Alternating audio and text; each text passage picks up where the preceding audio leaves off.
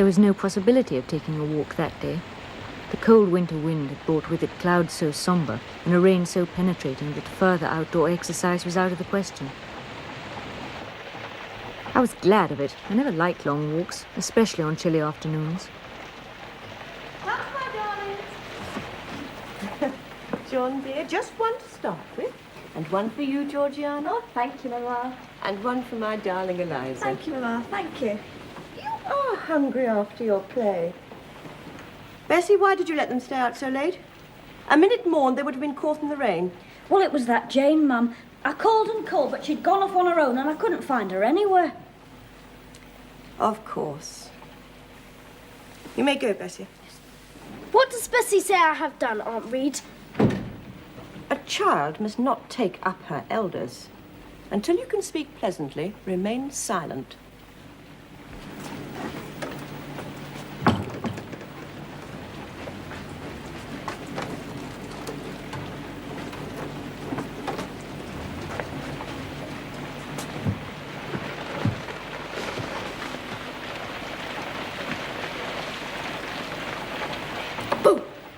Where the dickens is she? Lizzie? Georgie? Jane is not here. Tell Mamma she has run out in the rain. Bad animal. What do you want? What do you want? What? What do you want, cousin? Cousin? Starveling cousin. Orphan cousin. Call me Master Reed. I want you to come here. That's for your impudence to Mamma and me. For your sneaking ways, getting behind curtains, you rat. What were you doing behind the curtain? I was reading. Show the book.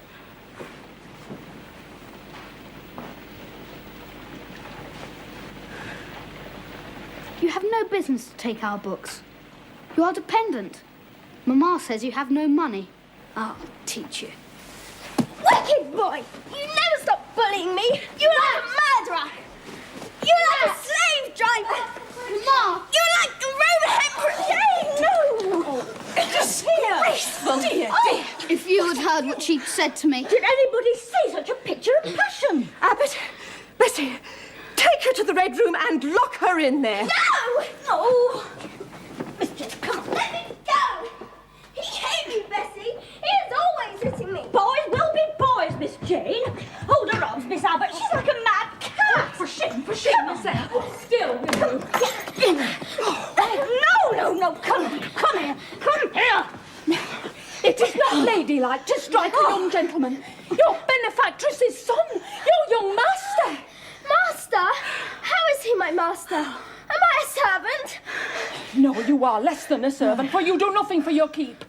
Now, sit down here and think over your wickedness. Now, if you don't sit still, we shall have to tie your hands. Lend me your garters, Miss Abbott, for she'd break mine directly. Don't tie me up. I won't, sir. I promise. Well, mind you don't. Oh, she never did so before. No, but it was always in her. I've said so to Mrs. before, and Mrs. agreed with me. Oh, she's an underhand little thing. You ought to be aware, miss, that you are under obligations to Mrs. Reed. If she were to turn you out, you'd have to go to the poorhouse. Her dear dead husband only took you in because he was your mother's brother. So just you think of, Miss Eyre. You mustn't leave me in here. My uncle died in that bed. I try to do my duty, but I'm always punished. It's only because I'm different. I'm different from you all, and you won't forgive me. Come, Bessie, we will leave her. I wouldn't have her art for anything. But the ghost! Say your prayers, child. If you don't repent, it will come down chimney and fetch you away. It's unjust! Unjust! Let me out! Let me out! Please!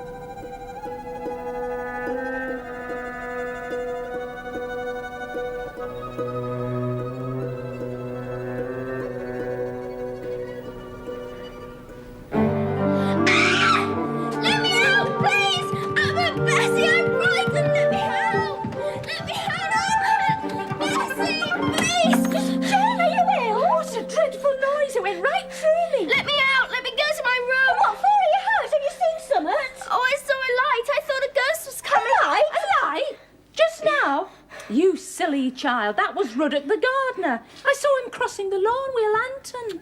I thought it was my uncle. You screamed out on purpose. I know your naughty tricks. What is all this? Abbott? Bessie, I believe I left orders that Jane Eyre should be locked in the Red Room till I came to her myself. Miss Jane screamed so loud, ma'am. Let her go. Child, release Bessie's hand. You cannot succeed in getting out by these means. I abhor artifice, particularly in children. It is my duty to show you that tricks will not answer. You will now stay here an hour longer, and it is only on condition of perfect submission and stillness that I shall liberate you then. Oh, Aunt, let me be punished some other way. I cannot endure it. I shall be killed if I... Silence! This violence is almost repulsive. Go, and never disobey me again.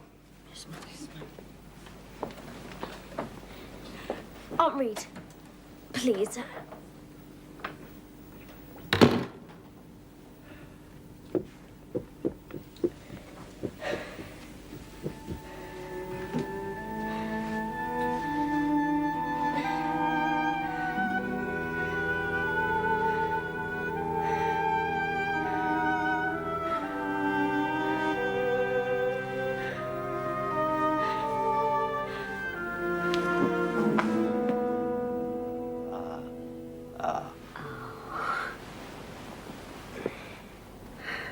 Good morning, Miss Eyre. Good morning. Well, who am I? Mr. Lloyd, the physician. I was in that room. Mrs. said I could let you out. You were that quiet. I thought you were dead when I saw you. Could you eat a little now? No, thank you. Could you sleep some more? Yes. Then I shall get some rest too, for I've been up all night with you. I had Sarah from kitchen for company. I was that frightened you might die. What is the matter with me? Am I ill? You felt sick in Red Room. With crying, I suppose. You'll soon be better. Don't try to talk just now. I wonder if she did see something. Missy were rather too hard with you. Well, never mind that now. We'll leave Jane to sleep. Now, plenty of sleep, Miss Eyre, and I'll call back and see you again this afternoon. Thank you.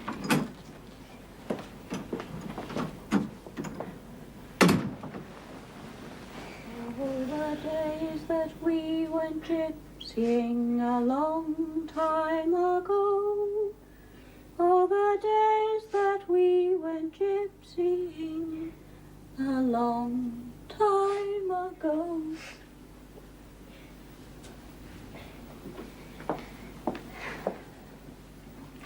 Come, Miss Jane, don't cry. Have a bit of tart. I cannot. Please forgive me, Bessie. Perhaps later. Doctor's here, Bessie, and it's dinner time. What? Already up? Well, nurse, how is she? Well, she's doing very well, except she won't eat. Oh, she will when she's hungry. If you were well, you should look more cheerful. Come here, Jane.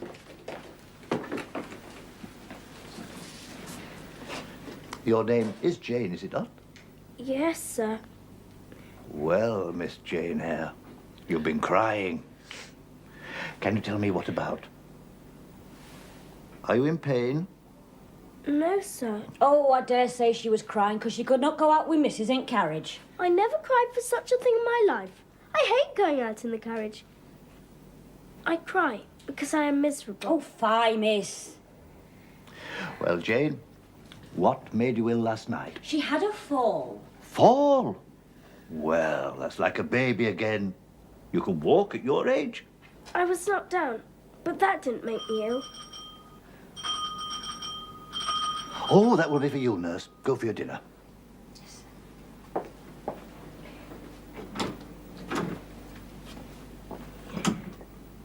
Well, Jane, the fall didn't make you ill. What did then? I was shut up in a room where there was a ghost till after dark. Ghost? What, you are a baby after all. You're afraid of ghosts? Of Mr. Reed's ghost, I am. They told me something about a gardener, but Mr. Reed died in that room. No one would go into it at night. It was cruel to shut me up in it without a candle. So cruel that I shall never forget it. Are you afraid now, in daylight? No, but night will come again soon. And besides, I am unhappy. Very unhappy. For other things. What other things? Could you tell me some of them? Well, for one thing, I have no mother or father, brothers or sisters. You have a kind aunt and cousins. But John Reed knocked me down, and my aunt shut me up in the Red Room. Don't you think Gateshead Hall is a beautiful house? Are you not indeed thankful to have such a fine place to live at? It's not my house, sir. Abbott says I have less right to be here than a servant. Oh, boo. You can't be silly enough to want to leave such a splendid place. Why not? My aunt wouldn't have kept me here if my uncle hadn't made her promise in his last moments. I should be glad to leave it, if there was anywhere else to go. But I can never leave Gateshead till I am a woman. Perhaps you may. Who knows? Would you like to go to school? I should indeed like to go to school. Well, who knows what may happen? Mrs. Reed is back, I see. Mrs. is back, sir. Yes, I would like to speak to her before I go. She's in breakfast room. Will you come with me, sir? Thank you. Goodbye, Jane. And if I don't see you again, remember, I've not forgotten you.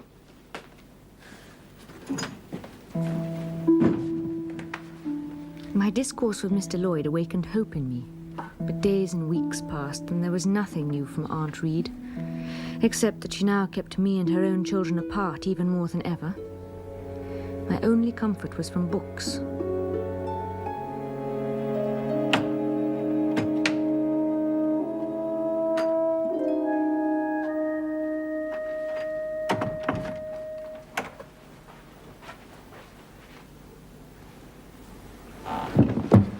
Caught you again, stealing my books. I'm not stealing. I'm borrowing. And they're not yours. They will be. All this house will be mine one day. And I'll have the right to punish you. Mama! Mama! Mama! Mama, it was that nasty Jane Eyre. She flew at me like a wildcat. Don't talk to me about her, John. I told you not to go near her. She's not worthy of notice.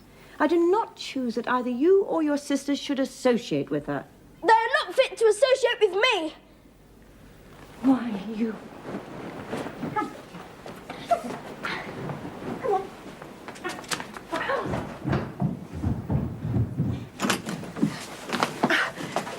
Don't you dare rise from that place or utter one syllable for the rest of the day. What would Uncle Reed say to you if he were alive? What?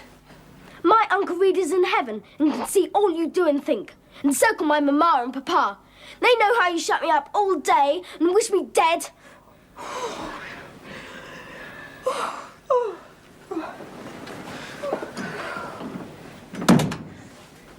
Without a doubt, Miss Jane, you're the most wicked and abandoned child ever reared under a roof. Bessie!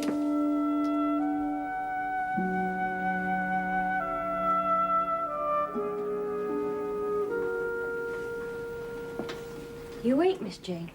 Yes, Bessie? I brought you some nice gingerbread. Eat it up now. I shan't stir till you have. That supper she sent you up wasn't enough to feed a mouse. Would you like some more gingerbread or some bread and butter? No, this is all I want, thank you. Now be a good girl and go to sleep.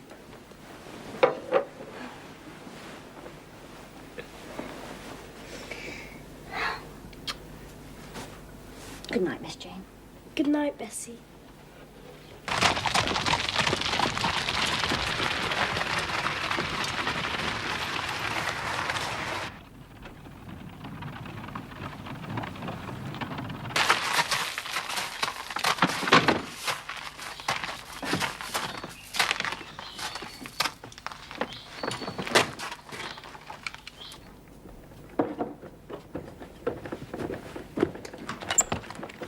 Miss Jane, take off your pinafore. Have you washed your hands and face? Of course, What hurry when you told your troublesome child?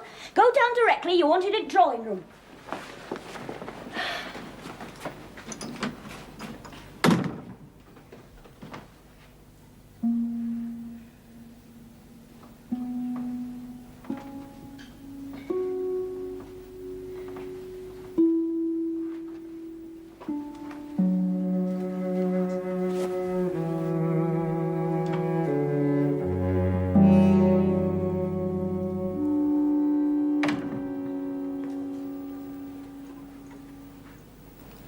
This is the little girl respecting whom I applied to. Her size is small. What is her age? 10 years. So much.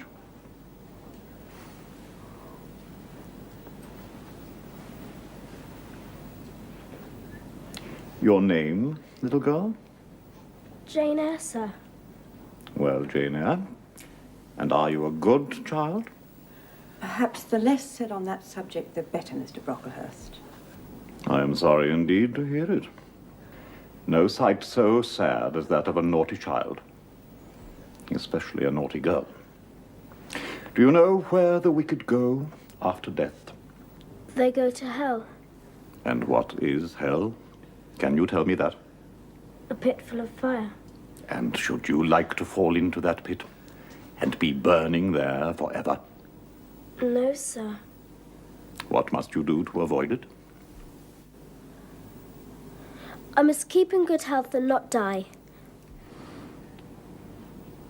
How can you keep in good health? Children younger than you die daily. I buried a little child of 5 years old, only a day or two since. A good little child whose soul is now in heaven. It is to be feared that the same could not be said of you, were you called hence.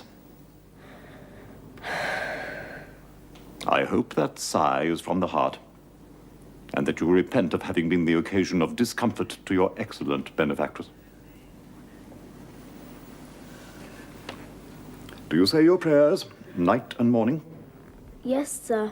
Do you read your Bible? Sometimes. With pleasure? Are you fond of it? Bits of it. Bits of it.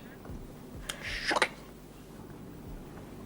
I have a little boy, younger than you, who knows 6 psalms by heart, and much else. When you ask him whether he would rather have a gingerbread nut or learn a psalm, he says, "Oh, a psalm to learn. Angels sing psalms, and I wish to be a little angel here below." He then gets 2 nuts as reward for his piety. But psalms are not interesting.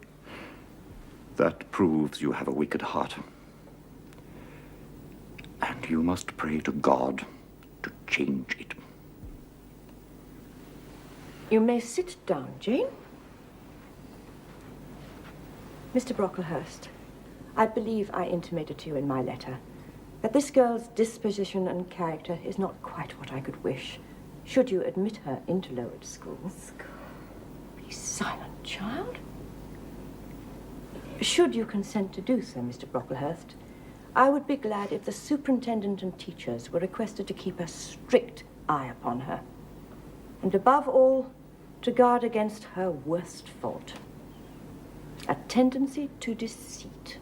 I mention this in your hearing, Jane, that you may not attempt to impose on Mr. Brocklehurst. Deceit is indeed a sad fault in a child. It is akin to falsehood, and all liars will have their portion in the lake burning with fire and brimstone. Amen.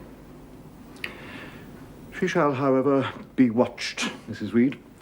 I will speak to my headmistress, Miss Temple, and to the teachers. I should wish her brought up in a manner suiting her prospects, to be made useful and humble. With your permission, she will spend all her vacations at Lowood. You will not be burdened with her again, Mrs. Reed. As to your wishes, I assure you that the pupils at Lowood are taught humility as a Christian grace, and that worldly pride must be mortified. That is a state of things I quite approve. Plain food, simple attire, hardy accommodation, and constant activity Such is the order of the day at Lowood. Quite right, sir. I may depend upon your receiving this child, then, as a pupil. Madam, you may. And I trust she will show herself grateful for the privilege. I will send her to, then, as soon as possible. Of course. I shall write and tell Miss Temple to expect a new girl. And I must bid you good morning. May I? I shall return to Brocklehurst Hall in a week or so. I'm staying with my good friend, the Archdeacon, and he will not permit me to leave him sooner. See that my carriage is ready. Goodbye, Mrs. Reed. Goodbye, Mr. Brocklehurst. Remember me to Mrs. and Miss Brocklehurst, and Augusta and Theodore, and Master Broughton Brocklehurst. I will indeed.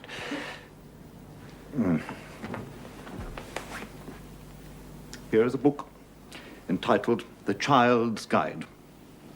Read it with prayer, especially the account of the torments inflicted in hell upon deceitful children.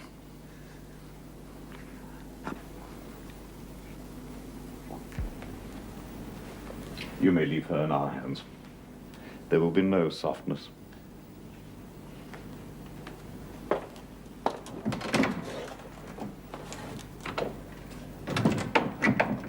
You will return to your room.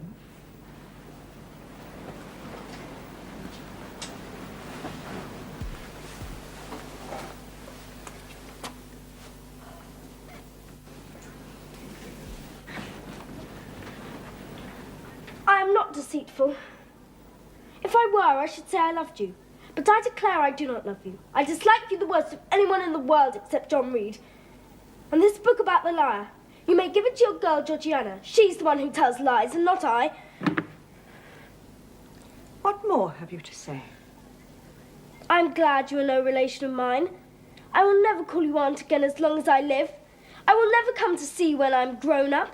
And if anyone asks me how I liked you and how you treated me, I'll say the very thought of you makes me sick and that you treat me with miserable cruelty. How dare you affirm that, Jane Eyre? How dare I, Mrs. Reed? Because it is the truth. You think I have no feelings and can do without one bit of love or kindness, but I cannot live so. You have no pity. People think you are a good woman, but you are bad and hard-hearted. You are deceitful.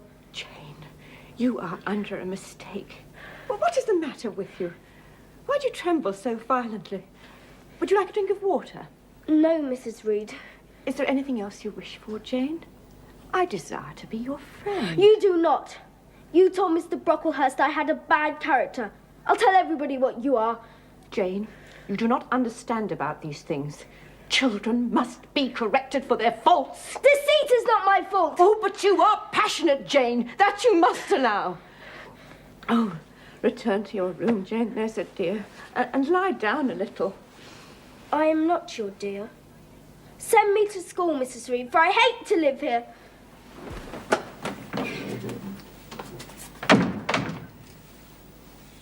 Fred'll take you to where the coach stops and wait with you. I wish I could come, but Mrs. won't let me. What did you expect? You would not even bid her goodbye. No, That was wrong, Miss Jane. I was quite right, Bessie. Oh, you sharp little thing. You've got a new way of talking. What makes you so venturesome? I shall be away from you soon. Oh, so you're glad to leave me. You're not afraid of me, are you? I don't think I shall ever be afraid of you again, because I've got used to you, and I will soon have another set of people to dread. If you dread them, they'll dislike you. As you do, Bessie? I don't dislike you, miss. In fact, I'm fonder of you than all the others. I dare say if I were to ask you for a kiss, you wouldn't give it me. I'll kiss you and welcome. Bend your head down. Oh. Off you go now.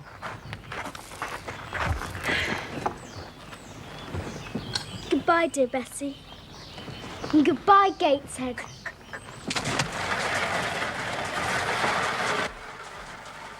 You may leave her in our hands. There will be no softness.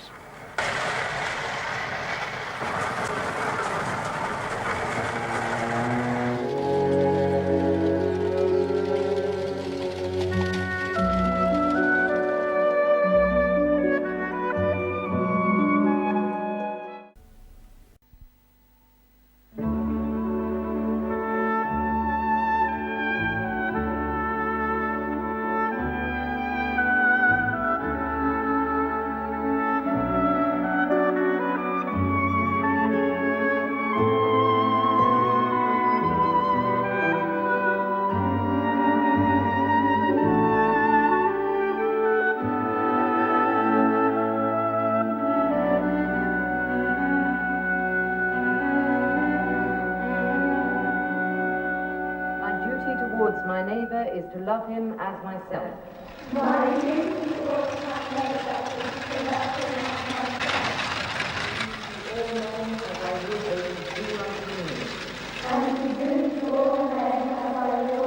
This way, girl. To love, honour, and succour my father and mother.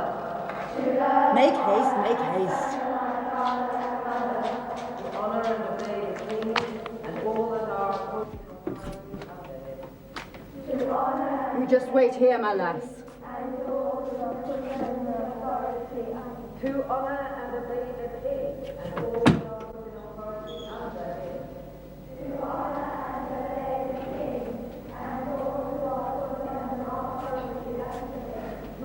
and obey the king and all that are put in authority under him.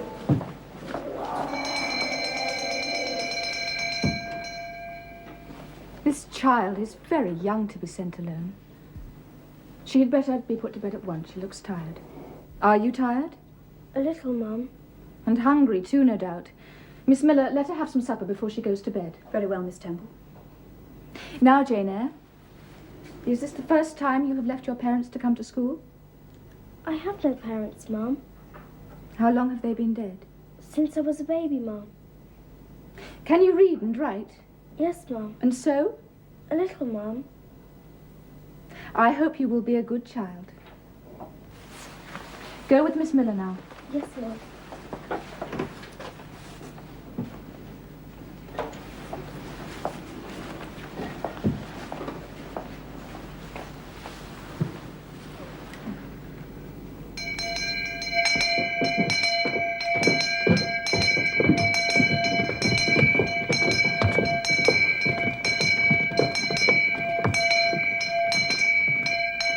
That is the bedtime bell. We have no time for idleness here. You will learn to live by the bell. Yes, Miss.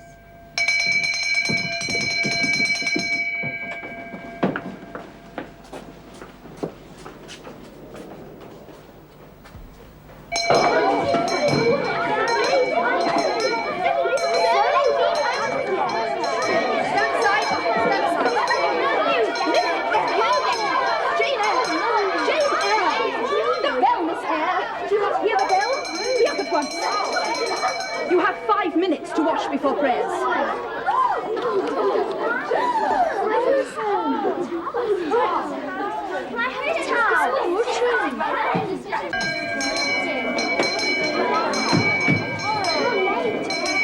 You three are late. Report to me after morning classes.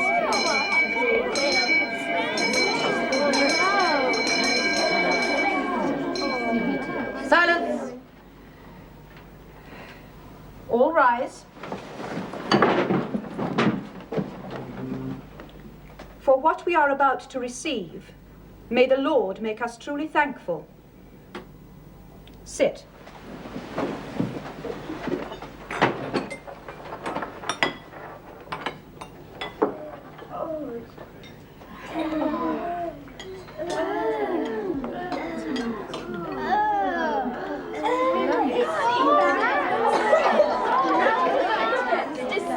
Sit down at once, girl. Silence, girls.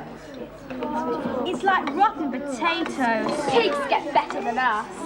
Mais c'est abominable. I'd like to make Mr. Brocklehurst eat the whole lot. Girls, you will be punished if you are disrespectful to our benefactor.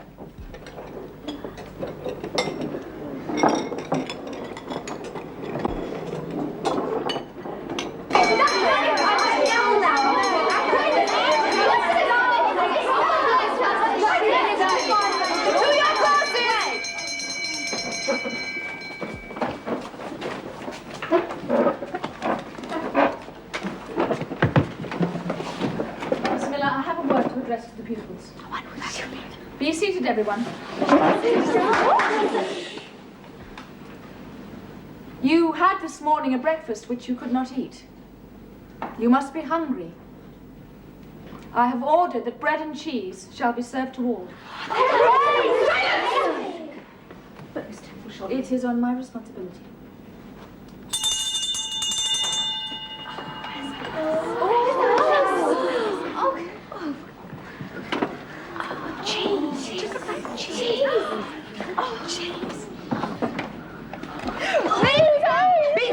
will you? Sit still, Burns. Obey your teachers, girls. Eat your breakfast.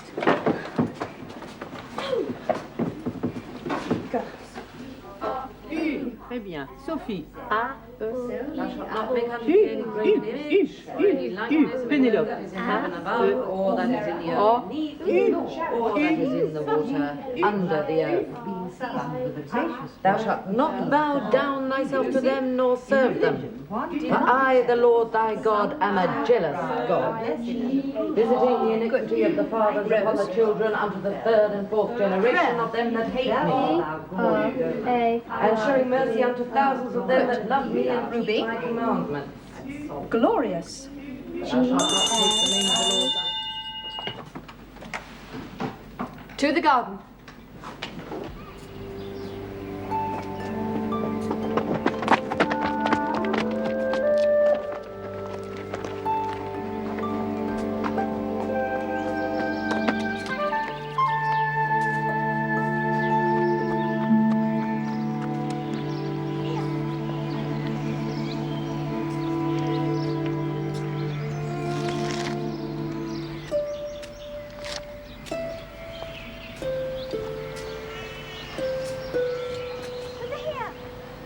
Is your book interesting? I like it. What's it about? Emily. There are no pictures. I like wild, mysterious stories with pictures. Do you want me to go away? I did want someone to talk to.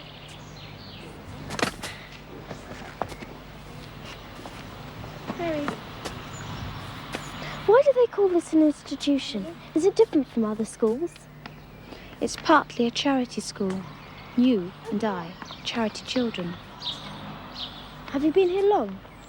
2 years. Are you an orphan? My mother is dead. My father married again. Are you happy here? You ask rather too many questions. I want to read.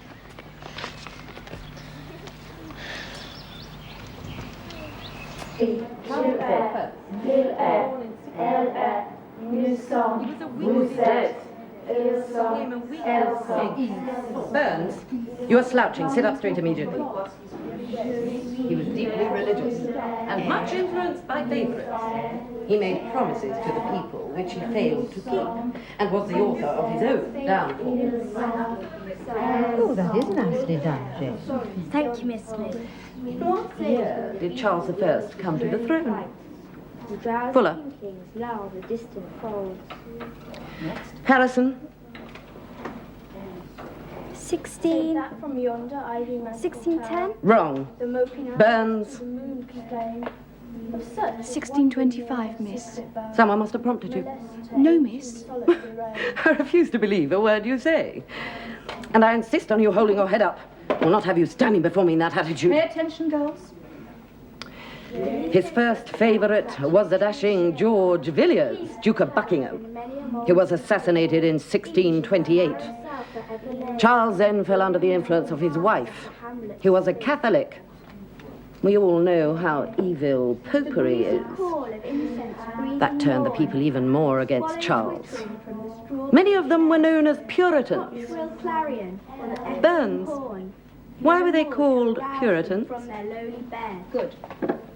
Because they wished to purify the church by dropping out many Catholic practices. You are glib enough, but you still defy me by letting your head droop. Pull out your hand. The children run to Elizabeth's return, or climb his knees, the envied kiss to You dirty, disagreeable girl. You did not clean your nails this morning. Yes, miss, I did. You contradict me. You dare to contradict me and lie to me. Did I not say you were a liar? Fetch me the instrument of correction. Beneath their sturdy stroke. Let not ambition mock their useful toil, their homely joys and destiny obscure, nor grandeur hear with a disdainful smile Your hand. the short and simple annals of the poor.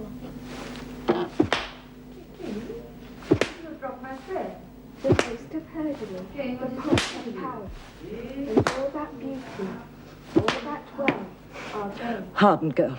Away Nothing will correct you. thy contented Take the rod back. hour. The paths of glory. Jane, you have dropped my skein. Grey. Jane, what is the matter with you? My youth proud impute to these the fault. If memory owed to no trophies raised. If she struck me with that rod, I should get it from her hand and break it under her nose. Probably you would do nothing of the sort. If you did, Mr. Brocklehurst would expel you. It is far better to endure patiently. The Bible bids us return good for evil. If people were always kind and obedient to those who are cruel and unjust, the wicked would have it all their own way. They would never feel afraid, but go worse and worse. When we are struck at, without reason, we should strike back, very hard. I'm sure I should. So hard as to teach the person never to do it again. Christ says, love your enemies. And I should love Mrs. Reed and her son John, which I can never do. Who are they? Oh dear, sleeping study. I'll tell you on the way down. My first quarter at Lowood seemed an age of cold, hunger, hardship, and heavy tasks. But at its end, I had made progress. This is excellent, Jane. No wonder you're ahead of your class. All your teachers praise you. Do you find the girls friendly? They are now, Mum. Good. I like your pictures. I shall give you drawing lessons myself. Oh, thank you, Mum. And I think you're capable of learning French. I shall speak to Madame Pirot. You may go. Thank you, Mum. But there was one visitor to Lowood, of whose arrival I was in constant dread. Let the classes continue. Back to work, girls. Madame Pirot. Monsieur.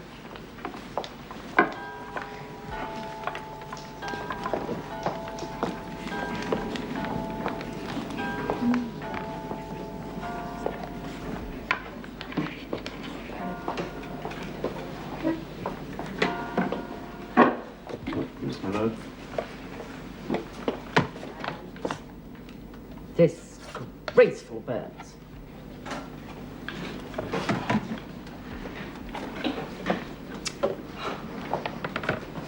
Stand up. Look at these girls. Bare hair. Flaunting curls. Godless vanity here in an evangelical school. Every girl's hair will be cut short, and these top knots removed. I shall send a barber tomorrow. But, sir... Let them resume their work. But Miss Tinkle... Silence! Sit down, girls. Continue with your work. I have a matter to discuss with you. The accounts. I'm being forced to spend far too much. We are being most economical, sir. Allow me to disagree with you, Miss Temple. You are not being most economical. If you were, I should have no need for complaint. As it is, I must direct you to trim your cloth by 1/4. Your directions shall be attended to, sir.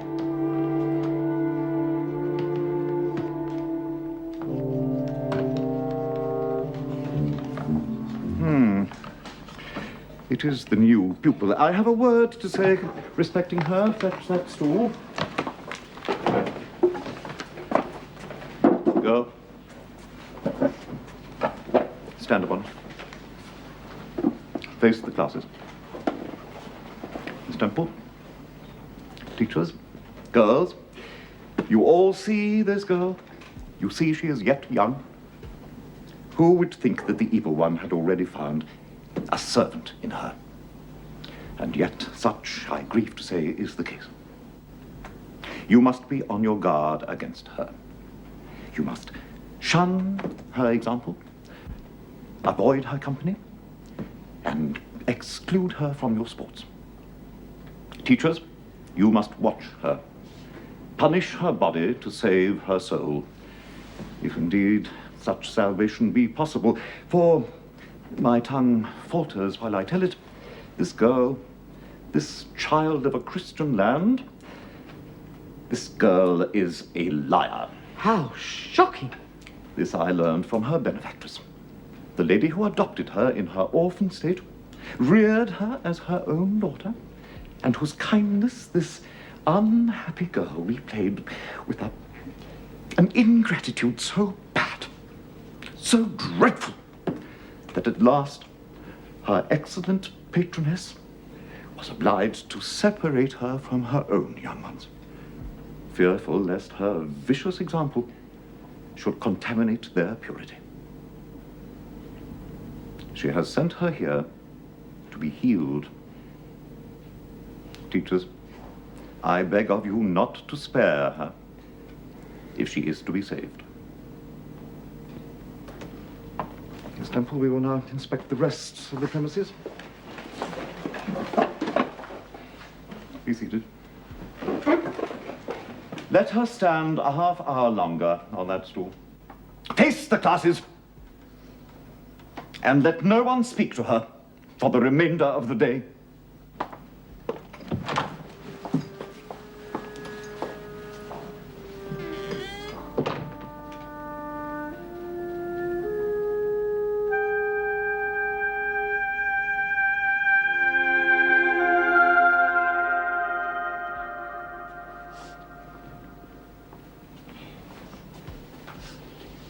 Come, eat something.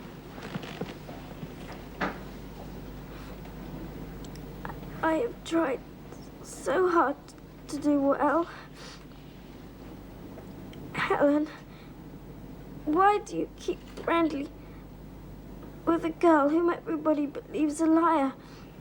Jane, you are mistaken. After what Mr. Brocklehurst said. He is little liked here. Besides, Jane, if all the world hated you, you would not be without friends. But I cannot bear to be alone and hated. Jane, you think too much of the love of human beings. You're too impulsive, too vehement. I came on purpose to find you, Jane Eyre. I want you in my room. You may come too, Helen Burns.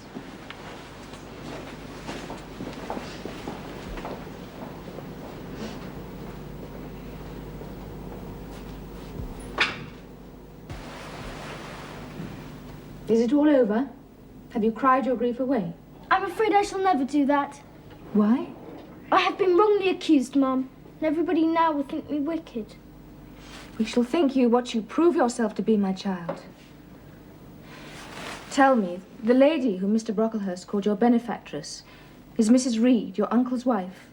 Yes, Mum. He is dead and she didn't want me, but all the servants knew he made a promise. Helen has told me your story, my dear, as you told it to her. Is all that true? Yes, Mum. Did she tell you about the Red Room? I shall never forget the day I have heard all about that, Jane. Is there anyone else who can verify your story? Betty might. She's one of the servants. Oh, there is Mr. Lloyd, the physician. He came to see me after my fit. I know something of Mr. Lloyd. I shall write to him. And if his reply agrees with your statement, well, we shall know what to do.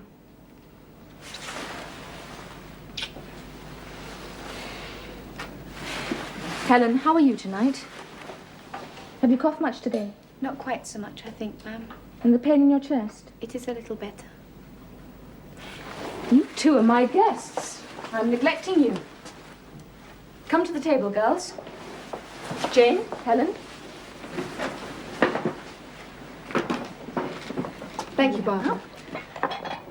Can you bring a little more bread and butter? There is not enough for 3. I did ask Mrs. Harden, Ma'am, but she said she wouldn't. Not after Mr. Brocklehurst's orders to her. Very well. Thank you, Barbara. You may go.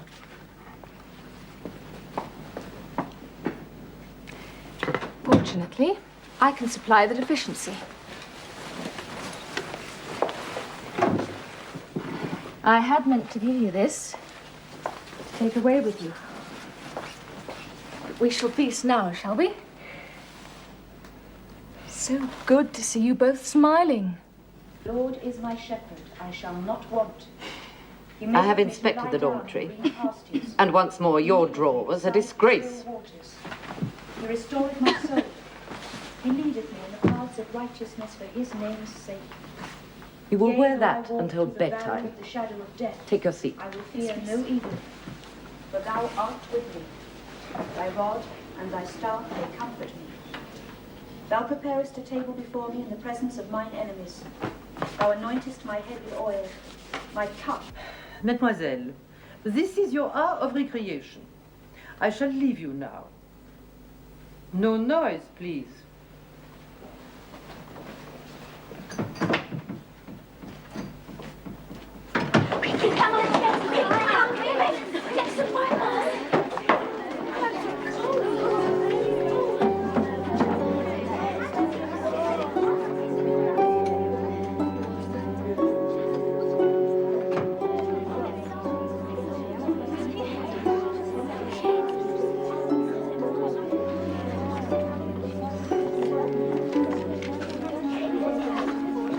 How can you be so passive?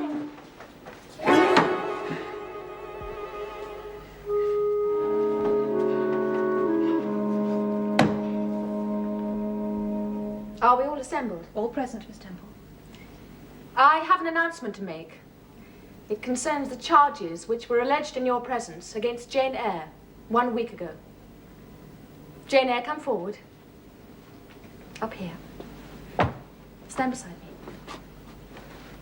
Teachers, girls, I have made inquiries concerning these charges of a person who is fully informed and utterly reliable, and I am most happy to be able to pronounce her innocent of every imputation made against her. You may step down, Jane. I'm so glad, my dear. I'm not at all surprised, Jane. Bravo, mademoiselle. Je suis contente pour vous. You are fortunate in your protector, child. Let the classes resume. Well, Jane, I know that you will work harder than ever to prove your merit. I will, Miss Temple. I would not leave Lowood now for Gateshead and all its luxuries, Mum.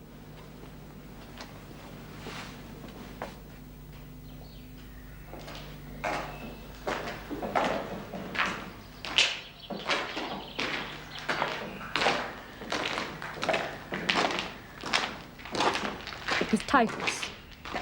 Overcrowding, lack of sanitation, semi-starvation, and previously neglected illnesses had made most of the pupils an easy prey to the deadly fever.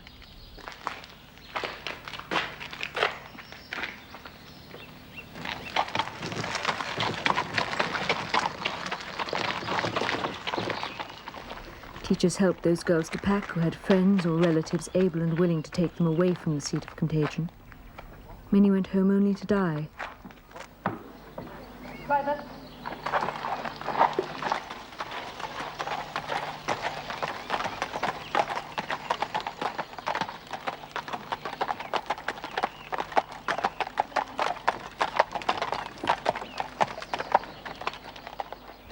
Some died at the school and were buried quickly and quietly. Miss Temple is waiting for you in the sick room. I shall stay and help her. Mr. Bates, please. What is it, girl? I have other patients, you know. Where is Helen Burns? She has not come down to the garden yet. Helen Burns. No. I fear she took a turn for the worse. She is very poorly. Her complaint is not typhus, you know. It is consumption. You are a God-fearing child. You have seen other friends go to their maker. Helen is not with us for long.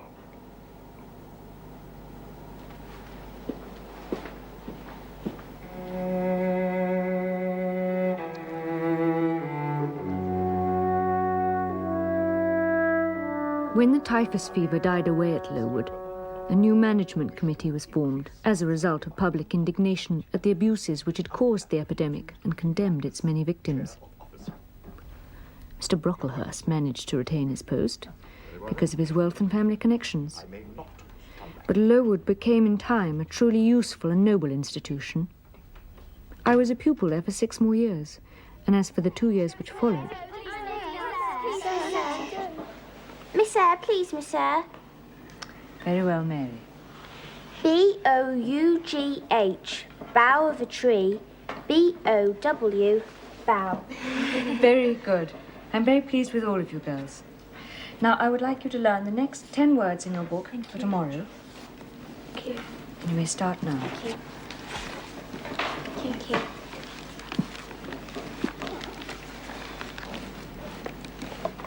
Yes, I was a teacher and loved it. But since Helen's death, my one, my only, my dear friend remained Miss Temple. And a day came that was inevitable. God bless the bride and groom! God bless the bride and groom! God bless the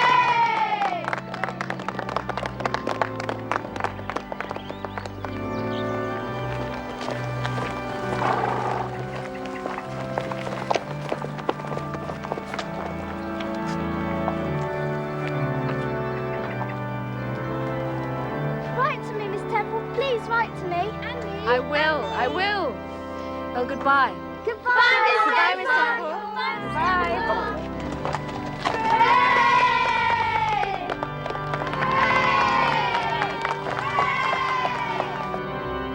With Miss Temple's departure, I tired of the routine of 8 years in one afternoon.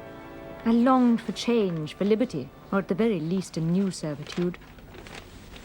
What do people do to get a new place?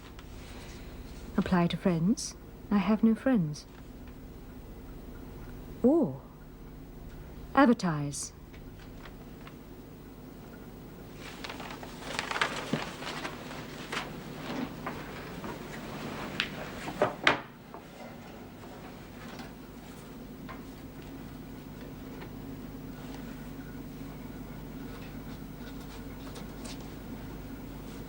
A young lady accustomed to tuition is desirous of meeting with a situation where the children are under 14. Address J.E., Post Office, Lowton.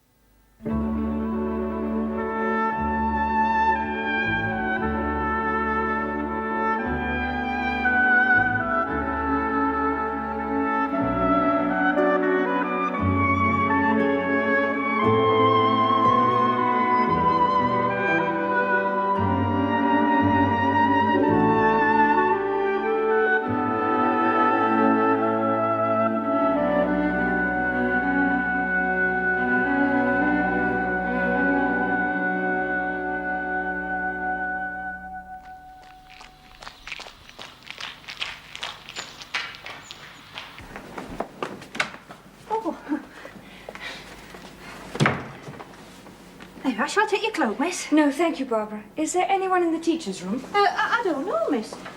Shall I bring a pot of tea to warm you? No, thank you. I wish to be alone for a moment. Miss Eyre, you are back at last. You said I might go to the village, Miss Watts. Yes, and I acceded to your plea to perform an errand there yesterday, and the day before, and every day of my short time here. I hope I have not been remiss in my duties. Indeed, you performed them well, as I was led to expect when I took over the superintendentship from Miss Temple. She spoke of you in the most glowing terms. I would not wish to have disappointed you, Miss Watts. It is disconcerting when a teacher I'd been led to expect would give me strong support quits the premises in such haste. And if I may say so, agitation every afternoon. One wonders what is the reason. It shall not happen again, Miss Watts. Let us hope not. Well, you know where she goes, the post office. Oh, how'd you know? Tongue's wag, especially that old post mistress. Oh, well, she says anything. Well, now every afternoon this week into the post office comes Miss Eyre to see if there's a letter for J.E. And when she finds there's none, she marches out with a face like a funeral.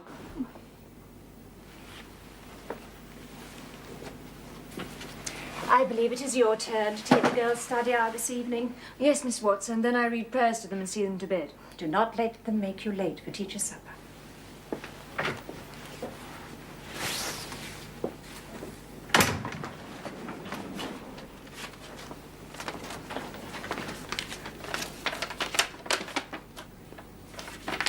J.E. is in a position to give satisfactory references. A situation can be offered where there is but one pupil, a little girl, and where the salary is £30 per annum. All particulars to Mrs. Fairfax, Thornfield, near Millcote. Very well, Barbara, but do not let it occur again. That is all. You may go.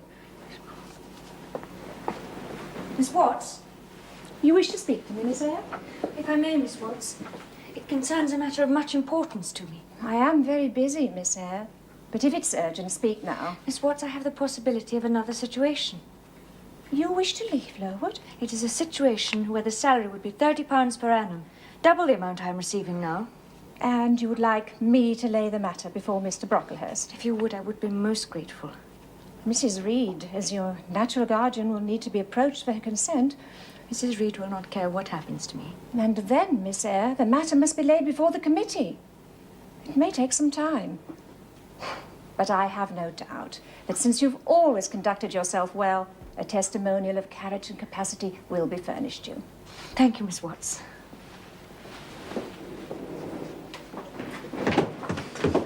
Oh, Miss Eyre, I was just coming for you. There's a person just arrived wishes to see you. Oh, that'll be the carrier for my box. No, this is a young woman. The carrier won't come for another half hour. Now, he's to take my box to the inn. I shall be there in the morning to take the coach.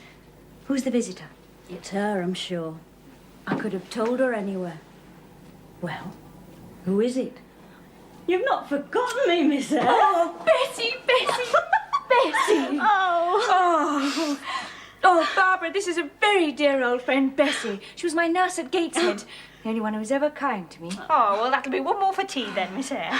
Oh, dear, where can we go and talk? The teacher who shares my room is studying up there. The teacher's room is empty, miss.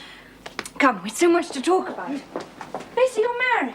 Yes, I've been married nearly 5 years to Robert Levin, the coachman. Oh, I remember him. He's an excellent man. We've a little boy named Bobby and a little girl named, guess what? What? Jane. Oh, Bessie, thank you. And have you left Gateshead? No, the old porter left and we were put into Lodge. You've not grown so very tall, Miss Jane, nor so very stout. I fear you're disappointed in me, Bessie. Come and sit down. Well, no, not exactly. You were genteel and now you look like a lady, and it's as much as I ever expected of you. Well, you were never a beauty as a child. I dare say you're clever, though. What can you do? Can you play on piano? A little.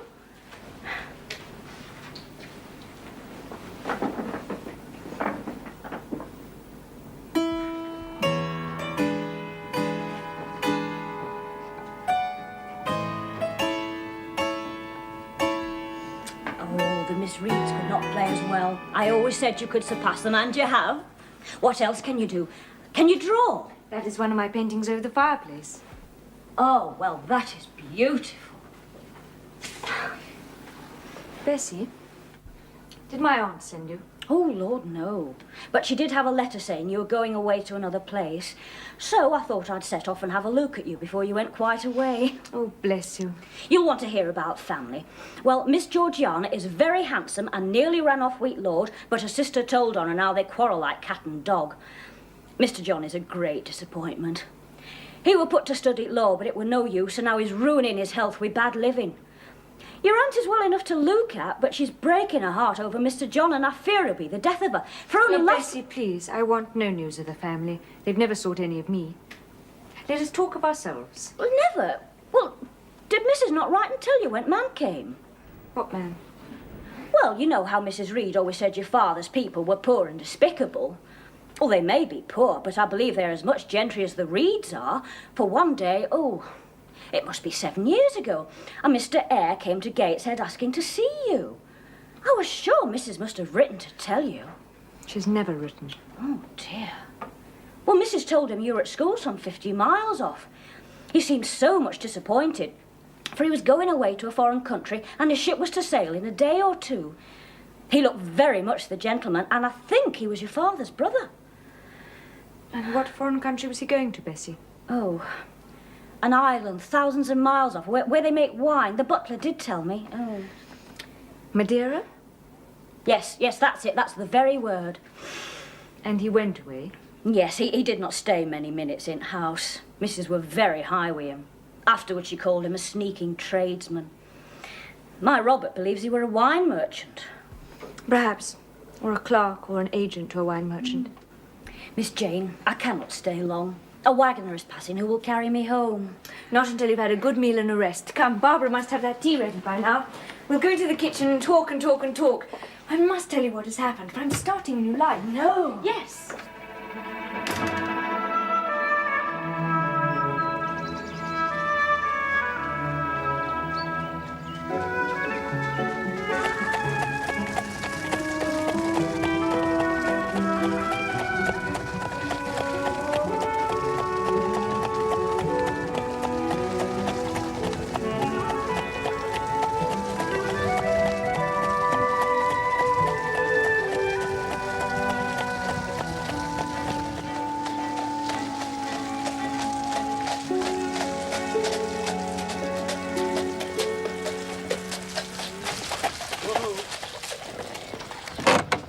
Welcome to Thornfield, Mum. Thank you.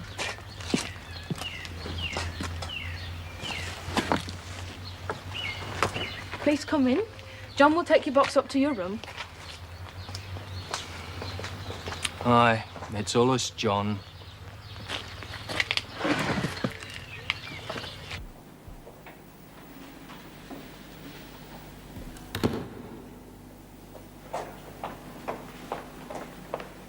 Will you walk this way, Mum?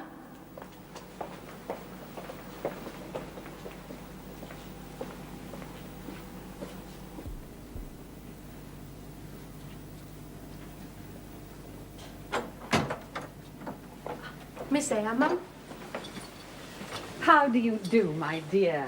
How do you do, Mom? Mrs. Fairfax, I think. Yes, you are right. I'm afraid you've had a tedious ride from Milkwood. John drives slowly. And were you long in the coach before that? The coach left Luton at 4 o'clock this morning. I had to rise before 3 o'clock. Oh, you must be tired. Come and sit down. Is this not your chair? No, I shall be comfortable enough here. And your hands look numb with cold. Leah, are the refreshments ready? Yes, Mum. And make some hot negus as well. The water's boiling, Mum. I hope I shall have the pleasure of seeing Miss Fairfax tonight. I was glad to arrive before nightfall, hoping to see my young pupil, Miss Fairfax. Miss Fairfax? Oh, you mean Miss Barnes. Barnes is the name of your future pupil. Barnes? Yes. Oh, yes, thank you, Leah. Now, sip that negus and warm yourself. Indeed, then, she is not your daughter? No, I have no family. But I am so pleased you are come. It will be quite pleasant having someone with whom to talk. Thornfield is a fine old hall, but in the quiet season, you know, one feels dreary, quite alone. Well, I say quite alone. Leah, my maid, is a nice enough girl, to be sure. And John and his wife, well, are very decent people, but then, you see, they are only servants. Well, eat that food, Miss Eyre. Don't stand on ceremony. You may eat and listen to me prattling. I have had the room next to mine prepared for you. It is only a small apartment, but I thought you would like it better than one of the large front chambers. To be sure, the front chambers have finer furniture, but they are so large and solitary, I never sleep in there myself. Here we are. Oh, it is beautiful. Thank you, Mrs. Fairfax. And thank you for your kindness. Kindness? Oh, rubbish. Now I have someone with whom I can talk. But I won't come in and keep you from your bed with my chatter. Good night, my dear. Good night, Mrs. Fairfax.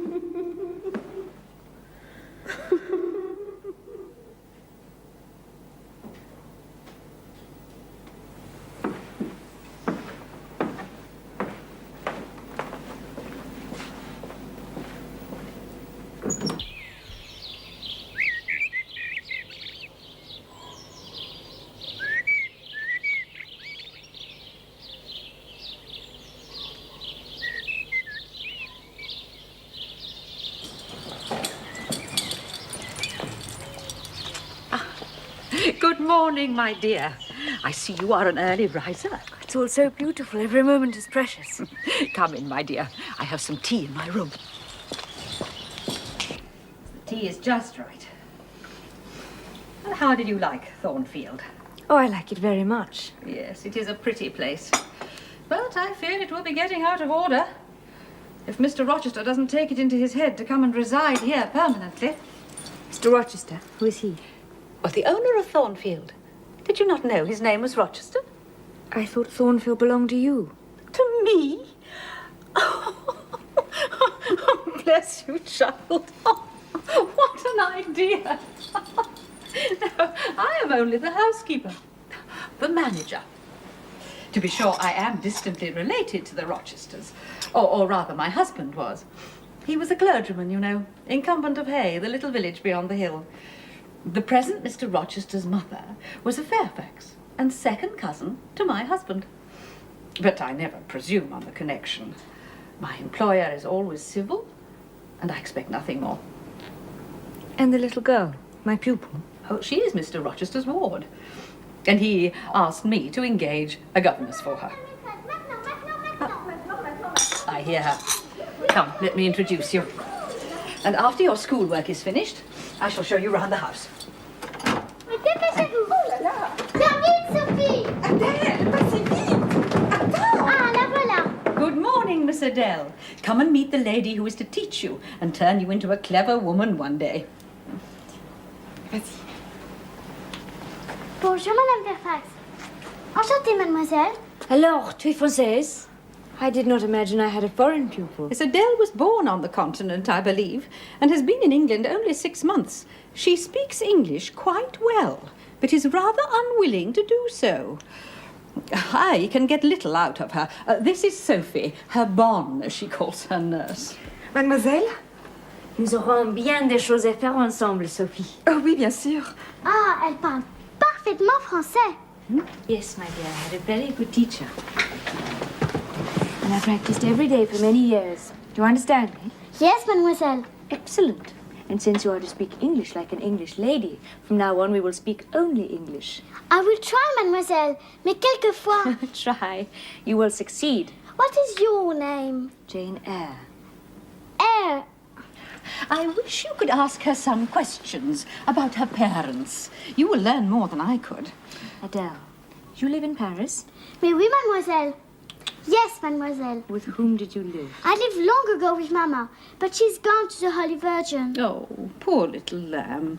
And after that? We lived with some poor people, but Mr. Rochester ever knew. He came. He asked if I would like to live with him in England, for I knew him when my Mama was alive, and he gave me the belle robe des jouets. Pretty dresses and toys. But now he has left me all alone, and he's not here. He has had to go abroad again. I can sing and dance and speak many poems. Shall I dance? Et vous verrez. Not now, dear. We have a lovely schoolroom ready for you, with a pianoforte and globes and all that you will need. Shall I show it to you? Please do, Mrs. Fairfax. Sophie, you will have much to do during lesson time. Madame?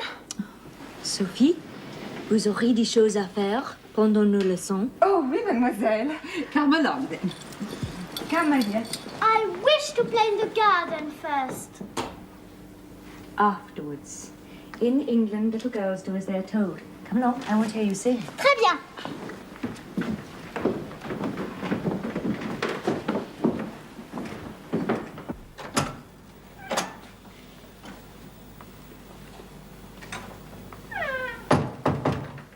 Come in, my dear.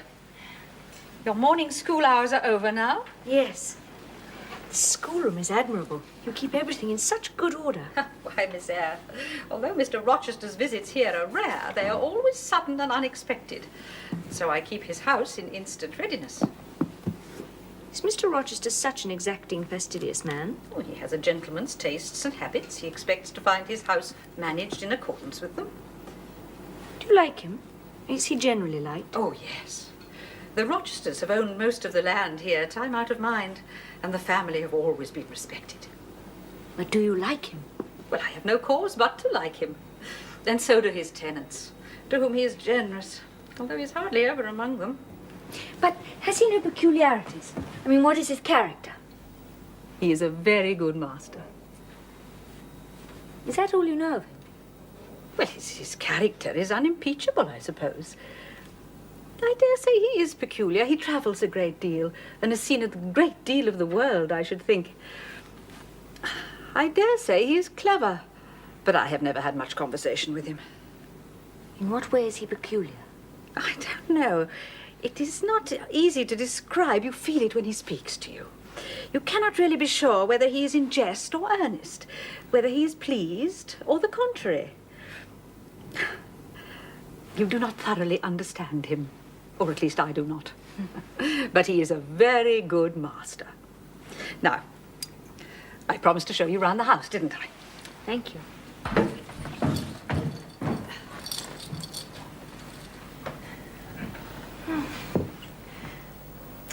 I did not imagine you had such grand apartments. I dared not hope to see anything like it in my life. It is only the dining room and the drawing room. I open the curtains every day to air the rooms.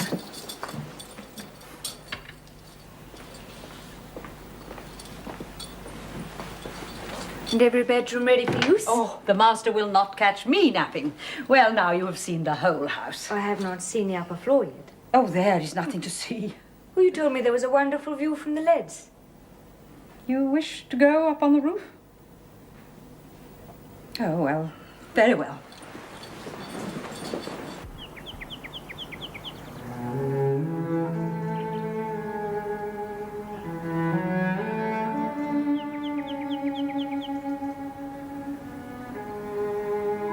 The view indeed was splendid. But I saw that Mrs. Fairfax, for some reason, was uneasy lest I should prolong my enjoyment of it. Thank you for taking so much trouble. I would not have missed such a pleasing prospect. This is a grand country. Do the servants sleep in these rooms? Oh, no, the servants sleep at the back. No one sleeps here. Oh, surely you have a ghost. Ghost? Oh, not that I know of. Mrs. Fairfax, did you hear that laugh? Who is it? One of the servants, most likely. Oh, perhaps Grace Poole. She sews up here, and sometimes Lear is with her, and they are noisy. Grace? Grace? Too much noise, Grace. Remember directions.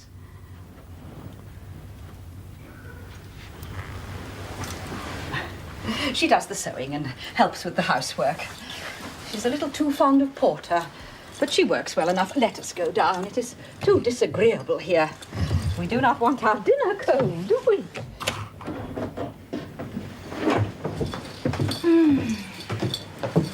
I could sit and dream on those leads for hours.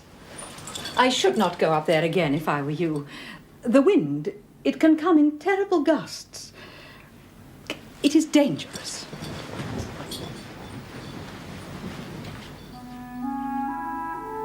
Anyone may blame me who likes, but often in the next few months, when I was free, I climbed to the roof where I could look out to the far skyline and longed to reach past it to the busy world beyond. I had the promise of a smooth career. My pupil had been spoilt and indulged, but soon became obedient and teachable.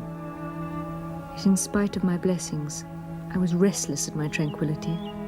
I could not help it. The restlessness was in my nature. There must be millions like me, I thought, who must have action. Women especially, who wish for more than their narrow lot.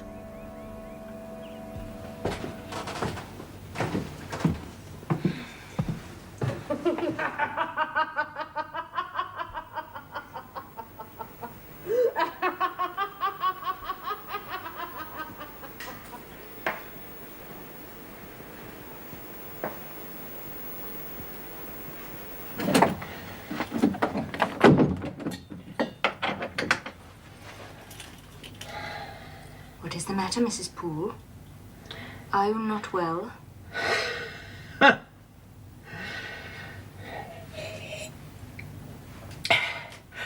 This'll cure it, miss.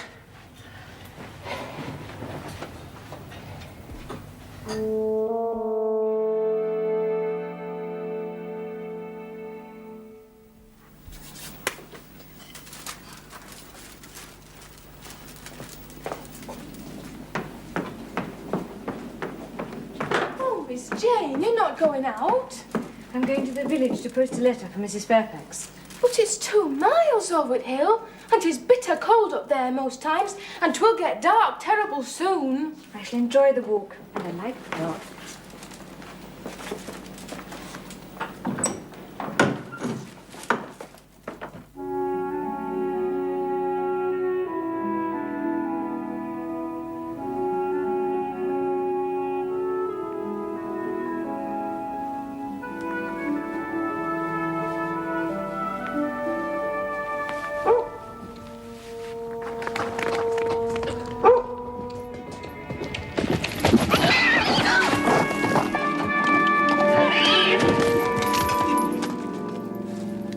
Damnation. Are you hurt, sir? Can I help you? Stand aside.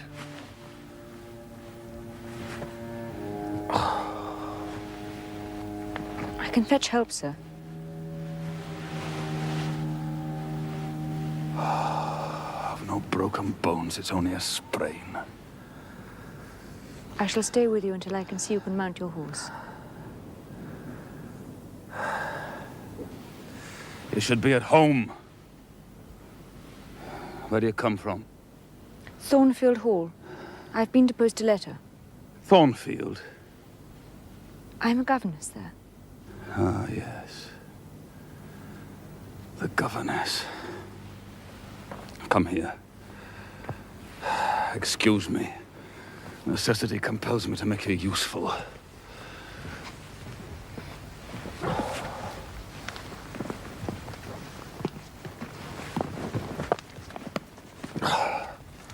Stand aside.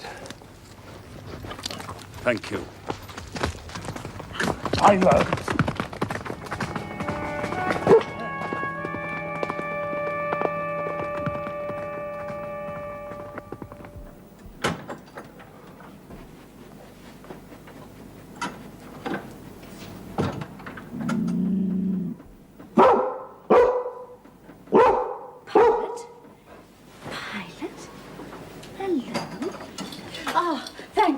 Jane, there you are. The master is here. He has had a fall. His ankle is sprained. I have just taken Mr. Carter, the surgeon, to him. He cannot even get up. Of course he can.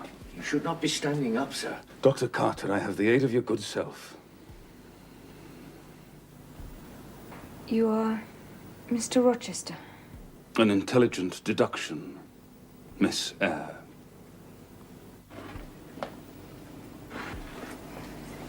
Miss Eyre?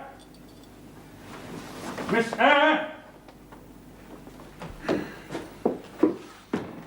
I should be glad if you would take tea with me tomorrow, 6 p.m. Good night, Miss Eyre. Yes, sir. Good night, sir.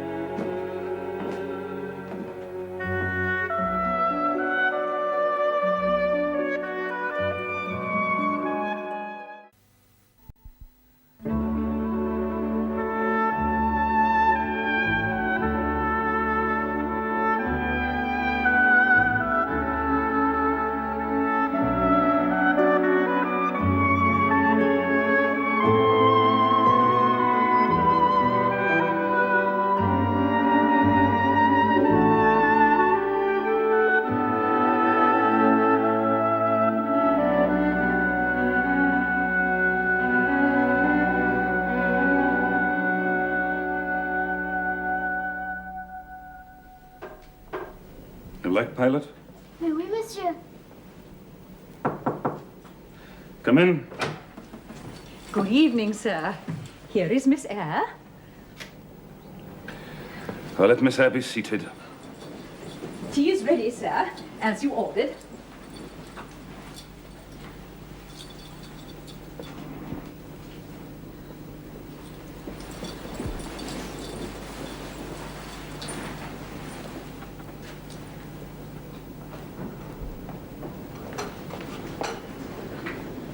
Adele, Miss Eyre, please come to the table. Oh, I am so sorry you had so much estate business, sir. I do wonder at your patience and perseverance in going on with it. Madam, I should like some tea. Oh, yes, of course, sir.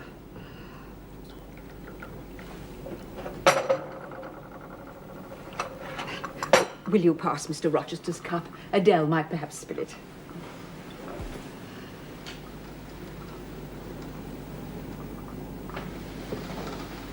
Monsieur, have you a cadeau? A present from Mr. Eyre in your boxes? You expect a present, Miss Eyre? Are you fond of presents? I hardly know, sir. I have little experience of them. They are generally thought pleasant things. Generally thought. And what do you think? I am a stranger, sir. I have done nothing to entitle me to one. Now, don't fall back on over-modesty. I've examined Adele and find you've taken great pains with her. She's not bright, she has no talents.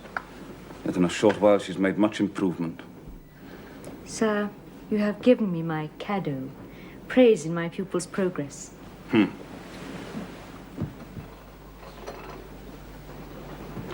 Miss Eyre, come sit here by me.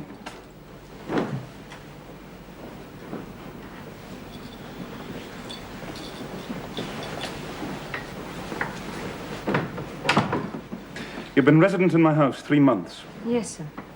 And you come from a charitable institution. How long were you there? 8 years, sir. 8 years. You must be tenacious of life. No wonder you've rather the look of another world. When you came upon me in Hay Lane last night, I thought unaccountably of fairy tales. Who are your parents? I have none, sir. Nor ever had, I suppose. Do you remember them? No, sir. I thought not.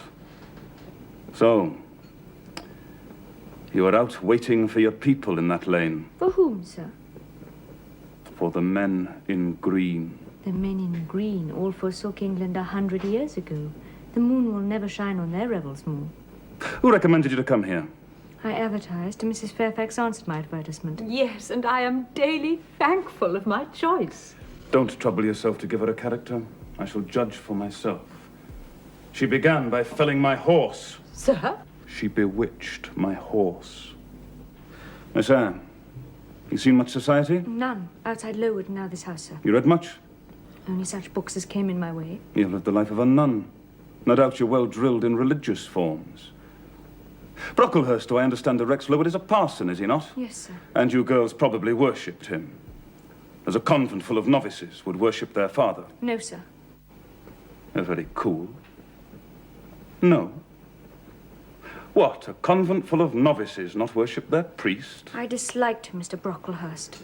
He was a harsh man, at once pompous and meddling. What age were you when you went to Lowood? About 10, sir. You're now then 18. Yes, sir. Arithmetic, you see, is useful. Without it, I should hardly have been able to guess your age. What do you learn at Lowood? Can you play? Little. That is the established answer. Go into the library. I mean, if you please, Miss Eyre. Excuse my tone of command. I'm used to say do this and it is done. I cannot alter my customary habits for one new inmate. Go then into the library. Take a candle with you, sit down at the piano, and play a tune. Very well, sir.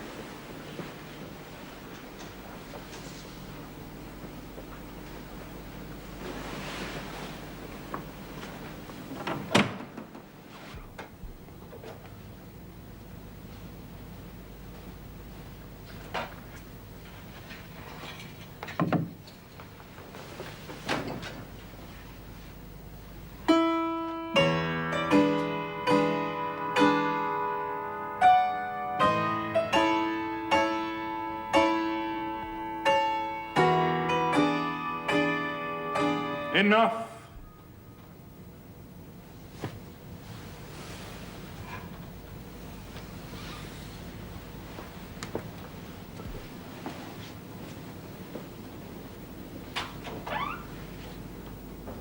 You play a little, I see.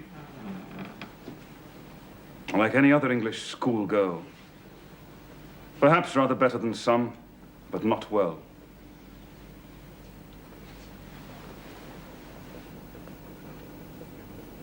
Adele showed me some sketches this morning, which she said were yours. They're on the table. Bring them.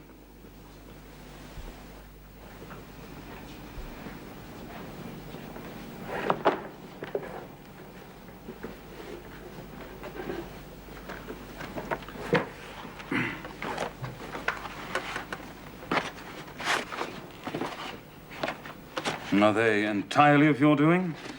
Probably a master aided you. Certainly not, sir. Ah. Hurts pride. Now, there are 3 in particular. Where'd you get your copies? Out of my head, sir. That same head I now see on your shoulders? Yes, sir. Does it have any furniture of the same kind within? I should think it may have. I hope better. Were you happy when you painted these?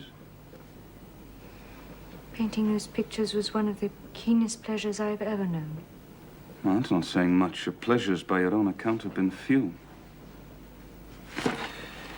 You've not enough of the artist's skill and science. Yet the drawings are, for a schoolgirl, peculiar. There. Put them away.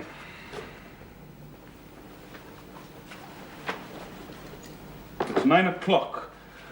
What are you about, Miss Eyre, to keep Adele up so long? Take her to bed.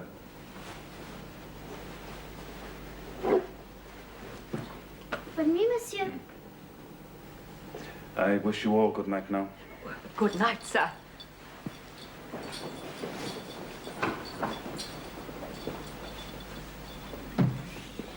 Good night, sir.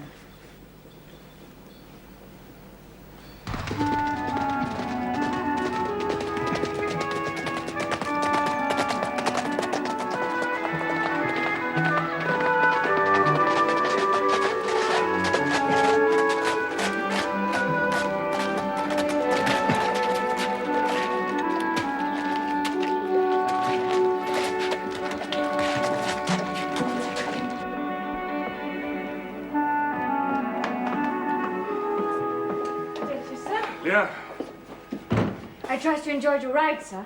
I trust you've enjoyed your day, Miss Eyre. I have indeed, sir. I am so glad your leg is quite recovered. Oh, 2 days were enough to put that right. All the same, you should not take risks. Otherwise you'll bewitch my horse again. Well, excuse me, Miss Eyre, I must change my clothes. There's not much wrong with him anymore. Been out visiting, I suppose. I can imagine he has to call on all the neighbouring gentry. Especially where certain young ladies are concerned. Have you heard talk of the Honourable Miss Blanche Ingram? No. Well, you will, miss.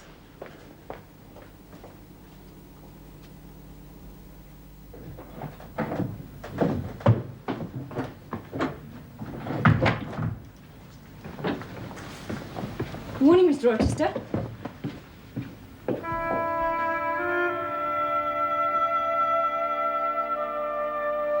Here's your present. Amuse yourself with disemboweling it.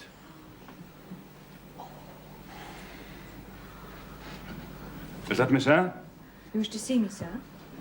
Come forward, Miss Eyre. Be seated.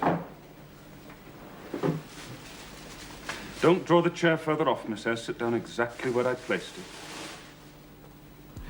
If you please, that is. Confound these civilities, I'm always forgetting them.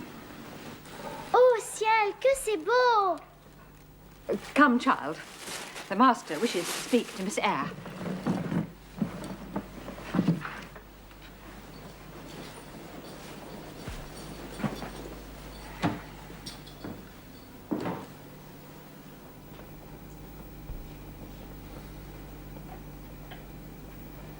You examine me, Miss Eyre.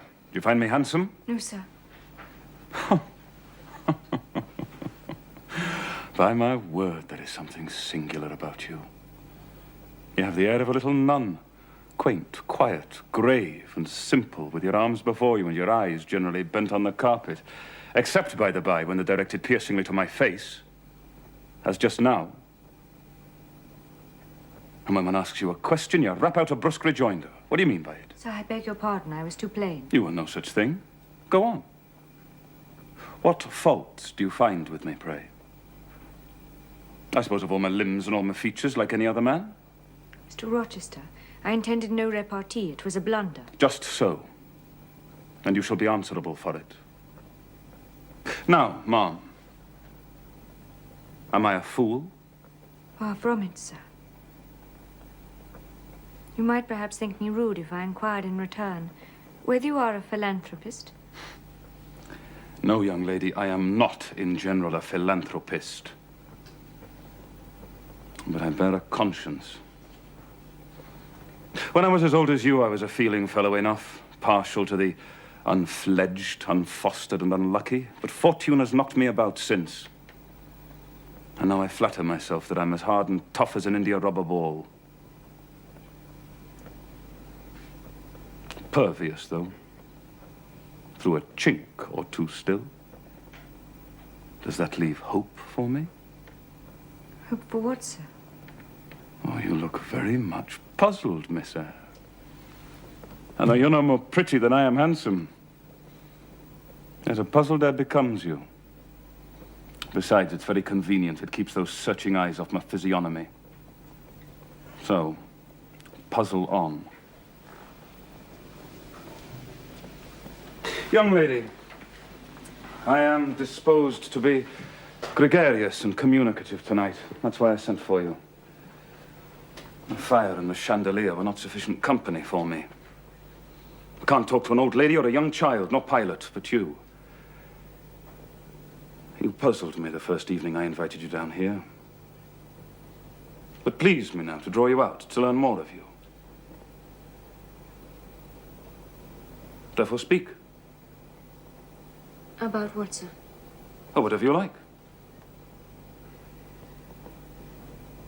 You're dumb, Miss Eyre? Stubborn? And annoyed, hmm? Ah, I put my request in an absurd, almost insolent form. Miss Eyre, I beg your pardon. The fact is, once and for all, I do not wish to treat you like an inferior.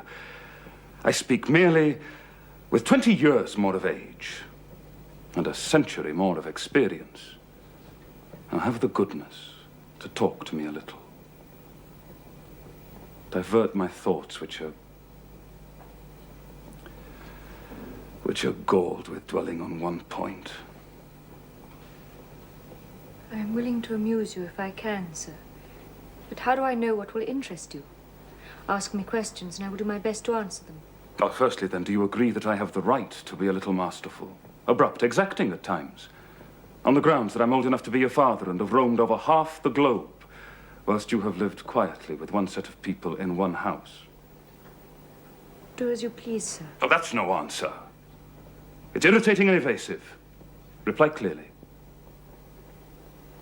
I do not think, sir, you have the right to command me because you are older than I, or because you have seen more of the world than I have. Your claim to superiority depends upon the use you have made of your time and experience. Promptly spoken. But I won't allow that. It would never suit my case. I have made a very bad use of both advantages.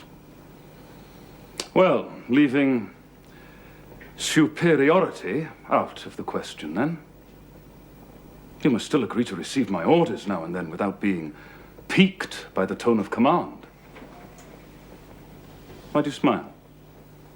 I was thinking, sir, that very few masters would trouble themselves to inquire so of their paid subordinates. Paid subordinate? Oh, yes, I'd forgotten the salary. Well, then, on that mercenary ground, will you agree to let me hector you a little? No, sir, not on that ground, but on the grounds that you did forget it, and that you care whether or not a dependent is comfortable in his dependency. And will you agree to dispense with a great many conventional forms and phrases without thinking me insolent?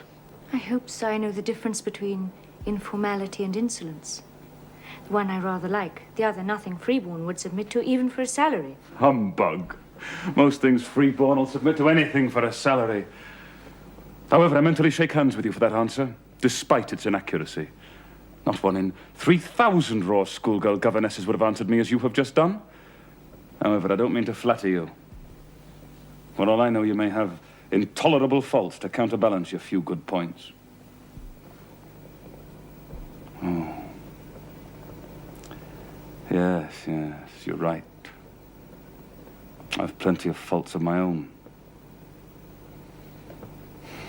I was thrust onto a wrong tack at the age of 21, and have never recovered the right course since. I might have been different. I might have been as good as you. Wiser.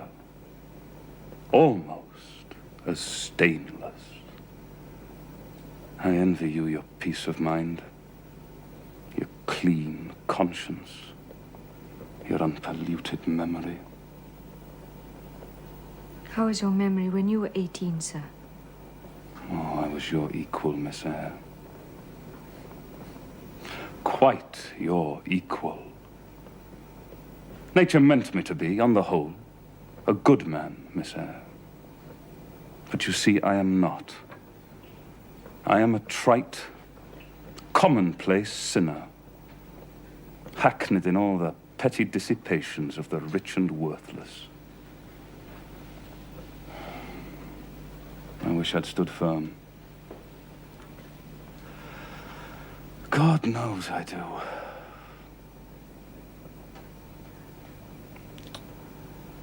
Dread remorse when you are tempted to err, Miss Eyre.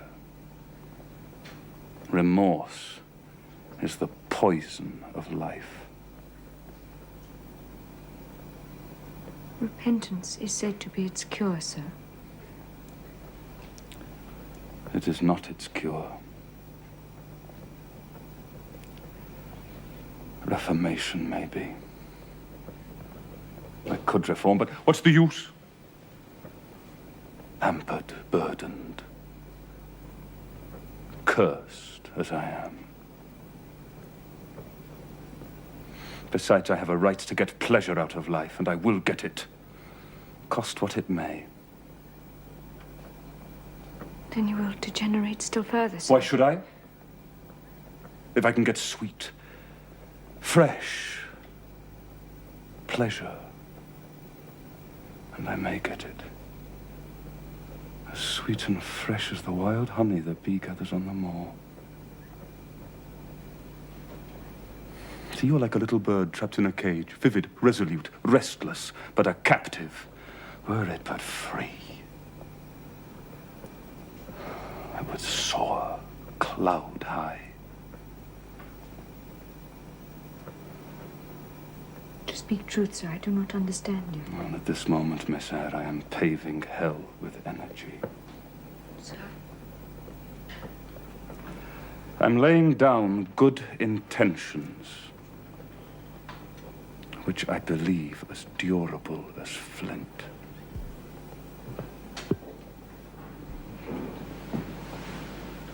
Are you afraid of me because I talk like a sphinx? Your language is enigmatical, sir. Though I am bewildered, I am certainly not afraid. Voici, mademoiselle. Where are you going? To put Adele to bed. It is past her time. She's beautiful, is she not? A miniature of her mother. The little seductress. Sir? Never mind, I shall explain someday. Good night, Miss Eyre. Good night, sir.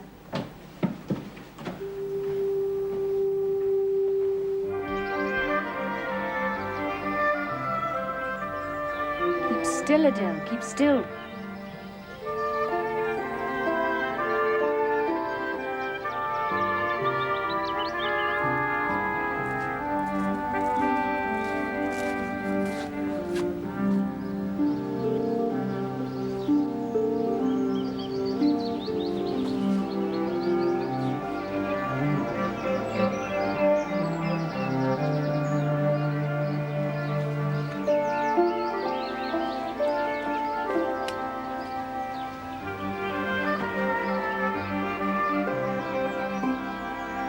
Que se passe-t-il, mademoiselle? Je commence à avoir froid. You may rest for a moment, Adele.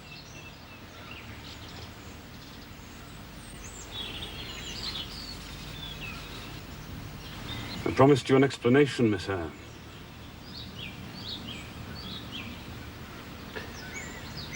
Your pupil, Adele, is the daughter of a French opera dancer, Céline Varron, for whom I once cherished a grande passion.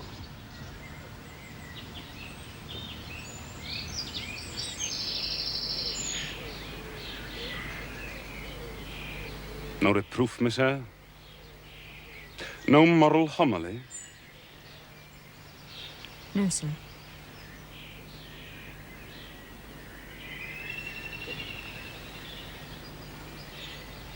I like this day. I like this sky of steel. I like Thornfield. My home as it could be. Yet how long have I abhorred the very thought of it? Shunned it like a plague house. Feared it. Feared it, sir. I was speaking of Celine Varron. I called one evening when she didn't expect me and found her with another man. Mademoiselle. Thank you, Adele. Bonjour. Go and read your book, child.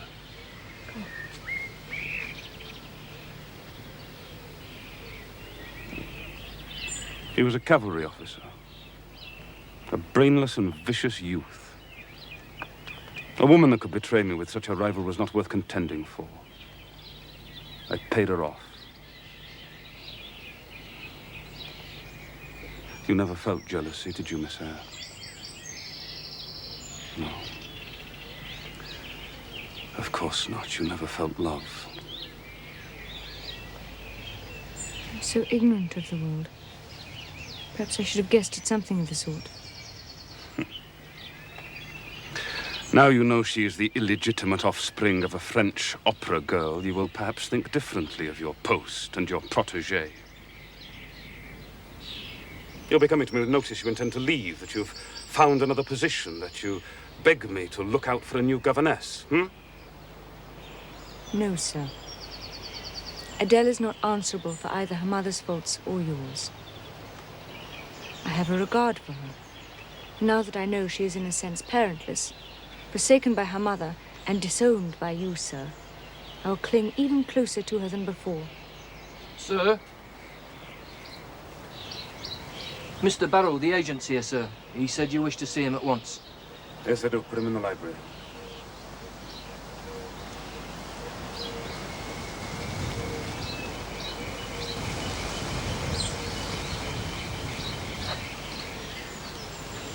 Thank you, Miss Eyre.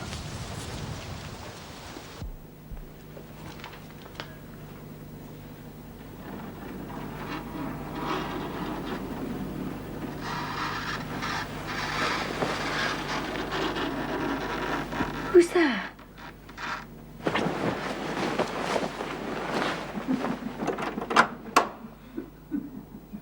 Who's there?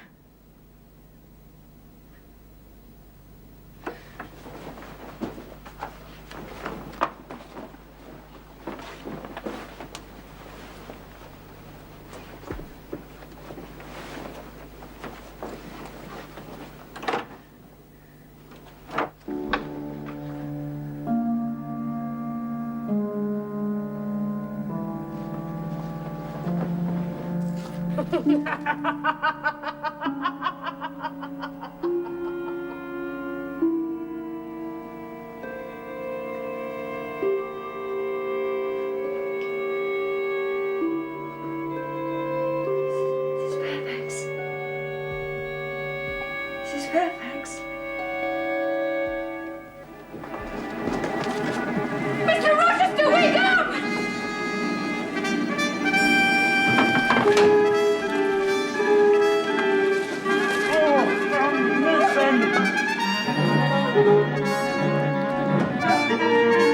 Put it out! Use the blanket.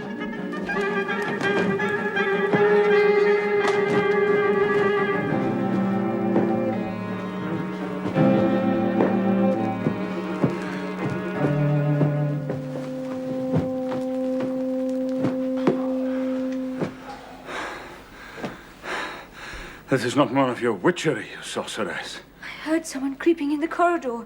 I heard a terrible laugh. Whoever it was set fire to your room and then fled through the door to the upper staircase. Shall I fetch Mrs. Fairfax? What the deuce for? What can she do before morning? Oh, Let her but sleep. Mary, John, You will wake no one. Here.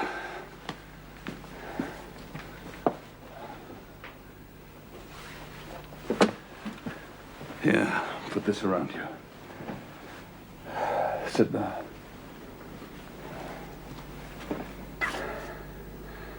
You'll stay where you are till I return. Don't move.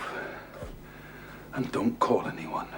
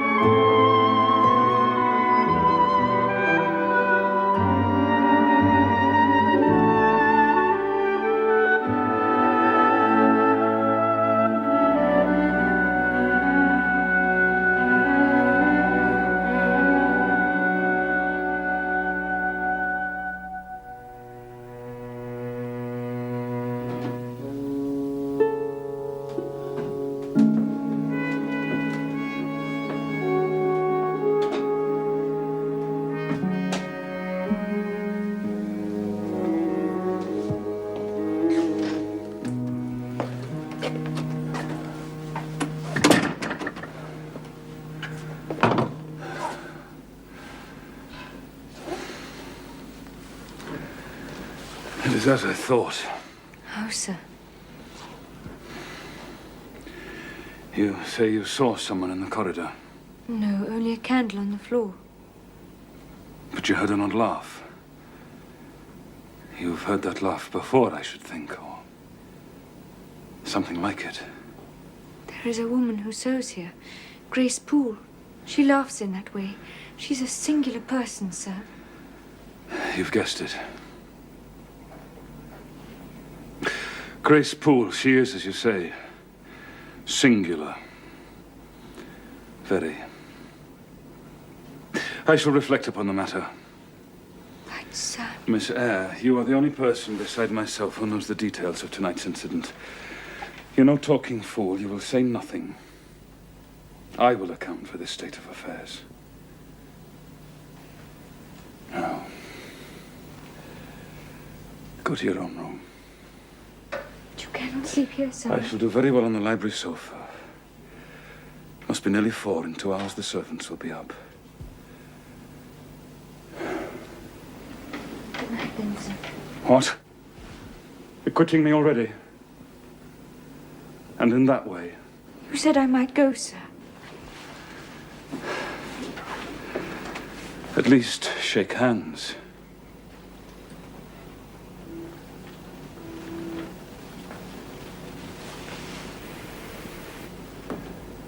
You've saved my life. I have a pleasure in owing you so immense a debt. There is no debt or obligation in the case. Oh, I knew you would do me good in some way. At some time, I saw it in your eyes the first time I beheld you. That expression and smile did not.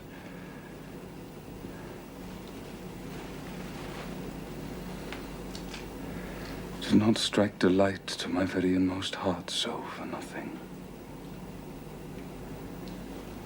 Oh, my cherished preserver.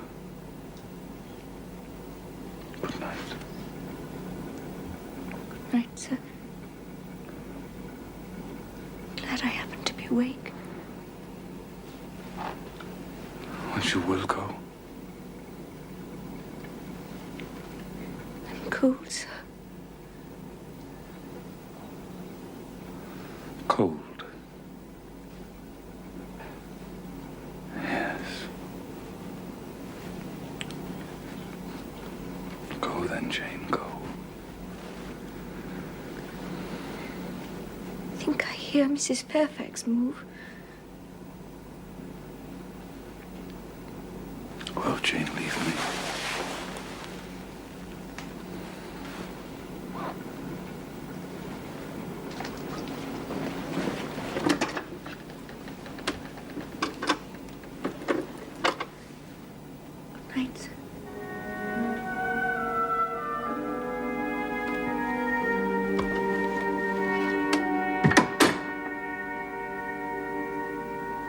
What a to-do!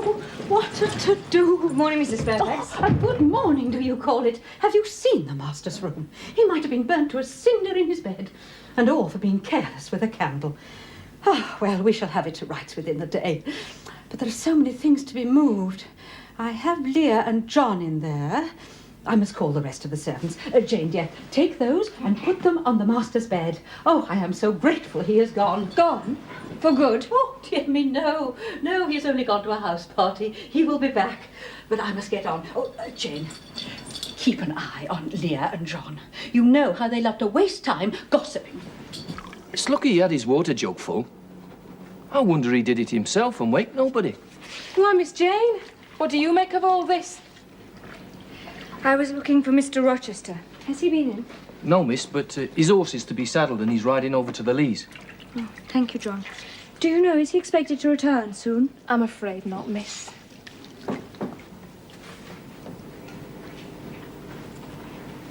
Good morning, miss. Good morning, Grace. 'Tis a strange affair, is it not? I've been told what happened. Did Mr. Rochester wake no one? Did no one hear him move? Well, the servants sleep too far off to hear, miss. And Mrs. Fairfax heard nothing. Elderly people often sleep heavy. But you sleep nearby, miss. And I should say that being young, you're a light sleeper. Did you not hear a noise? I did. At first I thought it was Pilot. But Pilot cannot laugh. And I'm certain I heard a laugh. A very strange one. Well, it's hardly likely Master would laugh when he was in such danger. I should think, miss, you must have been dreaming. I was not dreaming. You did not think of opening your door and going out into the gallery? Certainly not. I bolted my door. I have not done so before, but I shall in future. It will be a wise thing to do. I've never heard of the hall being attempted by robbers, but there are hundreds of pounds worth of plate, and there are very few servants. I always think it best to err on the safe side. A deal of people, miss, are for trusting all to Providence. But I say Providence blesses those that help themselves. Mrs. Poole, will you come down to the servants' dinner? No. Just put my pint of porter and a bit of pudding on a tray and I'll carry it upstairs. You'll have some meat. Oh, just a morsel. And a taste of cheese, that's all, Maria. Mrs. Fairfax is looking for you, miss, for dinner. Thank you.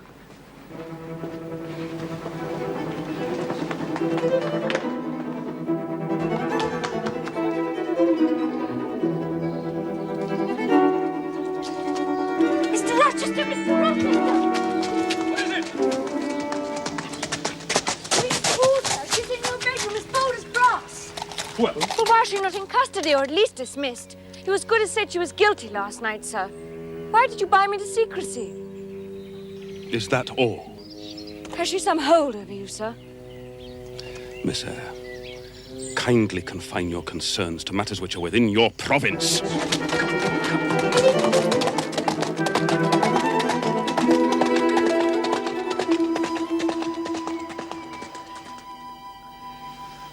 Days. And not a word from Mr. Rochester.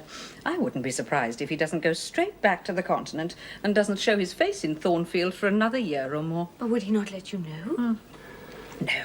He has often left us suddenly and without warning. Oh, the tray is not yet ready for you, Leah. No, Mum, but here's a letter just come. Oh. Thank you. It is from the master. Well.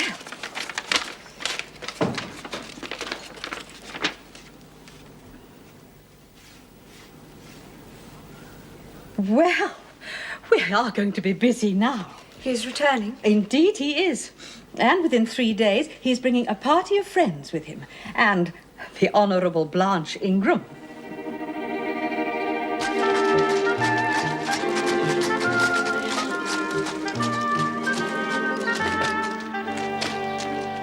Good morning, Mum.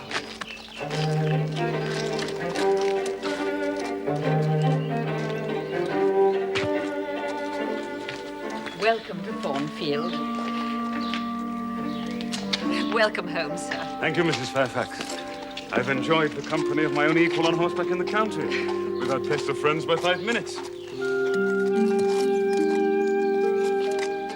always adore this house. Mrs. Grace was an adorable guest. Rogers, who is that lady? That's the Honourable Miss Blanche Ingram, miss. Thank you. Let me show you to your room. Mrs. Fairfax will attend upon you till your servant arrives. Mais qu'elle est belle! She is very beautiful.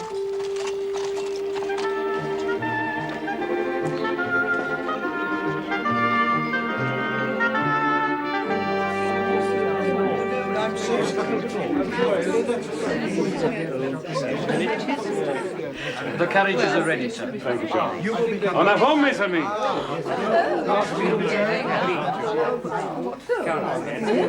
They have a fine day for their excursion. And do not Mr. Rochester and Miss Blanche make a fine couple? He evidently prefers her to any of the other ladies. Oh, it is clear he admires her. Yes, it is. Ah, but you see, my dear, the gentry have more to consider than themselves. Marriage is a duty. It involves fortunes, family trees, the bringing together of estates. And there must come a time when any gentleman has to consider his duty. She is indeed beautiful. Oh, you will see her at her best this evening. I happened to mention to Mr. Rochester how much Adele wished to be introduced to the ladies. And he said, let her come into the drawing room after dinner. Oh, she will be in ecstasies. And he said, let Miss Eyre accompany her. Oh, no, he was only speaking out of politeness. I told him you were shy. And he said, tell her it is my wish. If she resists, I shall come and fetch her. To speak truth, I did not greatly care for Mr. Rochester's guests.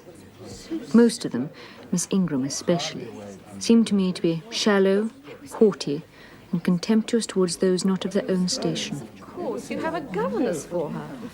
Where is she now? Is she gone? Oh, no, there she is still. You should hear Mamma about the subject of governesses. I had half a dozen at least, all either detestable or ridiculous. I used to quiz my governess, but she was such a good creature. I might ransack her desk or upset her workbox. She would bear anything. I suppose we shall now have an abstract of the memoirs of all the governesses of all our families. May I play you something instead? Oh, it's an exciting game. Please do. Yes. How'd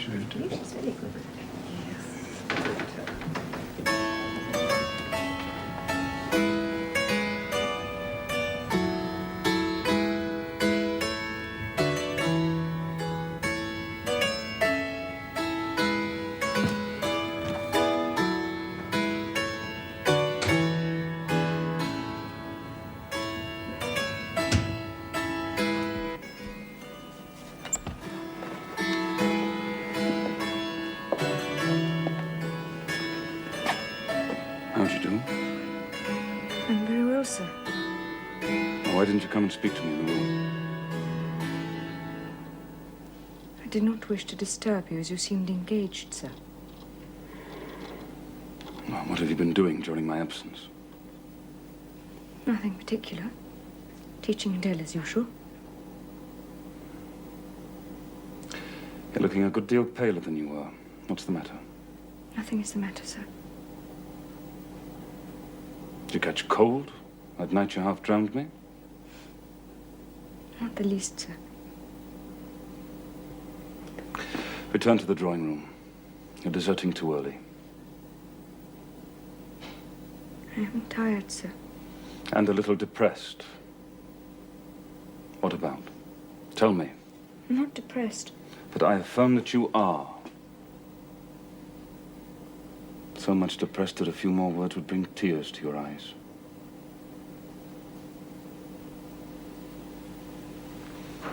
If I had time, I'd know what all this means. No. Tonight I excuse you, but remember, so long as my visitors stay, I shall expect you in the drawing room every evening. It is my wish. Don't neglect it. Now go. Send Sophie for Adele. Good night.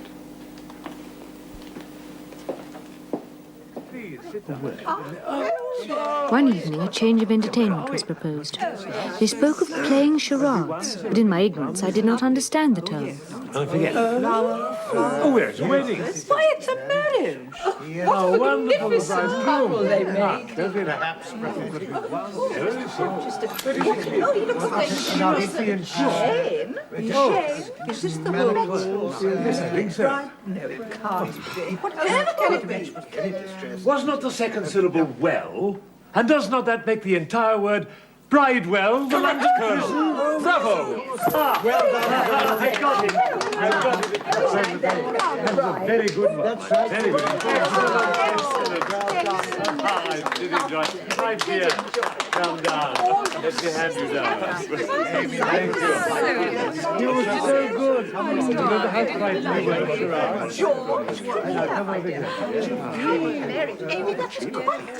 And remember, Miss Ingram, you are now my wife.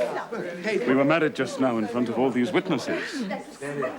I saw he was going to marry her for her family, rank, and connections. I was not jealous, or only rarely so. But I suffered an ever-torturing pain, for I knew he did not love her. He told us next day that he had been summoned to Milcott on business and would not be back till late. That same afternoon, a stranger arrived at Thornfield.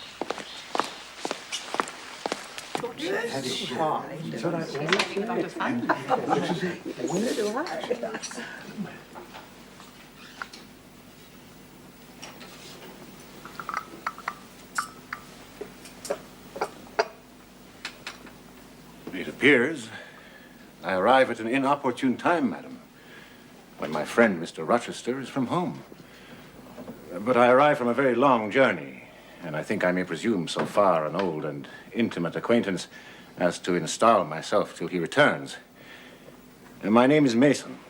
I am but just arrived in England. I spent some time on the West Indies station, sir. Do I detect? You have an acute ear, sir. I am from Kingston, Jamaica. I know it well.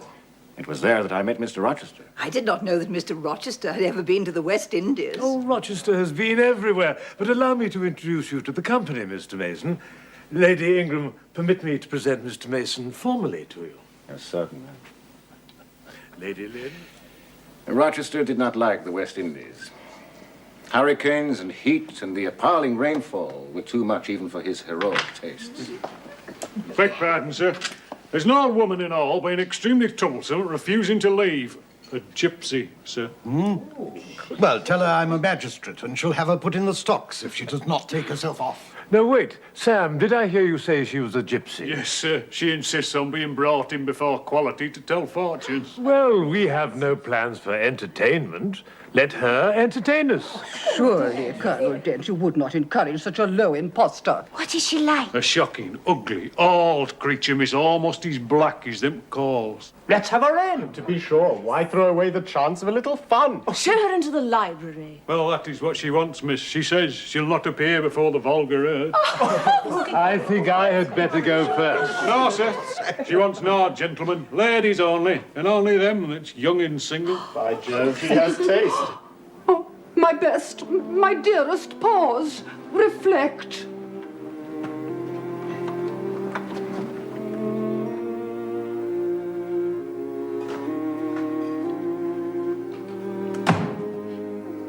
What did you say, Blanche? Well, Blanche? She poured my palm and told me what such people usually tell.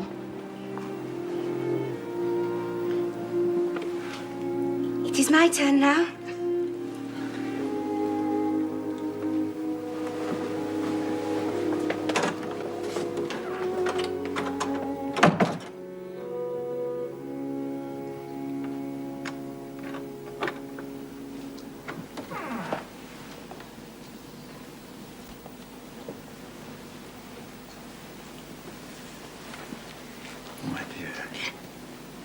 I am sure she is something not right.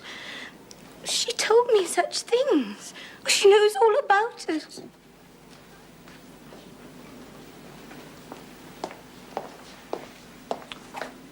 If you please, miss, Gypsy says there is another young, single lady in room and she'll not go until she's seen thee.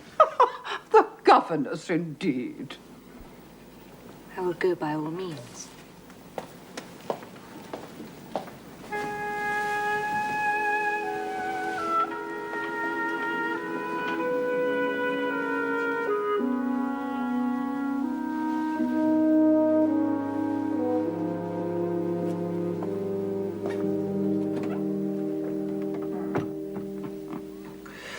can make nothing of such hand as that. It's too fine.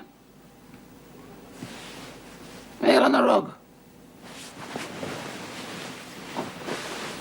It's in the face. It's about the eyes and the set of the mouth. I wonder with what feelings you came to me tonight. You have no secret hope that whispers to you of a sweet future? The utmost I hope is to save enough money for a little school someday. Mean food for the heart. And when you're sitting in that window seat. Oh, yes, I know your habits. You have been speaking to the servants. I know one of them. You're sharp, you're quick. Mrs. Poole. Oh, don't be alarmed. She's a safe hand, is Mrs. Poole. She can be trusted.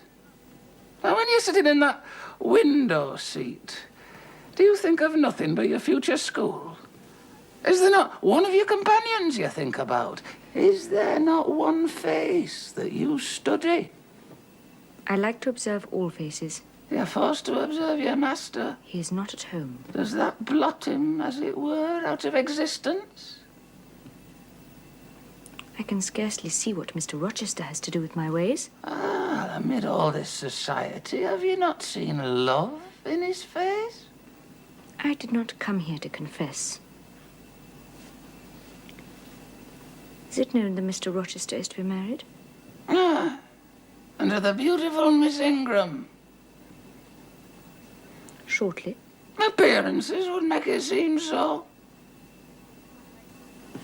But, Mother, I did not come here to hear Mr. Rochester's fortune. I came to hear my own. Ah, your fortune is yet doubtful. Chance has offered you a measure of happiness. It depends on yourself to stretch out your hand and take it up. Whether you will do so is the question. Kneel again on the rug. Do not keep me long. The fire burns me.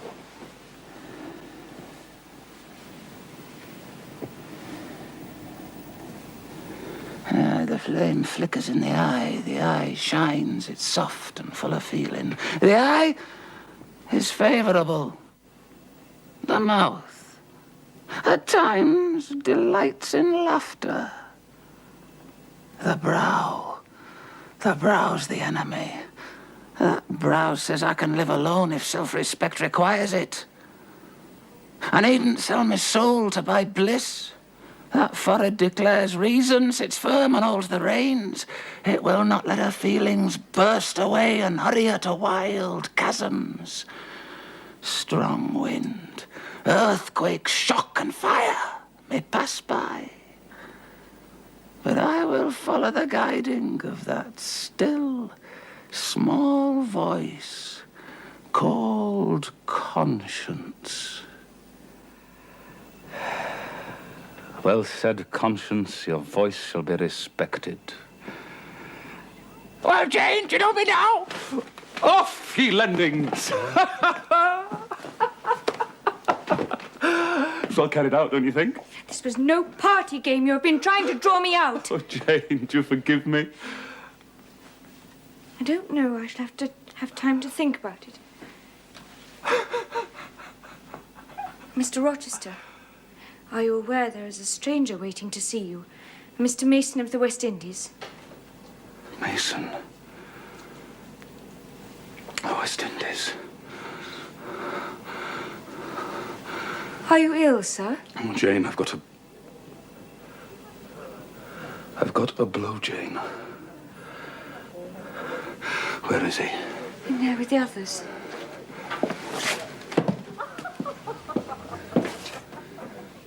No whispering. They're laughing and talking. He seemed sociable. Sociable? Jane, if all those people turned their back on me, went away from here, would you go too? I would stay with any friend. I will stay with you. But why? Jane, go in there. Step quietly up to Mason. Whisper in his ear. Tell him that Rochester is here and waiting to see him. Show him in, then leave us.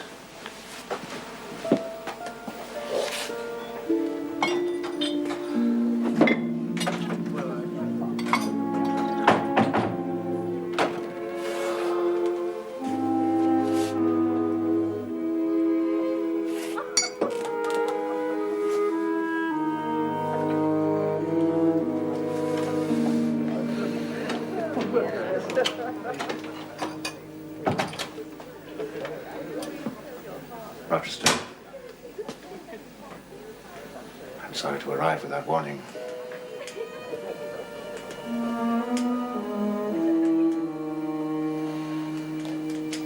I must declare you're looking well, Richard. Yes, Edward. Time has been kinder to me than I would have imagined.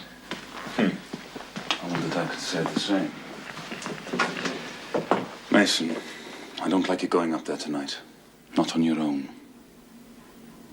Wait till tomorrow. I must go up now. I could not sleep otherwise.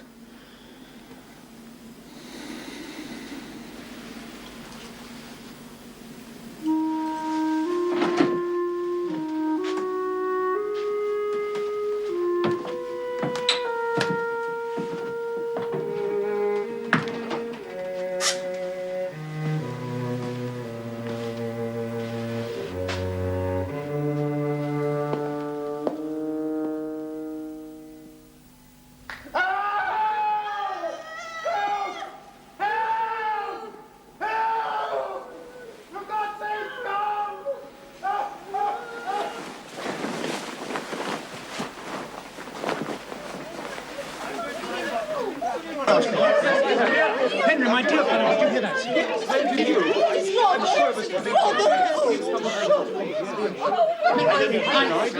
Where the devil is Rochester?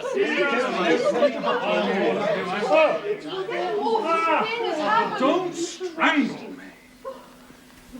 All is right, Jane. All is right. What the deuce was that noise then? Yes, one of the servants had a nightmare. That's all. Now I must ask you all to return to your rooms. We must get the house settled. Yes. Gentlemen, have the goodness to set the ladies an example. Miss Ingram, I know I can count on you. Ladies, you'll catch your death of cold in this gallery. I'm sure. Come on. No.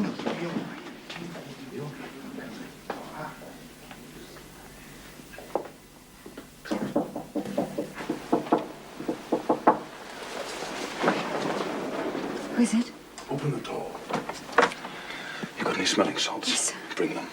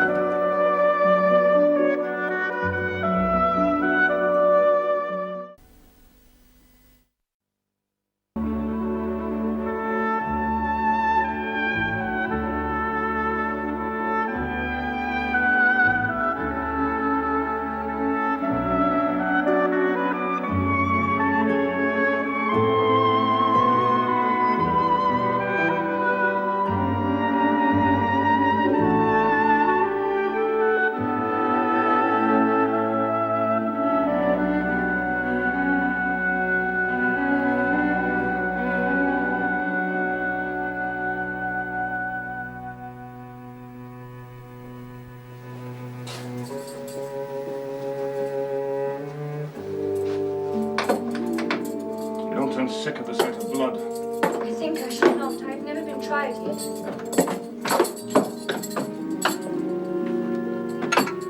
Wait here.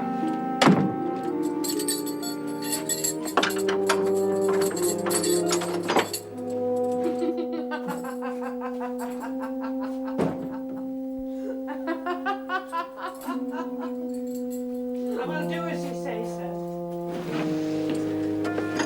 That was Grace Poole.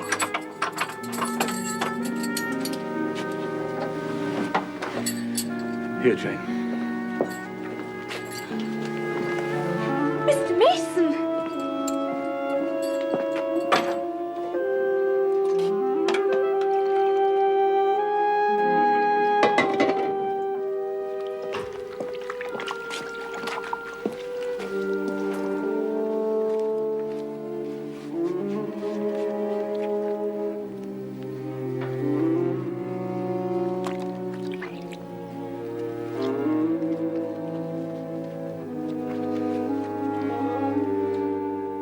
The sauce.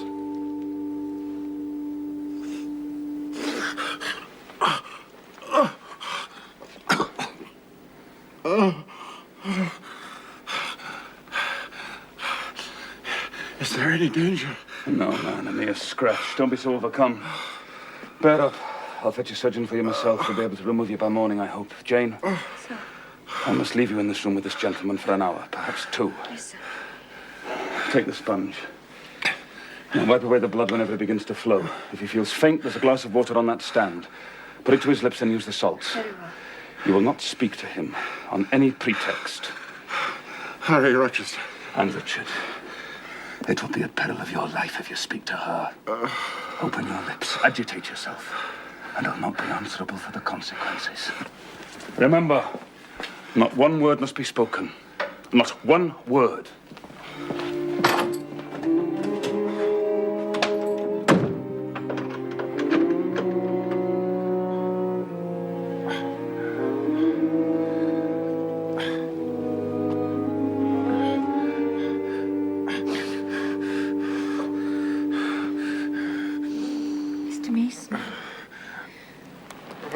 Mr. Mason.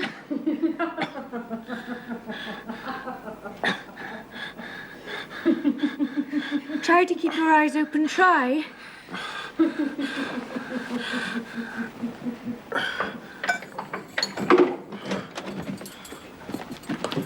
Carter, be on the alert. How is he? Just breathing, sir. Just the wound. Bandage him properly. Is he fit to move, sir? He's got to be. I'll give you about half an hour to get him downstairs. Look, it's nothing vital. Set to work. How are you, Richard? She's done for me, I fear. Ah, not a whit. Courage, man. You've lost a little blood, that's all. Carter, assure him there's no danger. Oh, I can do that terribly, sir, but how is this? The flesh near the shoulder here is torn as well as cut. There are teeth marks here. She bit like a tigress when Rochester got the knife from her. You shouldn't have yielded. You should have grappled with her. She looked so quiet at first. I thought I could do some good. You thought. You've suffered enough. Carter, hurry. I must have him off before sunrise. I must look to this other wound, sir.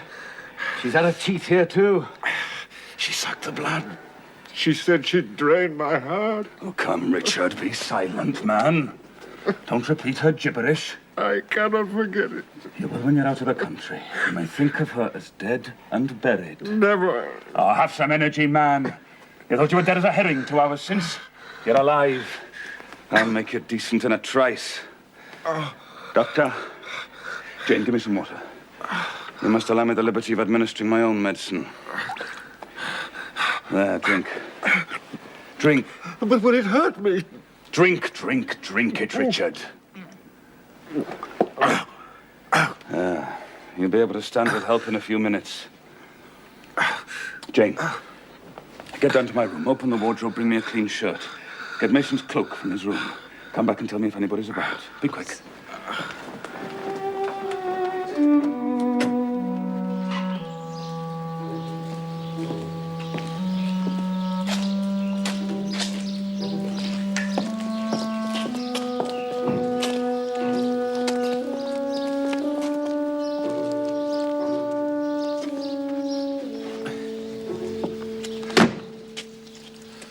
Keep him at your house till he's quite well. Take care of him. I'll ride over in a few days and see how he is. How are you feeling now, Richard? The fresh air revives me. Edward. What is it? Let her be taken care of. Let her be treated tenderly. I do my best. Have done and shall do.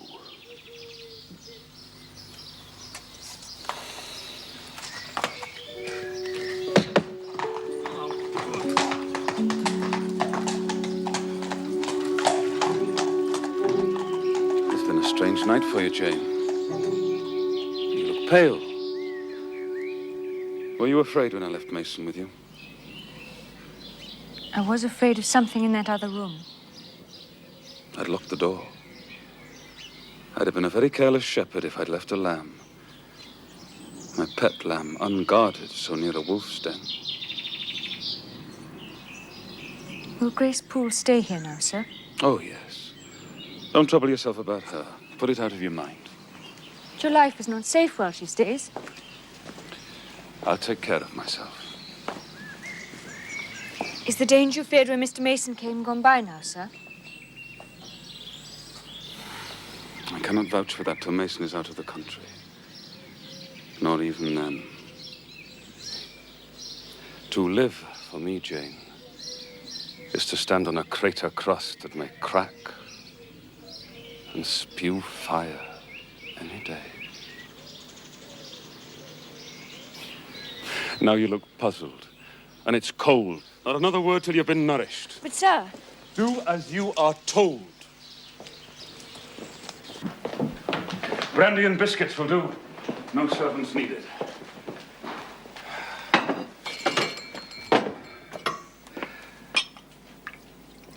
Now, Jane. You are my little friend, are you not? I like to serve you, sir, and obey you in all that is right. Precisely. In all that is right, only that. Well, like Mason, you too now have power over me. You may injure me by speaking. I dare not tell you more. If you have no more to fear from Mr. Mason than you have from me, sir, you are very safe. Oh, God grant it may be so.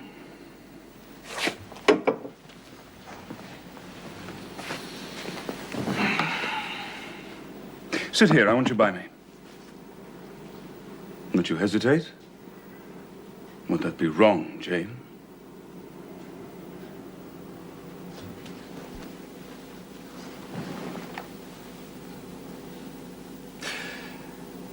Now, Jane, I'll put a case to you.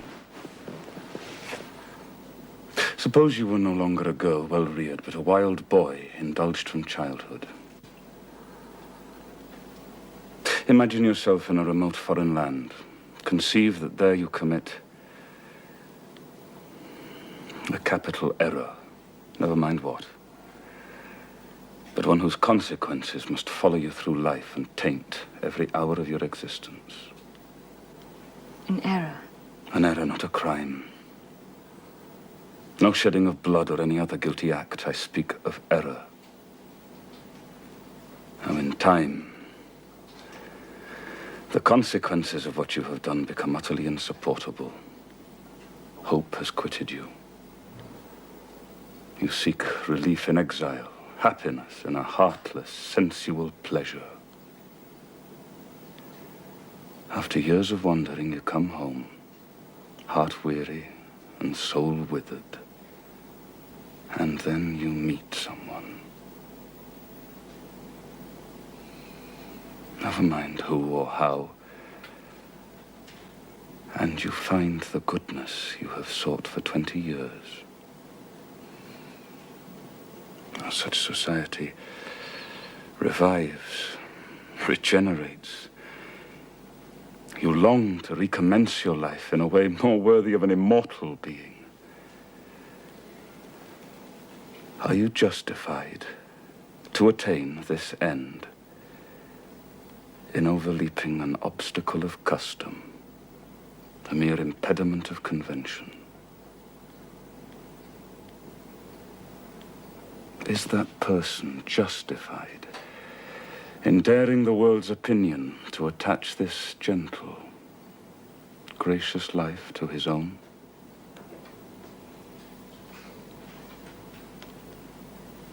No human can help as God can, sir. But I have found the being, Jane.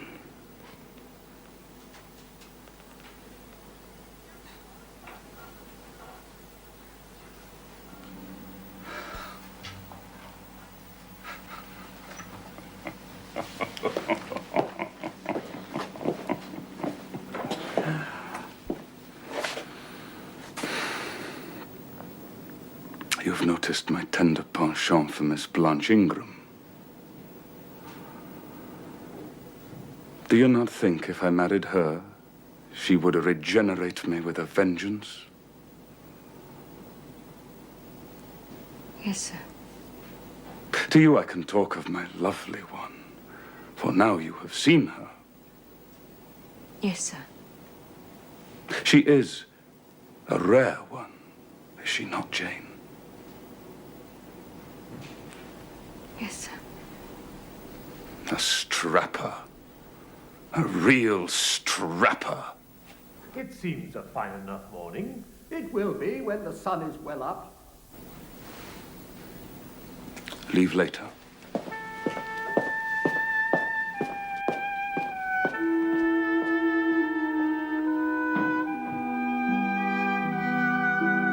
So you already dined with your pupil? Yes. She will spend the rest of the afternoon with her nurse.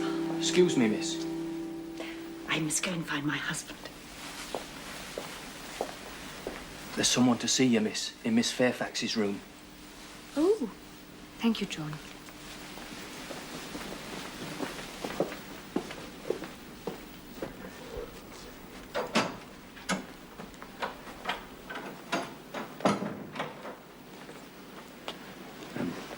I dare say you hardly remember me, miss, but my name is Leven.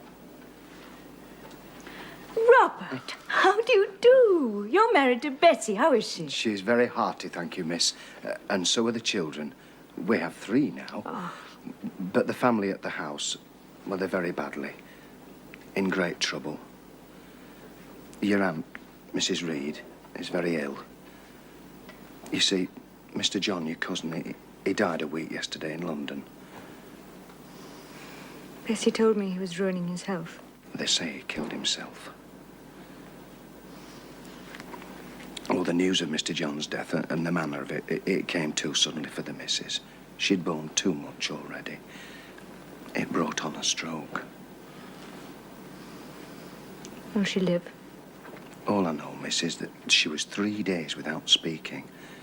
But then she kept trying to say something and kept making signs to my wife and mumbling. Well, it was only yesterday morning Bessie made out she was saying your name. Bring Jane. Fetch Jane Eyre. I want to speak to her. If you can get ready, miss, I should like to take you back with me. Yes, Robert. I shall go. Bessie said you would. I shall have to ask for leave first. I'll do that now. Oh, I have no end of mystifications. Try your wits on this one. Come in. Now, Mr. Rochester, take any card. Mr. Rochester, I'm sorry to have intruded. That person appears to want you. Does she? Miss Ashton kindly obliged Miss Ingram by taking a card. If you ladies will excuse me.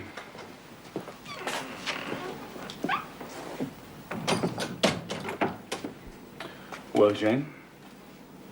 If you please, sir, I want a leave of absence for a week or 2. And what to do? Where to go? To see a sick lady who has sent for me. What sick lady? Where does she live? At Gateshead, sir.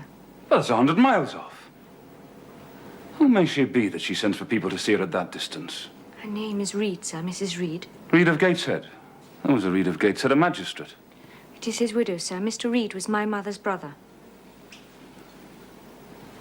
It's miles off. Yes, sir, but I shall go.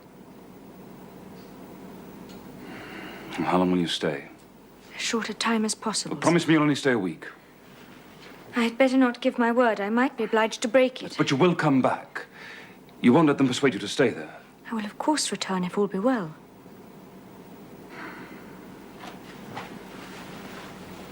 And who goes with you? I mean, you can't go all that way on your own.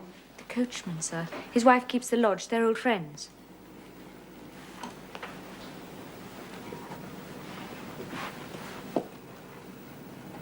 When do you wish to leave? As soon as I'm packed, sir. Well, you'll need some money. I've given you no salary. How much have you in the world, Jane?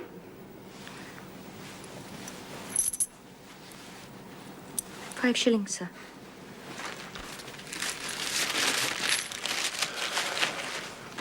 Here. It is £50, sir. You owe me but 15. I have no change. I don't want change. Right. Right. Here.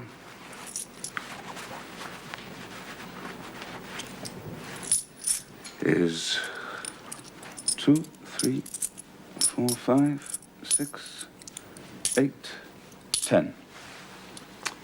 Is it enough? Yes, sir. But now you owe me 5. Come back for it, then. Mr. Rochester, I think this is a proper time to mention another matter. I'm curious to hear it.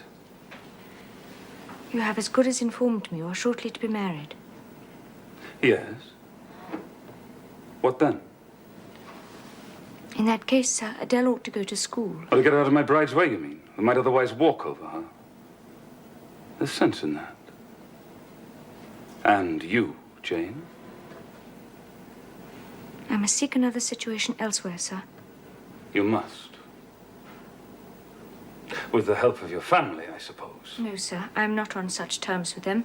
I shall advertise. You shall walk up the pyramids of Egypt. Look, I wish I'd not given you that money now, Jane. Give me back £9. Look, I've a use for it. So have I, sir. You little niggard. Well, look, give me £5 then. Not 5 shillings nor 5 pence, sir. Just let me look at the money. No, sir. You are not to be trusted. And promise me you won't advertise. Look, if you want a situation, I'll find you one in time. I shall be glad to, sir. If you in your turn will promise that I and Adele shall both be safe out of the house before your bride enters it. I'll give you my word on it. So, you're off then. Yes.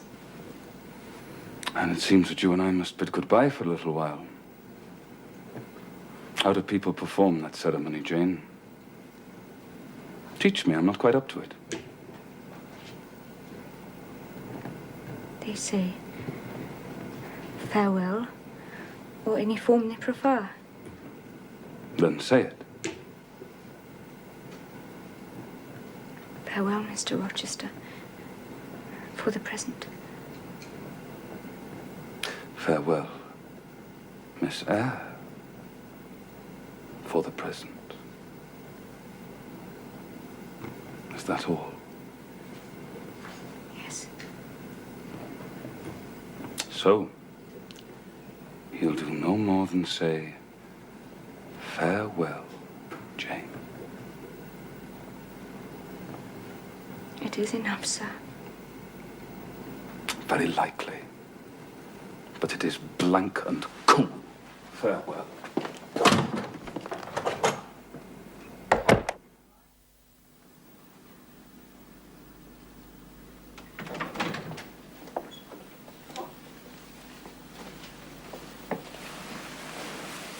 How do you do, Miss Eyre? I'm very well, thank you, Cousin Eliza. I hope you are well. How do you do, Miss Eyre? I trust the journey was tolerable. It was indeed. Thank you, Cousin Georgiana. May I sit down? Oh, do.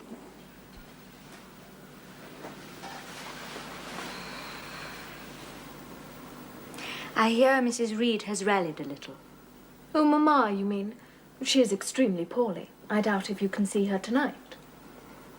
If you would just step upstairs and tell her I'm here, I should be much obliged to you.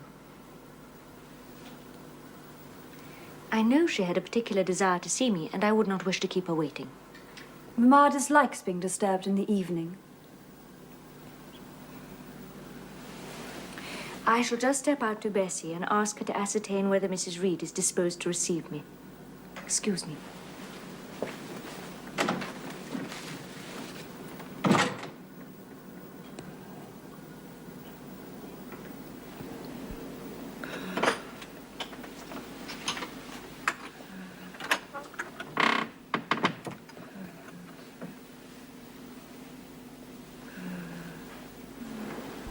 It is I, Aunt Reed. Who are you? Aunt? Who calls me Aunt? Oh, I know you. You are like Jane Eyre. I am Jane. You sent Bessie for me. I'm very ill. I know. I was trying to turn myself a few minutes since. I cannot move a limb. It is as well. I should ease my mind before I die. What one thinks little of in life burdens us at such an hour as this.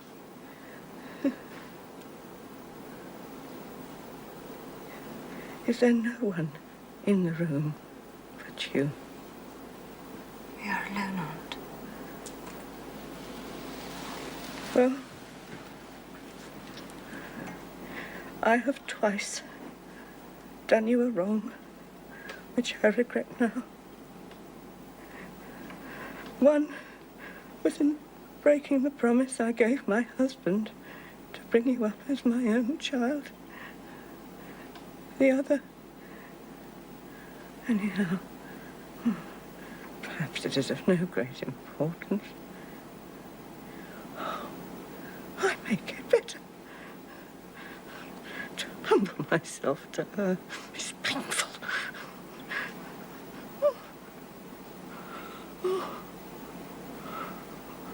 Well, I must get it over. Eternity is before me. I had better tell you. Behind you is my dressing case. Open it. You will see a letter there.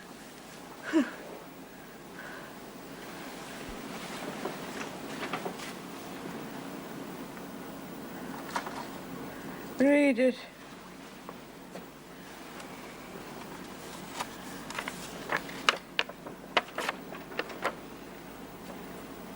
Madam, will you please have the goodness to send me the address of my niece, Jane Eyre, and tell me how she is. It is my intention to write shortly and desire her to come to me at Madeira.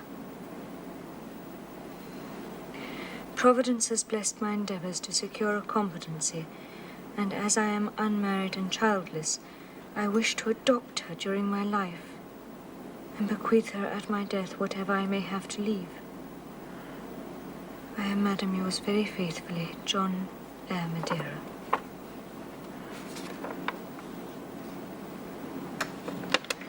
Why did I never hear of this? It is dated 3 years back. Because I disliked you too much ever to help you to prosperity. I could not forget your conduct, Jane, when you turned on me in such fury and declared that you abhorred me worse than anybody in the world. You frightened me. Oh, baby, it's more. Oh, my case.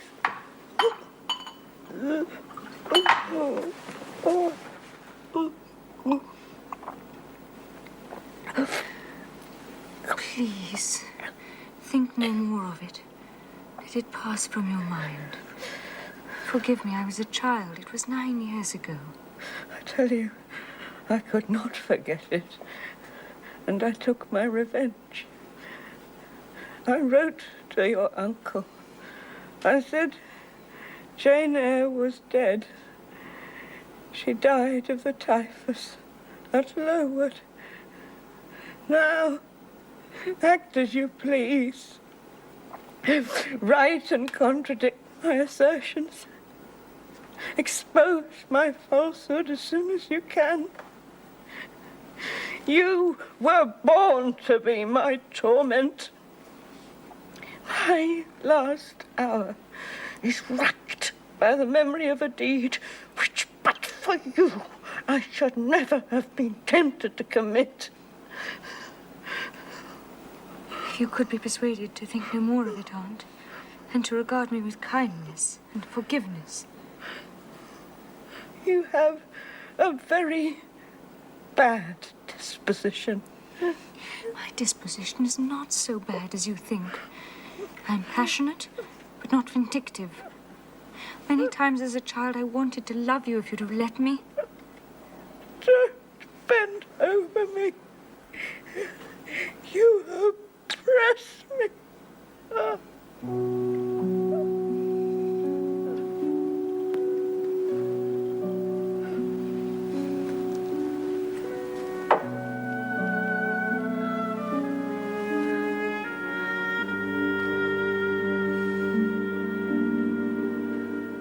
Love me then, or hate me, as you wish. You have my free and full forgiveness. Ask now for God's and be at peace. Bessie! Bessie, she's in a stupor!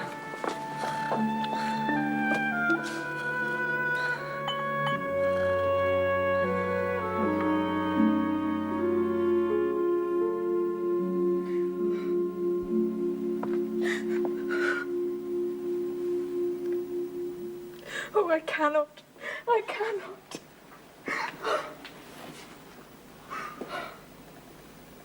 With her constitution, she could have lived to a good old age. Her life was shortened by trouble.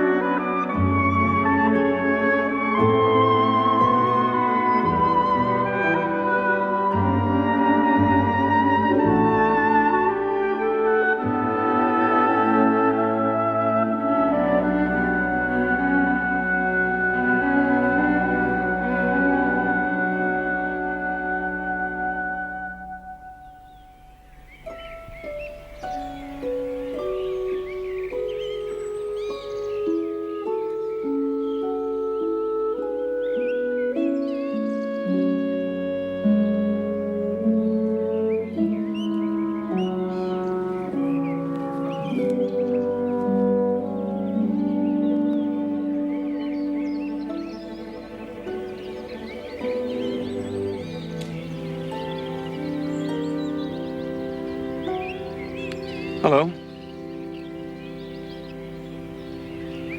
There you are.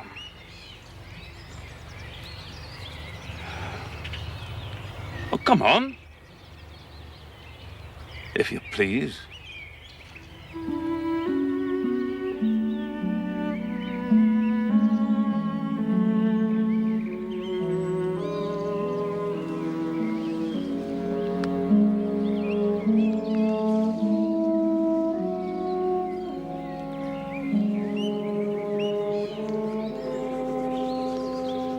And this is Jane Eyre. Yes, just one of your tricks to come on foot. What the devil have you been doing this last month? I've been with my aunt, sir, who is dead. True Janian reply. Good angels be my guard, she comes from the abode of the dead. I said you were an elf. I'm no elf, sir. Truant. Absent from me a whole month. And forgetting me quite, I'm sure. I thought you were in London, sir.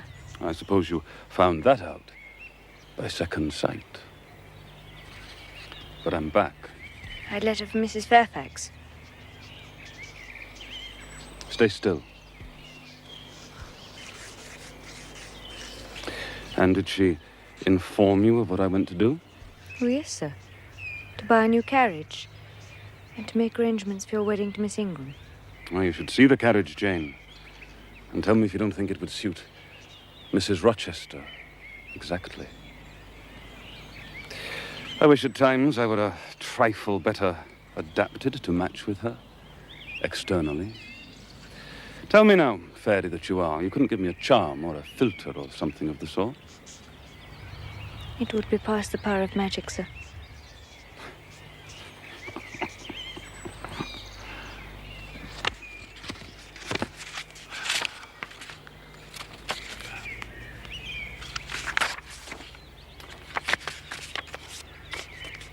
Off with you, then. Go and stay your weary little wandering feet at a friend's threshold.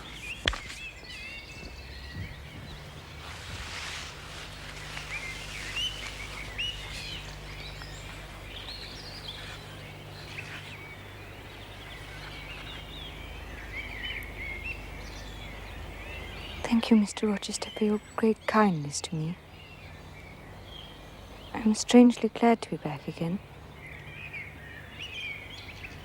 And wherever you are is my home. My only home.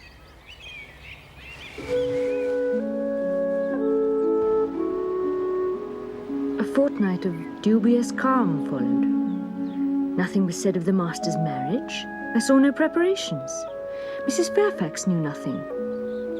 Strangest of all, he never rode over to Ingram Park. Then one morning he summoned me to the drawing room.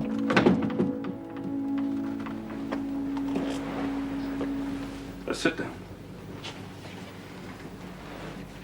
Now, Jane, Thornfield is a pleasant place, is it not? Yes, sir. And you must have become, in some degree, attached to the house? I am indeed, sir. And to that foolish little child, Adele. Even to simple Dame Fairfax. I have an affection for them both, sir. And would be sorry to part with them? Yes, sir. Pity. It's always the way. No sooner are you settled in a pleasant resting place than you must rise and move on. Must I leave Thornfield, sir? Yes, I'm sorry, Jane. I believe indeed you must. I shall be ready when the order comes, sir. It is come now. Then you are to be married. Exactly. Precisely. With your usual acuteness, you have hit the nail straight on the head. Soon, sir? Very soon, my Miss Eyre. And you'll remember, the first time I intimated that I intended to take Miss Ingram to my bosom, you said, with that discretion I admire in you, that you and little Adele had better trot forthwith. I shall seek another situation immediately, sir. In a month, I hope to be a bridegroom. In the interim, I will myself look out for employment for you.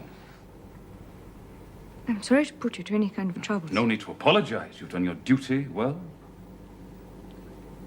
You have a sort of claim upon me. Indeed, I had heard of a situation that may suit. The 5 daughters of a Mrs. Dionysius O'Gall in Western Ireland. Ireland? Oh, you like Ireland, I think. They're very warm-hearted people there, they say. But it is so far away. From what?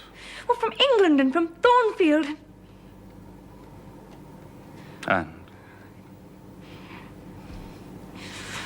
From you, sir.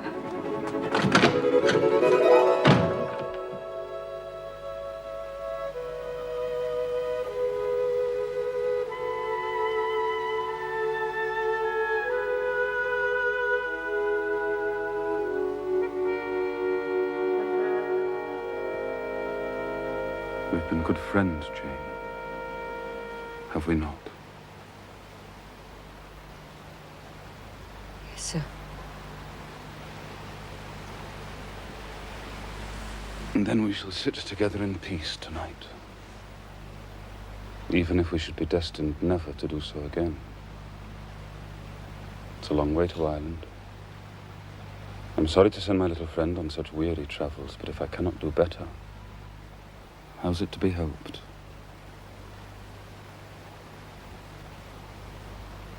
Are you anything akin to me, Jane, do you think? Because I have a strange feeling with regard to you. Especially when you're near to me as now. And if that boisterous channel and 200 miles of land come broad between us, I'm afraid some cord of communion will be snapped. Then I shall take to bleeding inwardly. As for you, you'd forget me.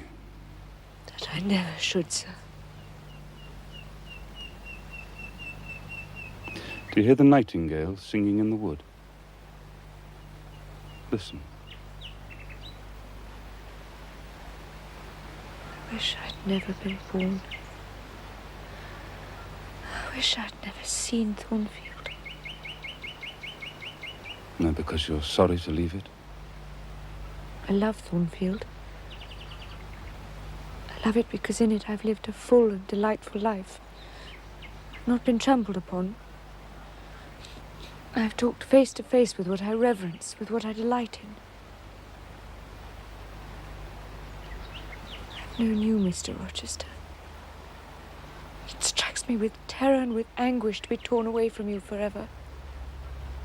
I see the necessity of departure, and it is like looking on the necessity of death. Now, where do you see the necessity? You have placed it before me. Mr. Ingram, your bride. My bride? What bride? I have no bride. You will have. Yes, I will. Then I must go. No, Jane. You must stay. I swear it. I tell you, I must go. Do you think because I'm poor, obscure, plain and little, I'm soulless and heartless? I have as much soul as you and full as much heart. And if God had blessed me with some beauty and much wealth, I would have made it as hard for you to leave me now as it is for me to leave you.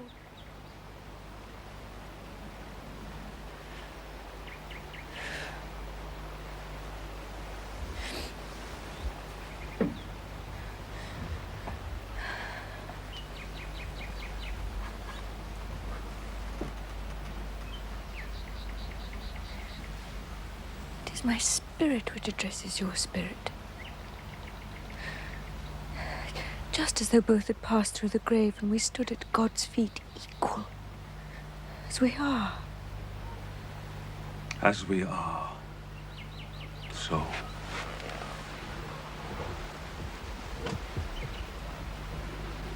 So, Jane. You are a married man, or as good as married. Married to one inferior to you, whom I do not believe you truly love. I would scorn such a marriage, therefore I am better than you. Let me go. Jane, don't struggle so like a wild, frantic bird. I am no bird. I am a free human being with an independent will, and I shall leave you. It is your will that shall decide your destiny.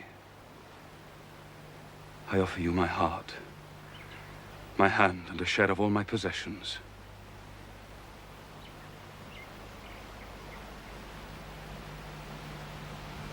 You play a farce with me. I ask you to pass through life at my side, to be my second self and best earthly companion. Come, Jane. Come hither.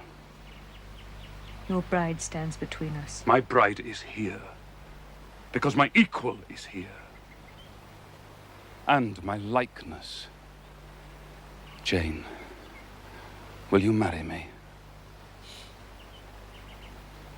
Do you doubt me, Jane? Entirely. You have no faith in me? Not a whit. Am I a liar in your eyes? What love have I for Miss Ingram? None, and that you know. What love has she for me? I shall never marry that mercenary. You strange, you almost unearthly thing. I love you as my own flesh. I entreat you. Accept me as your husband. Jane, I must have you for my own. Entirely my own. Will you be mine? Accept me. Marry me. Mr. Rochester, let me look at your face.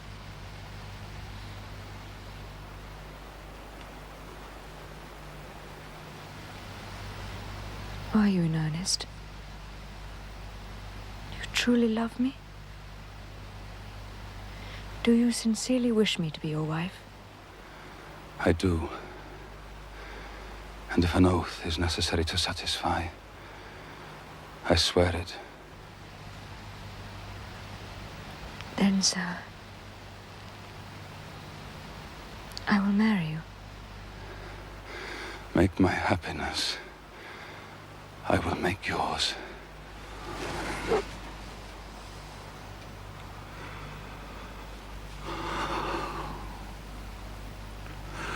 God pardon me, and man meddle not with me. I have her and will hold her. Edward, there is no one to meddle.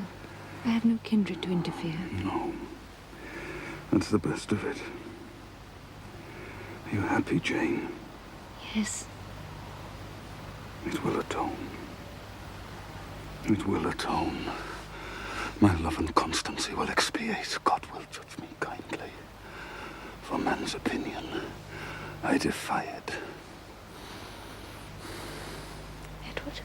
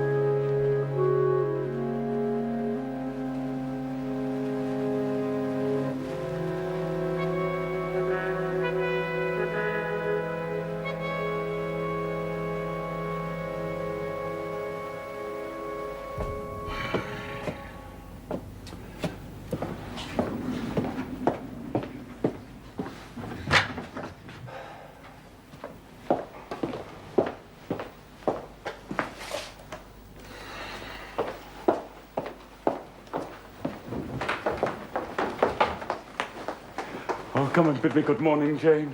Oh, you look blooming and smiling and pretty, truly pretty this morning. Is this my pale little elf? Is this my mustard seed? It is Jane Eyre, sir. Soon to be Jane Rochester. In 4 weeks, Janet, not a day more. What, you're blushing? What's that for? Jane Rochester, it seems so strange. Yes, Mrs. Rochester. Edward Fairfax Rochester's girl bride. Human beings never enjoy complete happiness in this world. I'm no exception. It's a daydream. Which I can and will realize. I wrote this morning to my banker in London to send me certain jewels he has in his keeping. I shall pour them into your lap. No. I shall hang diamond chains around your neck. Oh, please do not speak to me as though I were a beauty. I am your plain Quakerish governess. You are a beauty in my eyes. And I shall make the world acknowledge you a beauty. And then you won't know me. I shan't be Jane Eyre any longer. I don't speak to you as though you were handsome, though I love you dearly. Too dearly to flatter you. Please, don't flatter me. Please, don't send the letter.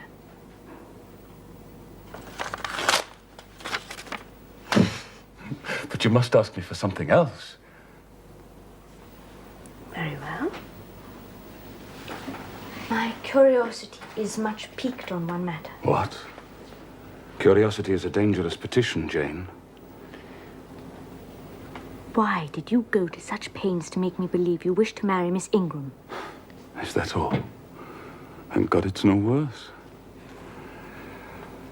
Well, I confess, even though I risk rousing that fiery indignation of yours that I wanted to make you as madly in love with me as I was with you, I tried to arouse your jealousy. That was a burning shame, sir. Did you not think of Miss Ingram's feelings? Miss Ingram's feelings were no more than pride and greed. She was glad to be rid of me. You have a curious, designing mind, Mr. Rochester. Well, my principles were never trained, Miss Eyre. I am so astonished. I hardly know what to say to you, Miss Eyre. Have you accepted him? Yes. I could never have thought it. He means to marry you? He tells me so. Well, it passes me. Well, no doubt it is true, since you say so. There are 20 years of difference in your ages. He might almost be your father. Oh, no, indeed, Mrs. Fairfax. And no one who saw us together would suspect it for an instant. Mr. Rochester looks as young and is as young as many men at 25. Is it really only for love he is marrying you? Oh, I'm sorry, I do not wish to grieve you. But you are so young and so little acquainted with men. I wish to put you on your guard. Against what, Mrs. Fairfax? In this case, I do fear that there may be something found different to what either you or I expect. Why? Am I a monster? Is it impossible that Mr. Rochester should have a sincere affection for me? No, I dare say he is fond of you. But gentlemen in his station are not accustomed to marry their governesses. There have been times when, for your sake, I have been a little uneasy at his marked preference, and have wished to put you on your guard. But I did not like to suggest the possibility of wrong. Wrong? Mrs. Fairfax, we are marrying. Last night I cannot tell you what I suffered when I saw you coming in with him at such a late hour. It is enough that all was right. I hope all will be right in the end.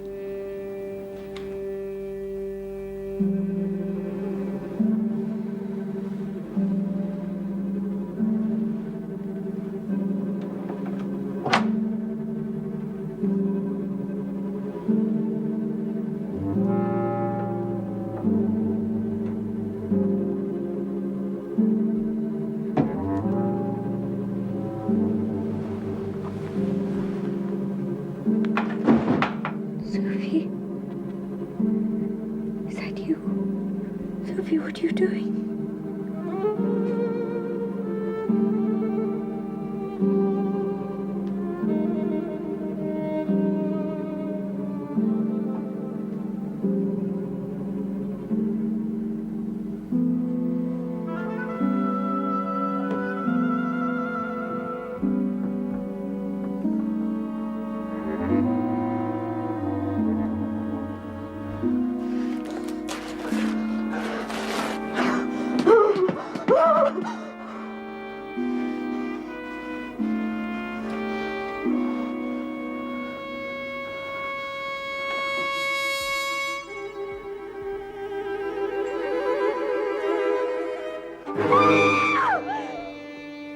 I can tell you, it was not Grace Poole. It was nothing but a creature of your imagination.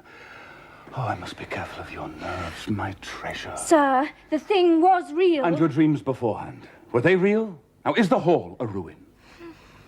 You had another dream, Jane. And this veil, your special gift to me. Well, thank God if anything malignant did come near you last night.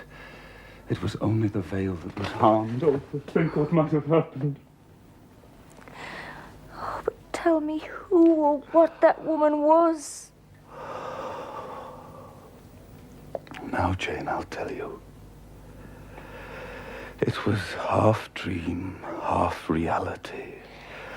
Look, clearly a woman entered your room last night. That woman was Grace Poole. You said yourself she's a strange creature. Now, what did she do to me? To Mason? You were between sleeping and waking. You were feverish, almost delirious after that dream, and you saw her in a goblin shape. Horrible features, quite different to her own.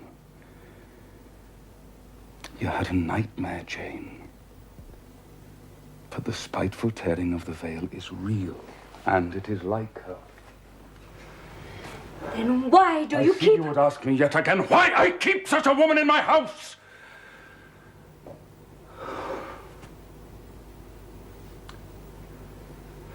When we are married a year and a day, I will tell you. Not before.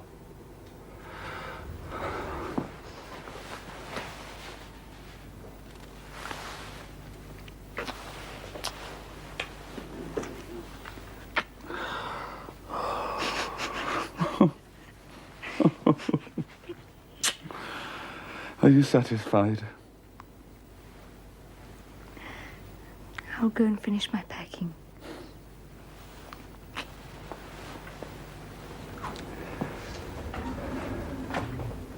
Oh, wait. Doesn't Sophie sleep with Adele in the nursery? Yes. You'd better share it with them tonight, Jane. I will do so gladly. And lock the door on the inside. Sleep well. No nightmares tonight, dearest. Dream of happiness.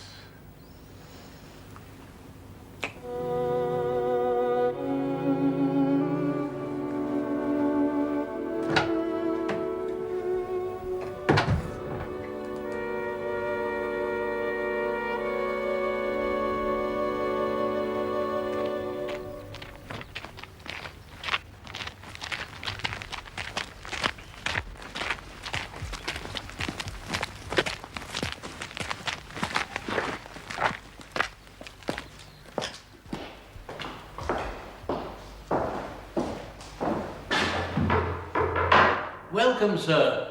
Welcome, madam. Would you kindly come up to the communion rails?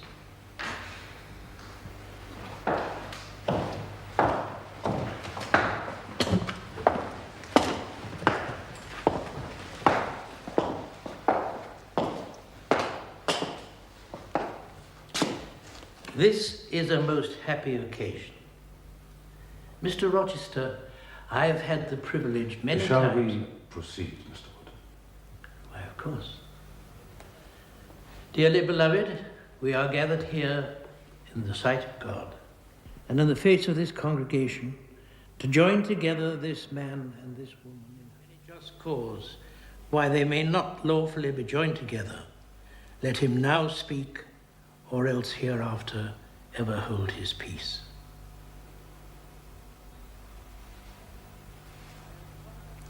I require and charge you both, as he will answer at the dreadful day of judgment, when the secrets of all hearts shall be disclosed, that if either of ye know any impediment why ye may not lawfully be joined together in matrimony, ye do now confess it.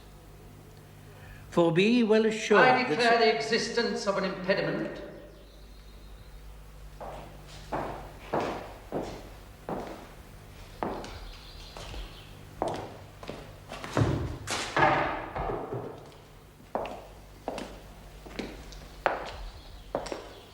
Marriage cannot go on. Proceed. I cannot proceed without some inquiry as to what has been said. I am in a condition to prove my allegation. An insuperable impediment to this marriage exists. Please explain, sir. It consists in the existence of a previous marriage. Mr. Rochester has a wife now living.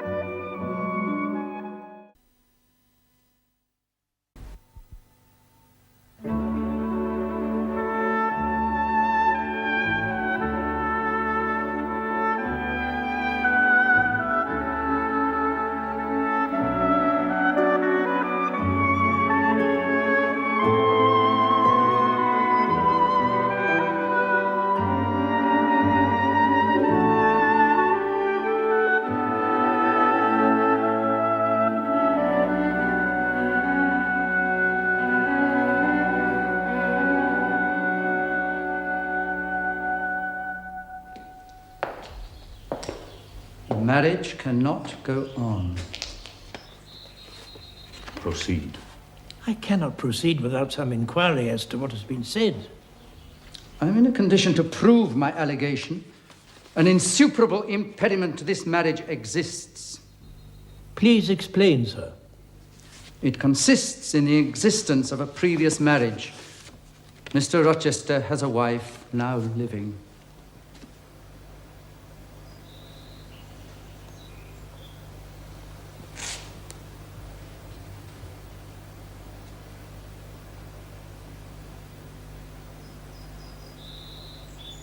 Who are you? My name is Briggs. I am a solicitor of Gray's Inn, London. And you would thrust on me a wife. I affirm and can prove that on the 20th of October, 1820, Edward Fairfax Rochester of Thornfield Hall was married to my sister, Bertha Antoinetta Mason, daughter of Jonas Mason, merchant, and of Antoinetta Mason, his wife, a Creole, at St. Michael's Church, Spanish Town, Jamaica. A record of the marriage will be found in the register of the church. A copy is appended to this statement. Signed, Richard Mason. That, if a genuine document, may prove I have been married, it does not prove the woman therein mentioned as my wife is still living. She was living 3 months ago. How do you know? I have a witness to the fact, whose testimony even you, sir, will scarcely controvert. Produce him or go to hell. Have the goodness to step forward, sir.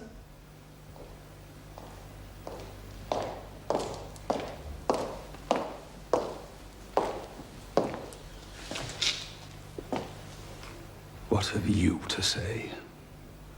Edward, please understand. I again demand, what in the devil's name have you to say? Mr. Rochester, do not forget you are in a sacred place. Sir, Mr. Rochester may have been married, but are you quite sure that his wife is still living? She is in Thornfield Hall. Impossible. I've served this parish for many years. I've never heard of a Mrs. Rochester at Thornfield Hall.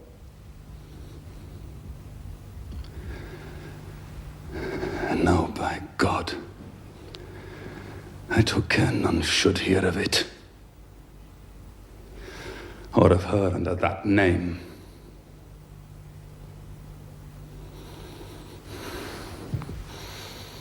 Wood, close your book. Take off your surplice. John Green, leave the church. There will be no wedding today. Come, all of you. Follow me.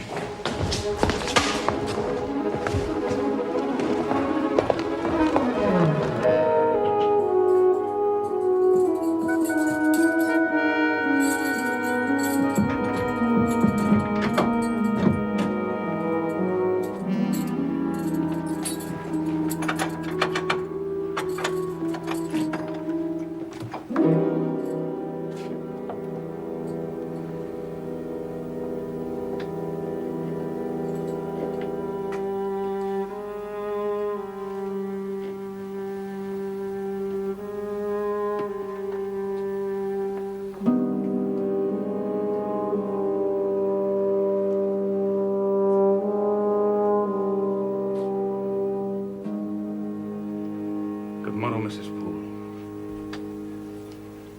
And how is your charge today? Oh, tolerable today, sir.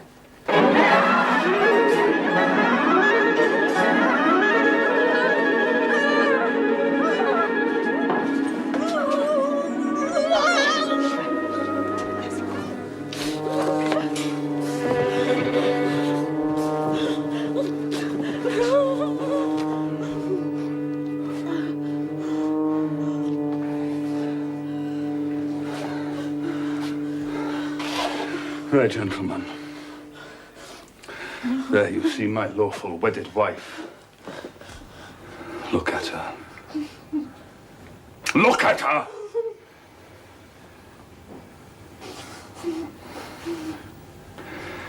And this is what I wished to have. This young girl who stands so grave and quiet at the mouth of hell. Bigamy is an ugly word. I meant to be a bigamist. But fate has outmaneuvered me, or Providence checked me. Amen. Aye. Amen! Bertha Mason is mad. She comes of a mad family, idiots and maniacs through 3 generations. Her own mother among them. As I found out after I had wed the daughter. For the whole family was silent upon the secret before. Including her brother, my friend, Richard Mason. Hey, Richard! Never fear. I'd soon strike a woman as you. Now judge whether I had a right to break the compact and seek sympathy with a human being. This girl knew no more than you. She thought all was fair and legal.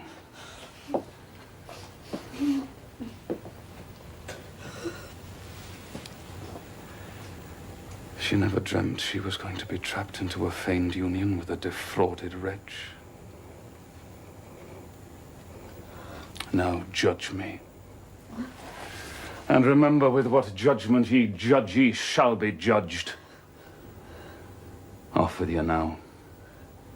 I must attend to my wife.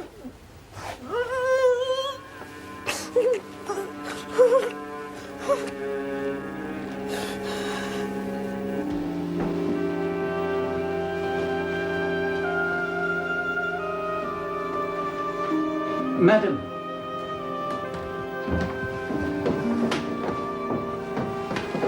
Madam, you are of course cleared from all blame. Your uncle, if indeed he should still be living, will be glad to hear of it. My uncle? What do you know of my uncle? Mr. John Eyre, with whom you lately and for the first time entered into communication. You wrote to him of your intended union with Mr. Rochester. What of it? How do you know Mr. Eyre? Mr. Mason is acquainted with Mr. Eyre and happened to stop off at Madeira to recruit his health. He called on him and Mr. Eyre spoke of you and your forthcoming marriage to a Mr. Rochester of Thornfield. Mr. Mason, in great distress, revealed the true state of matters. You know your uncle is confined to a sick bed. No, he never wrote of it. Alas, he is unlikely ever to rise from it. He was much alarmed and implored Mr. Mason to hasten back to England to save you from the snare into which you had fallen, referring him to me for assistance. I am thankful that I was not too late, as doubtless you must be also. That is all, sir. I am certain your uncle will be dead before you could go to him at Madeira. I think you'd better remain in England until you hear from Mr. Eyre. Or from me. Thank you.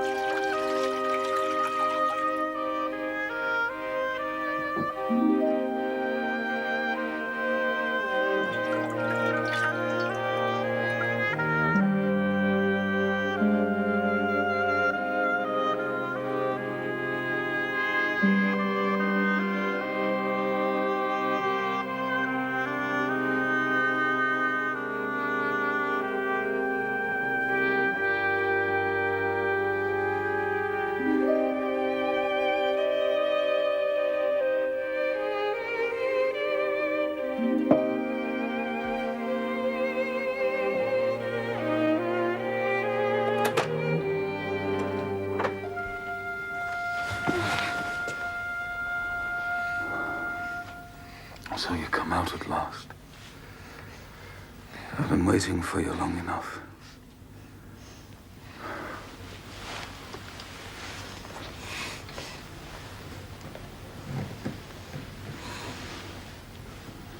So you shun me.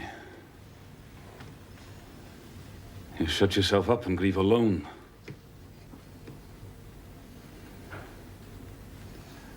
And rather you'd upbraided me with vehemence. You're passionate. I expected a scene. I was prepared for the hot rain of tears. But I wanted them on my breast.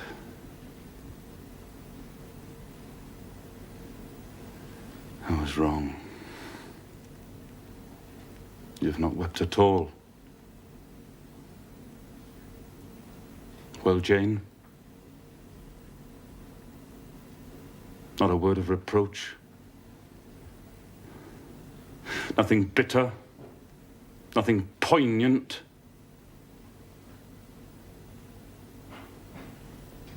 Oh, Jane. I never meant to wound you thus. Would you forgive me? You know I'm a scoundrel, Jane. Yes, sir. Then tell me so roundly and sharply. I'm tired and sick. I need some water.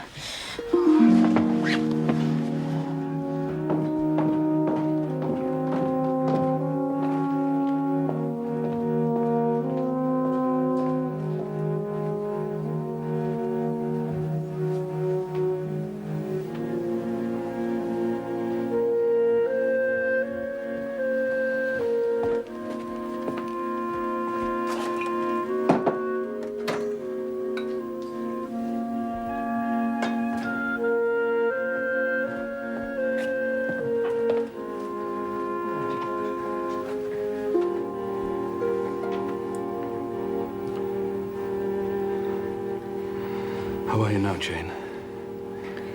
Much better. I'll taste the wine again.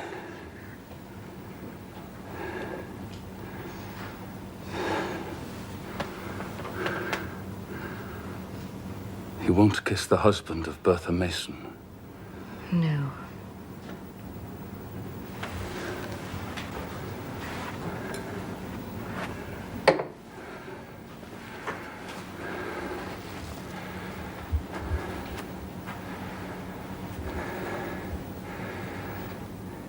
You say nothing. You're thinking how to act. I know you. I'm on my guard. I do not wish to act against you. You will say this man nearly made me his mistress. I must be ice and rock to him. All is changed. I must change too. There's only one way. Adele must have a new governess. Oh, Adele will go to school. I've arranged that already. And you, Jane. You shall not stay in this accursed place, this stone hell with its imprisoned fiend. How can you speak so of her? She cannot help being mad. Oh, Jane, my little darling. So I will call you, for so you are. You misjudge me. It's not because she's mad that I hate her. Look, I have a place to retire to. A secure retreat. Tomorrow we shall go. We? We. Together. You are to accompany me, Jane. Oh, now for the hitch in Jane's character. Now for vexation, exasperation, endless trouble. Jane, will you hear reason? Sit down and we'll listen. Oh, I'm sorry. I'm not angry, my darling. I only love you too well. Your little face was so steely, it drove me mad. I couldn't endure it. Hush now. Hush. Oh, my dear. Oh, Jane. Jane. You don't love me, then? It was only my rank, my station that you valued? Now that you think me disqualified to be your husband, you shrink back like I was some toad or ape. I do love you. More than ever. But this must be the last time I say it. The last time? Mr. Rochester, I must leave you. Leave? Now and for the rest of my life. Jane, you shall be my wife! Do not call me married! You shall be Mrs. Rochester! Oh, I will keep to you only so long as you and I live. Oh, Jane, why'd you shake your head? Sir, your wife is still living. Do not call me married! Oh, Jane, let me explain, please. Please, Jane, come, let me explain. Trust me. Trust me. Come.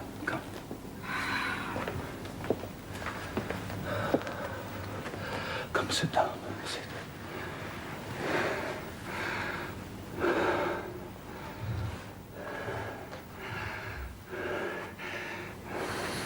You know I broke with my father and elder brother. Mrs. Fairfax told me something of the matter. Oh, they are both dead. I have the estate now. But they begrudged me a farthing when I was young. They sent me out to Jamaica, and unknown to me, arranged my marriage to this woman. She was handsome then. I was young, raw, inexperienced. I seldom saw her, and had little private conversation with her. She flattered me. I was dazzled. I thought I loved her.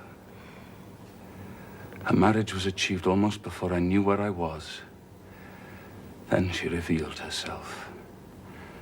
Drunken, foul-mouthed, unchaste.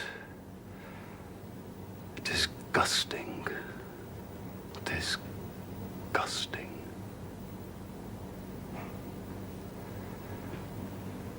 I never loved. I never esteemed. I didn't even know her. That was my marriage. I could not rid myself of it by any legal means, for the doctors by now had discovered that my wife was mad.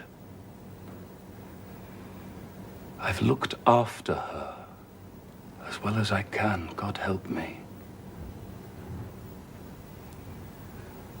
I pity you. I was wrong to deceive you. But I feared the stubbornness in your nature. I wanted to have you safe before hazarding the truth. This was cowardly. I should have appealed to your noble and generous heart from the first, pledged my fidelity, then asked for yours, as I do now. Jane, give it me now. Why are you silent, Jane? You understand what I want of you, just this promise to be mine.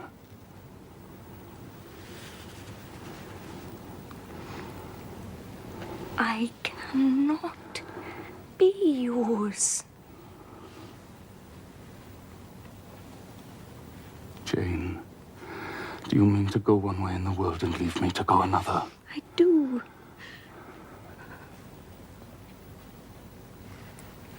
Do you mean it now?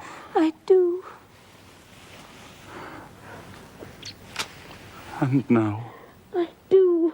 Oh, Jane, this is bitter. It is wicked. It would be wicked to obey you.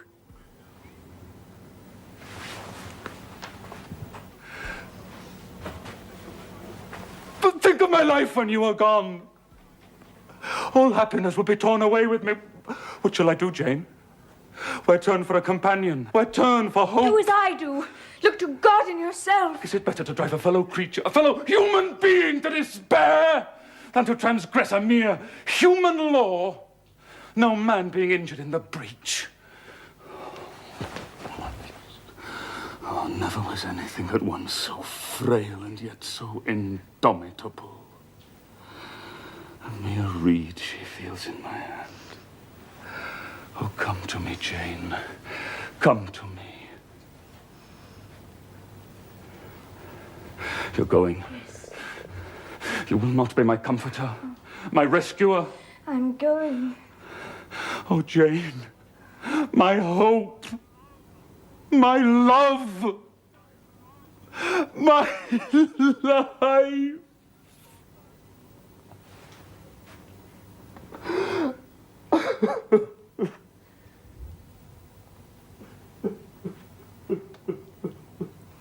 God bless you. God keep you from harm and wrong. And reward you for your kindness to me. Your love would have been my best reward. Without it, my heart is broken. Please, please do not follow me. But you will give me your love. You will. You will!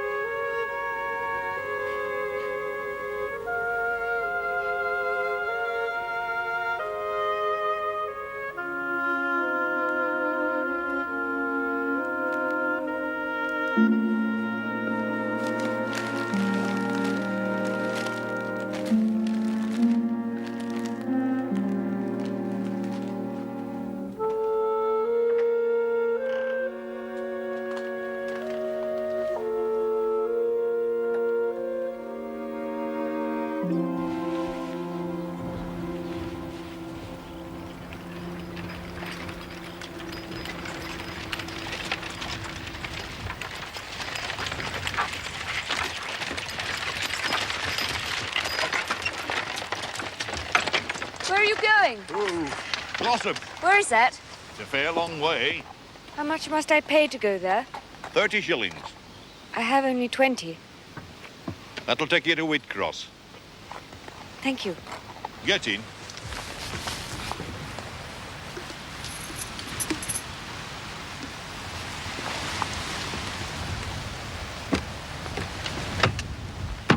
Go on.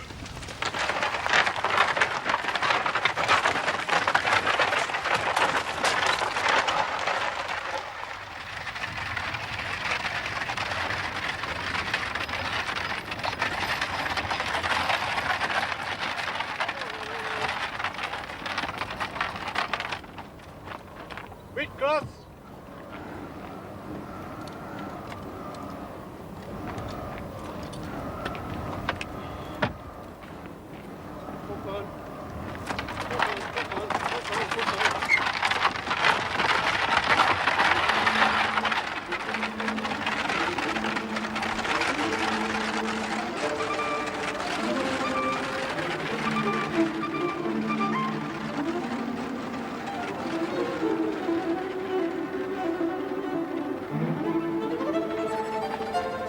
I had left my parcel on the coach, and I had no money. I was destitute.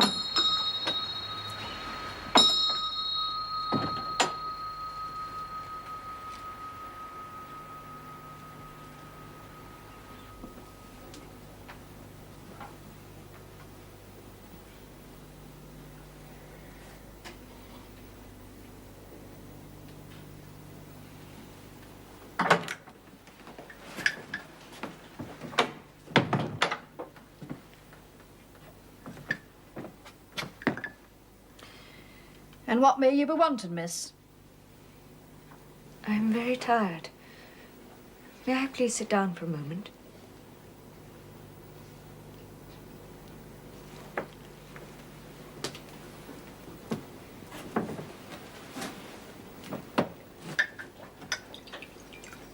Can you tell me, please, is there any dressmaker or plain needleworker in the village? Aye. Quite as many as there's work for. Do you know of any place where a servant is wanted?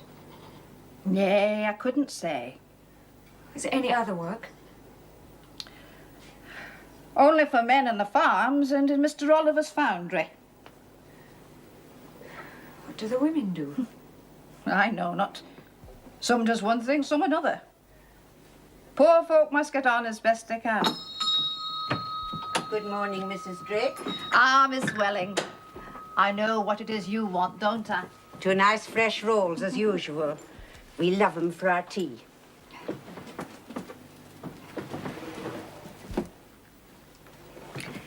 fresh from Dalton. They do smell delicious. Good morning, Mrs. Drake. Thank you, Mum.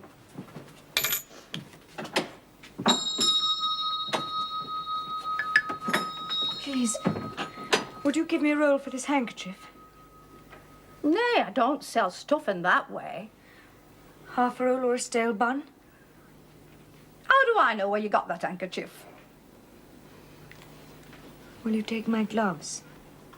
What could I do with 'em? And I doubt if they're honestly come by either. They are mine. You take yourself off, young woman. I can't afford to feed vagrants.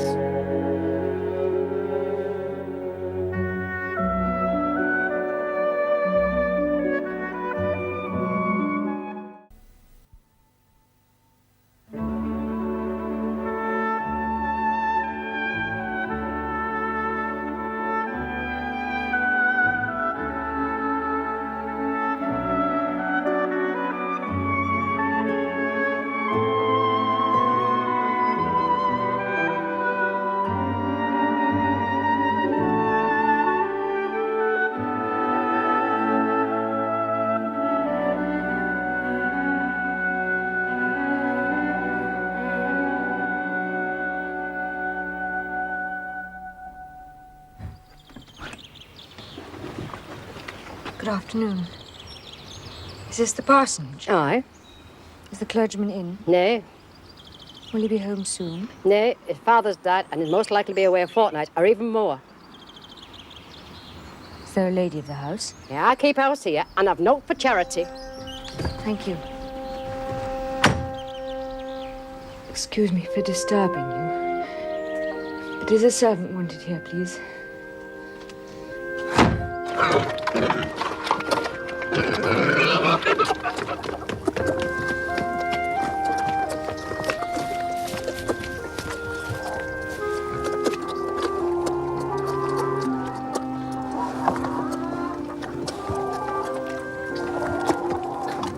Please, give me that food. Mother, there's a beggar woman here who wants me to give her my porridge. Well, lass, give it to her if pigs don't want it.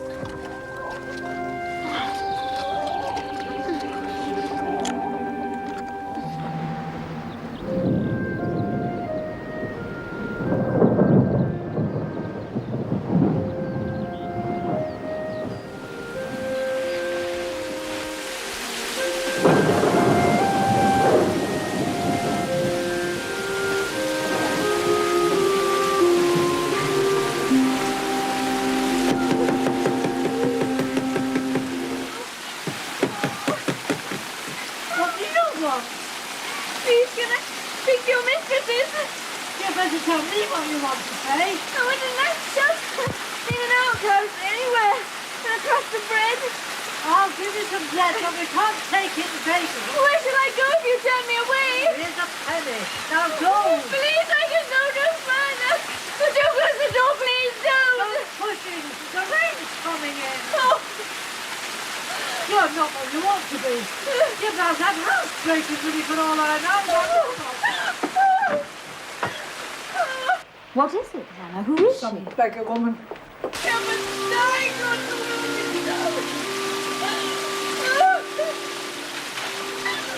Hannah! Open quickly!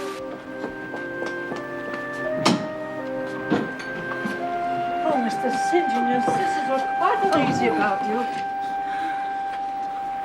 That beggar woman tried to force her way in. Be off with you, for shame. Hannah, I have a word to say to the woman. You have done your duty in excluding. Now let me do mine. This is a strange case and one I must look into. Here, sit down. Hannah, perhaps some water. No, some milk and a little bread. Fetch some. Oh, she's worn almost to nothing. Not too much at first. She is too unwell. What is your name? Name? My name is Jane. Jane Elliot. And where do you live? Where are your friends? Can we send for anyone you know? What account can you give of yourself? So I can tell you nothing tonight. What then do you wish me to do for you? Nothing. You mean you want nothing more of us than that we may dismiss you to the moor in the rainy night? I trust you. You would not do that to a stray dog tonight. Do with me as you wish. But please excuse me from talking. My breath is short and I feel a spasm when I speak. Do try to eat. Yes, try. Mary, Diana, let us go to the parlour. Hannah, attend her. Come.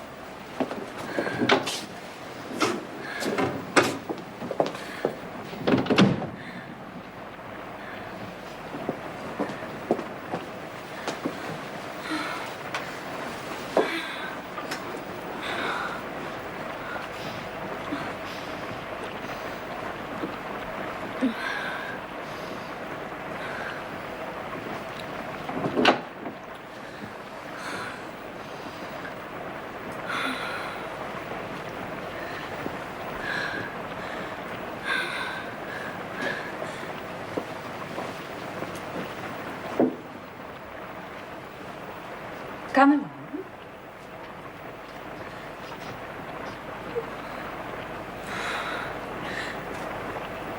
I'm to go. Yes. Straight upstairs, out of those wet clothes and into a good warm bed. Diana's up there now lighting a fire. Here, let me help you. Hannah, bring up some hot water bottles.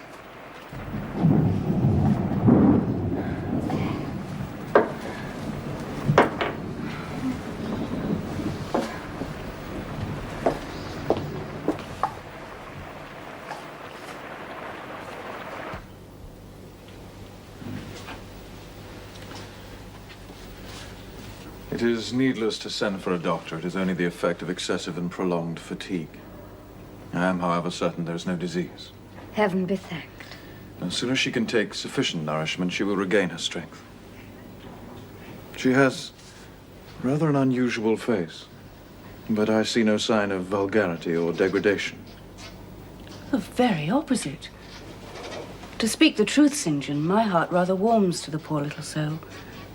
I wish we could help her permanently. It is hardly likely. You will find probably she is a young lady who has had a misunderstanding with her friends and injudiciously left them. We may perhaps restore her to them, if she is not obstinate. She looks sensible. It is strange. The grace and harmony of beauty are quite wanting in her features. She is not at all handsome. She is so ill, St. John. Let her sleep. Come. Willst du die anderen verstehen? Blick in dein eigenes Herz. It means, wouldst thou understand others? Look in thine own heart. So true. Drink your milk, miss. Still on with that German. What good does it do you? Mary and I mean to teach it. That way we can make more money than we do now. Very like. But give over. You've done enough. Yes. And I think Jane can sleep now. Good night, my dear. Good night. Oh, at least you're eating and drinking better. Can you sit up? Oh, only just. How long have I been here? You've not been out of this bed for 3 days, and tonight makes 4 nights. I would get up if I had the strength. And I have nothing to wear. My clothes are ruined. One thing at a time. Lie back now and sleep like Miss Diana told you. Good night, then. Wish I could get to my bed when I fancy.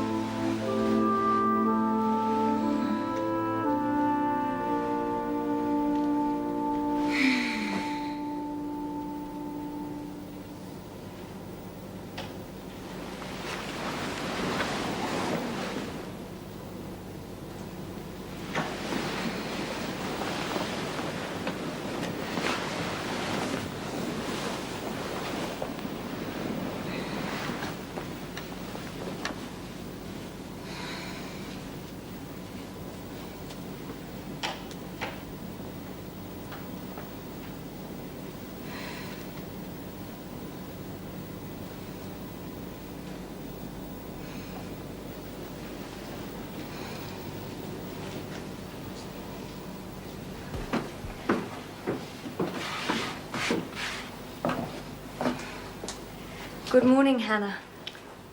Oh, you got up then?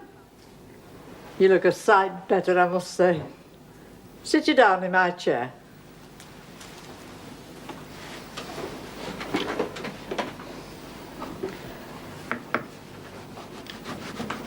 Did you ever go begging before you came here? I'm no beggar, any more than you or your young ladies. I do not understand that. You got like no house and no brass, I guess. It does not make me a beggar. Are you book learned? Yes. I was at a boarding school for 8 years. Whatever can you keep yourself for then? I have done so, and I hope I will again in the future. What are you going to do with those apples? Make them into pies. Give them to me and I'll peel them for you. Very well.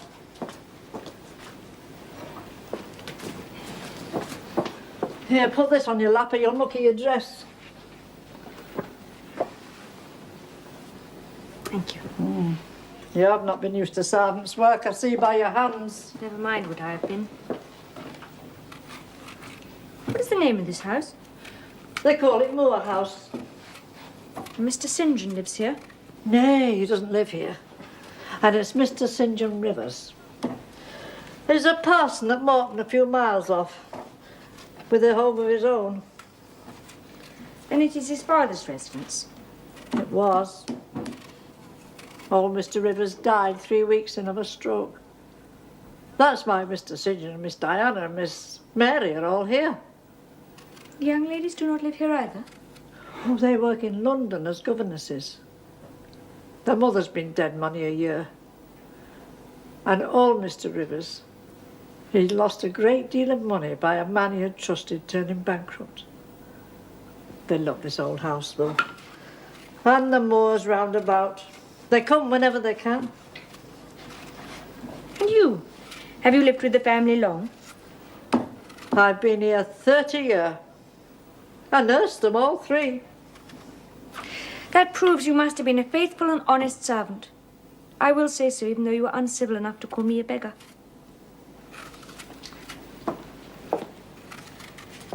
There's so many cheats about, you must forgive me. You mustn't be too hard on me. You look a right down decent little creature. That'll do. Shake hands. Oh, you lass. I know you want to talk, but you've got the look of a lady. Someone must be worrying about you. Yes. It hurts me so I cannot bear to think about it. I dare not communicate. I dare not. The more you eat, the better. I've never eaten so much. You are hungry. I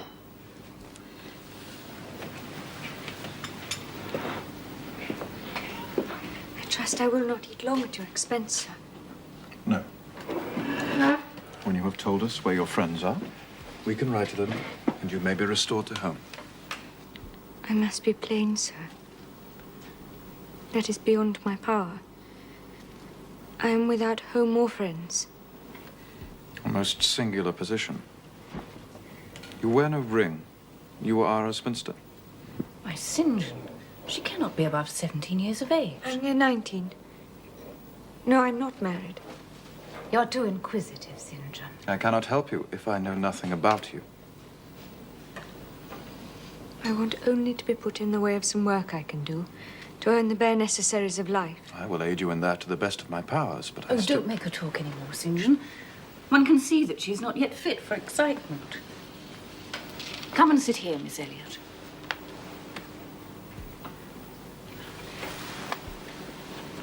You said your name was Jane Elliot.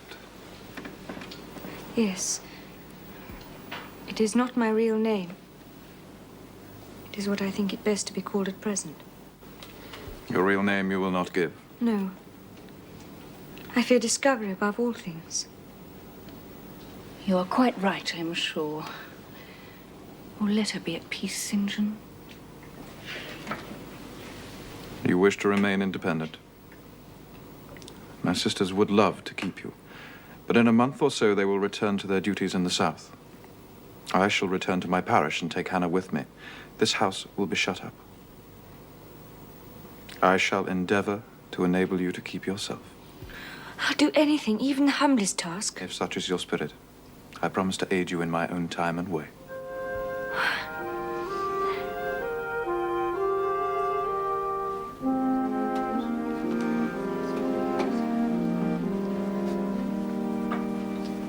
Even away from his parish, St. John will go out visiting the sick and the poor. He lives only for his vocation, Jane. Ah, here he comes at last.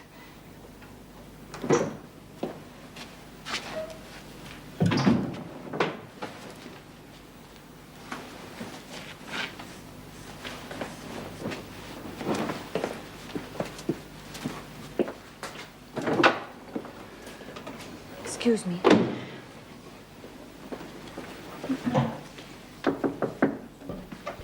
Come in.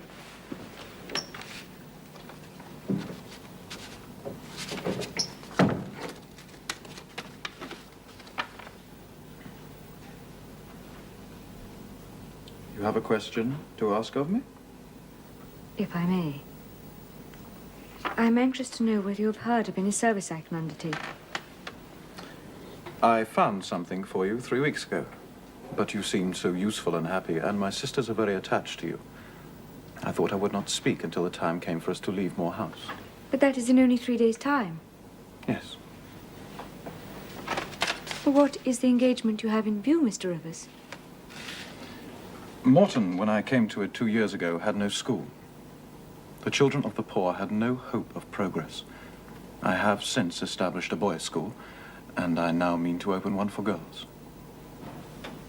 The teacher's salary will be £30 a year. She will have a small cottage and some attendance from a needy child. The funds are provided by Miss Oliver. Will you be this teacher? Thank you, Mr. Rivers. I accept with all my heart. But you comprehend me. It is a village school.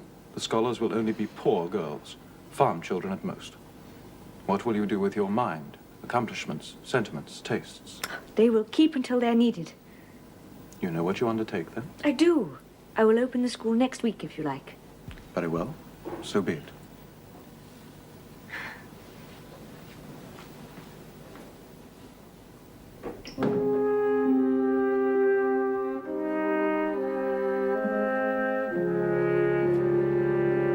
And I'm to start in 3 days' time. Oh, Jane, it is a great sacrifice you make.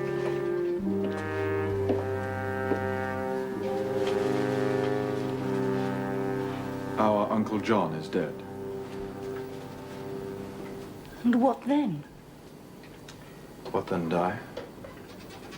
Why, nothing. Read.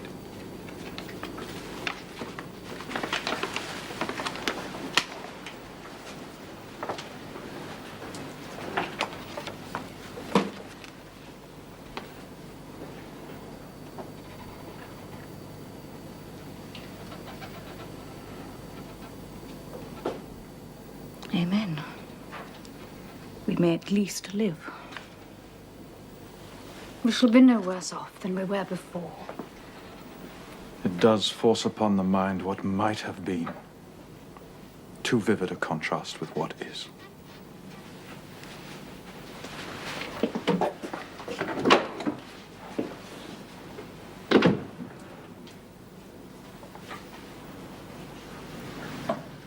Oh, Jane, you must wonder at us and our mysteries.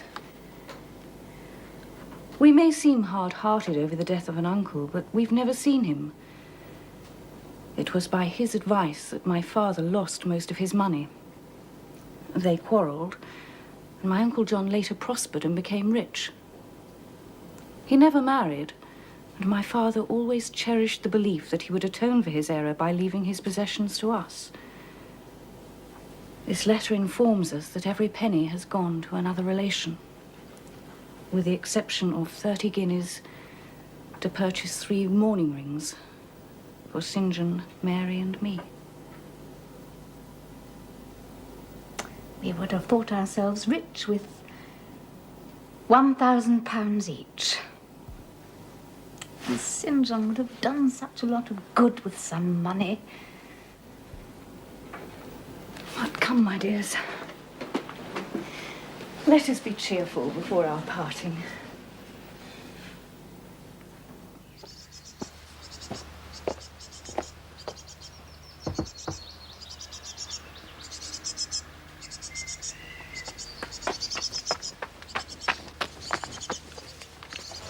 Good day, Miss Elliot.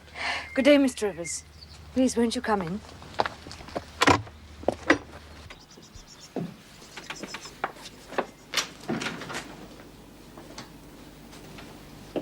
Have you found your first day's work harder than you expected? Oh, no, on the contrary. May I make you some tea? No, I have only brought you a little parcel my sister's left for you. Some colour box, pencils and paper, I think. Thank you. How good of them. But perhaps your accommodation is not All I see has made me thankful.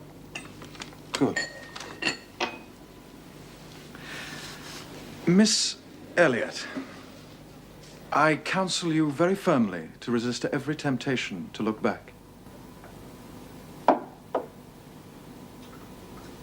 Why do you say that? I see something in your eyes. It is a restlessness. You will not stay long at Morton. Why? I'm not ambitious. No? I know I am. What made you use the word? I was speaking of myself. You are, forgive the word, impassioned. It is hard to control the workings of inclination. I know from experience, but it may be done. A year ago, I was intensely miserable. The dull duties of the ministry wearied me to death. I longed for excitement, for some distinguished career. But after much darkness and struggling, light broke upon me. I have resolved to be a missionary. I have vowed within a year to leave Europe for the East. Allow me.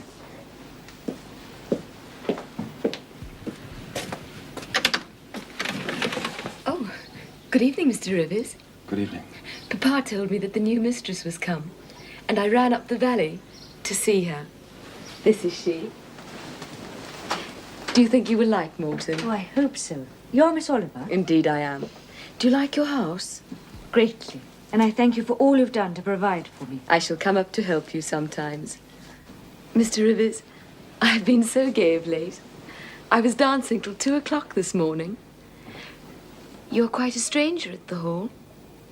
Will you return with me and visit Papa? It is not a seasonable hour to intrude on Mr. Oliver. Oh, I declare it is. Why are you so very shy and somber? Oh, I'm so thoughtless. You are sad after parting with your sisters. Do come. We will be company for you. Not tonight. Well, if you're so obstinate, I must leave you.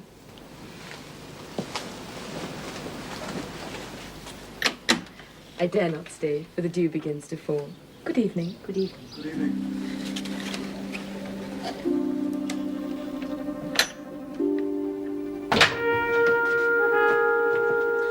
Mr. Briggs, you were kind enough to concern yourself in the affairs of myself and Miss Eyre but a few days since. Sir. I know you were only doing your duty. I was, Mr. Rochester. But why do you summon me back here so soon, and so imperatively?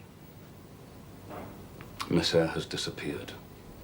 I'm hardly surprised. Hear me out, man. I need help. The kind for which a local lawyer is not fitted. I need a London man. What would you wish me to do, Mr. Rochester? You have brother lawyers in every town. Write to them. Advertise. There are discreet agents to trace people, are there not? Engage them. Spare no expense. If I do find her, she may not wish her whereabouts to be revealed. I do not mean to hound her. I shall leave her in peace if I can. But I must know that she does not want. That she is well. That she is cared for. That she is safe. I cannot live fearing for her. I must know she dwells securely upon this same earth as myself. Oh, find her, Mr. Briggs. Find her.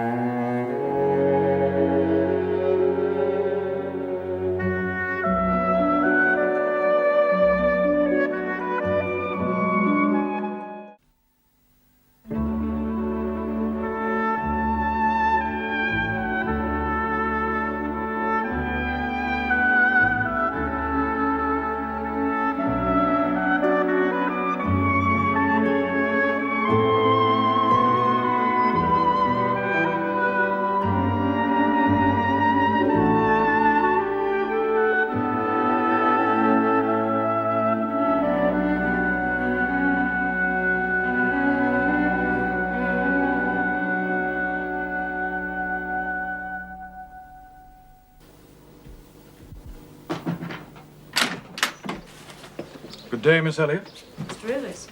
I've come to see how you spend your free afternoon.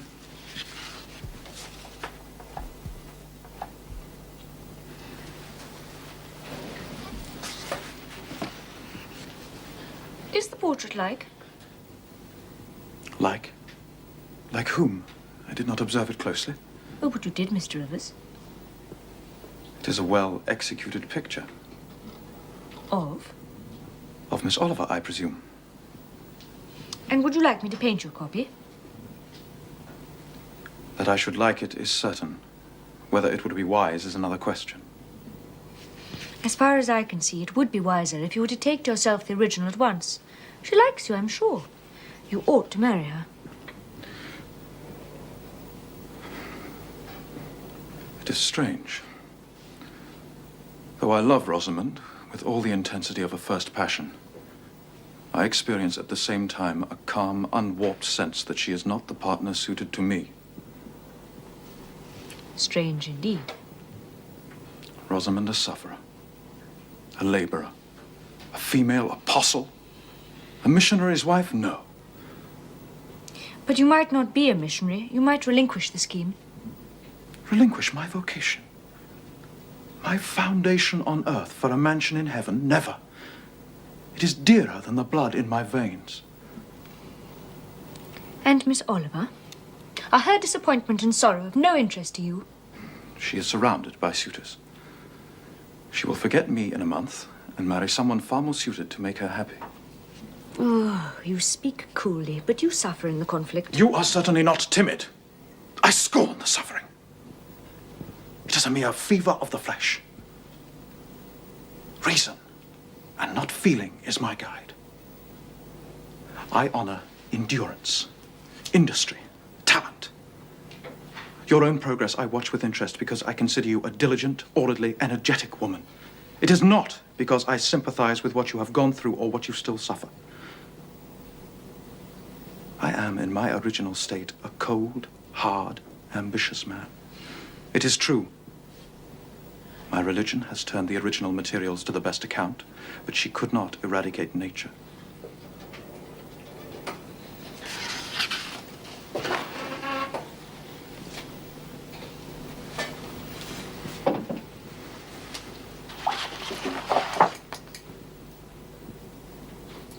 She is beautiful.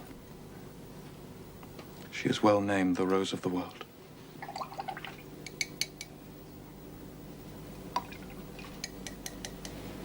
And may I not paint a copy for you?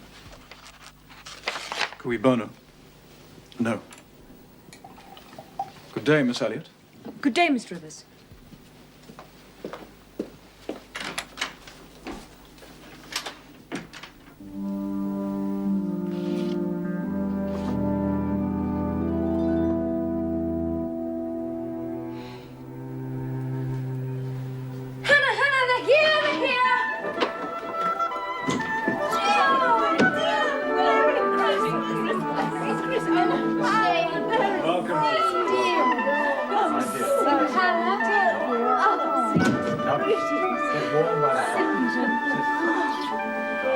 Oh, is it not wonderful to be all together in our own home for Christmas? The place shines like a new pin. The young lady came back with me a week ago when the school closed, and I must say she's worked as hard as me. Oh, bless you, Jane.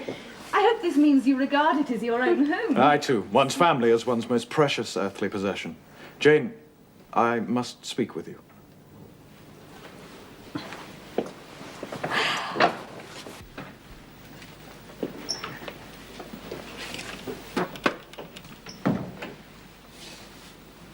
Jane, come and sit by me.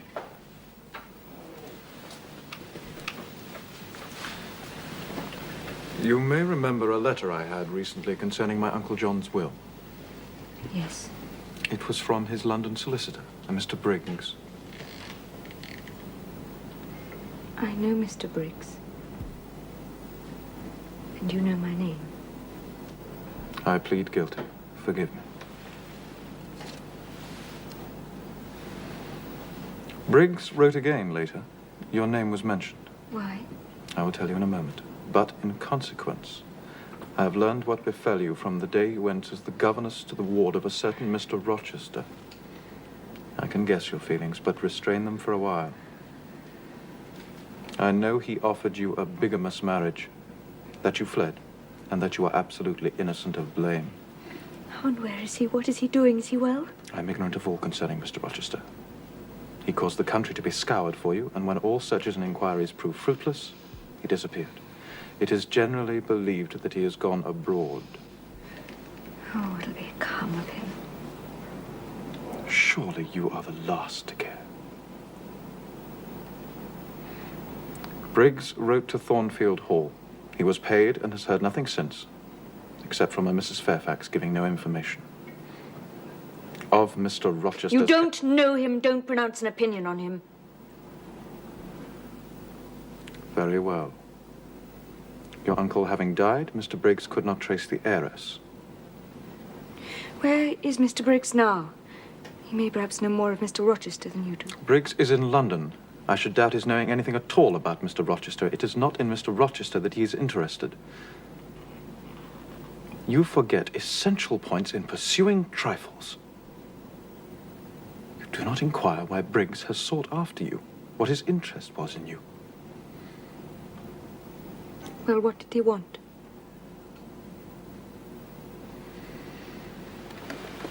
Merely to inform you that your uncle, Mr. Eyre of Madeira, has died, that he has left you all his property, and that you are rich, an heiress. I, an heiress? Your uncle left you £20,000. I shall leave you for a while. Oh, wait. Mr. Rivers,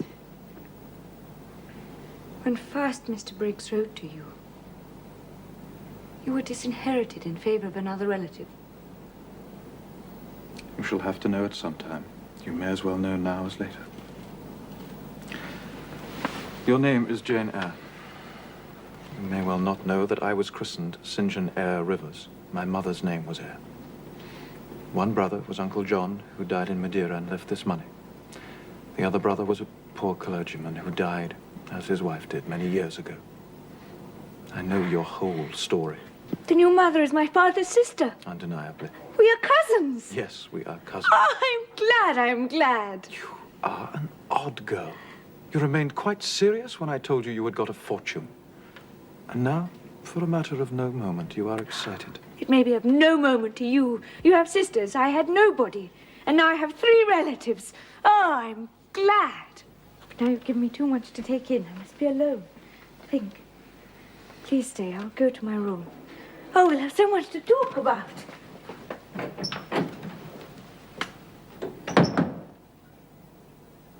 My dear, if I comprehend you, this is impossible. What is there to comprehend? There is £20,000. We have 4 cousins. We have each an equal right. Divided equally, we each have £5,000.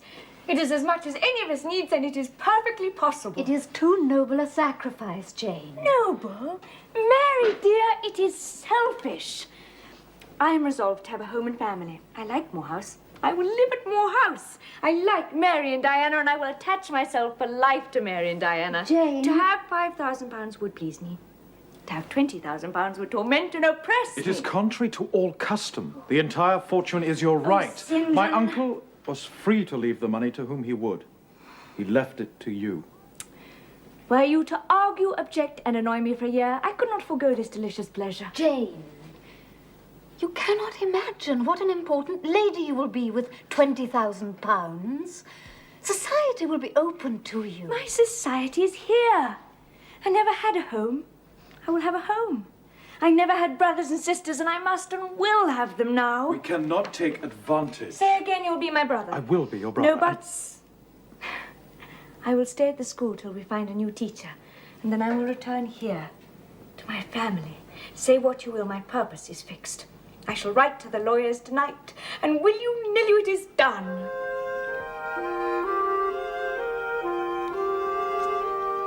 How quickly the winter went by. And how wonderful to be spending the summer together. St. John, Are your plans unchanged? Unchanged and unchangeable. And Rosamond Oliver? Is about to be married to a rich and well-descended young man, a Mr. Granby. Oh dear.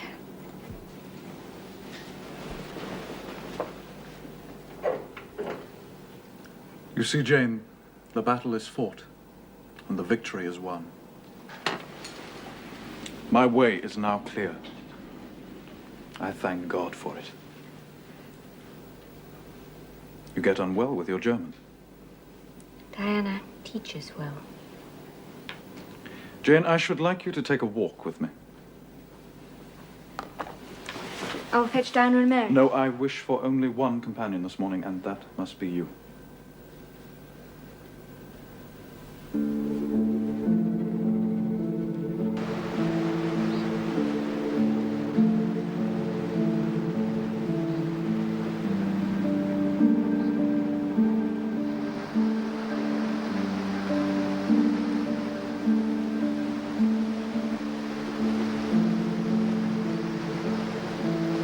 We shall rest here a while, Jane.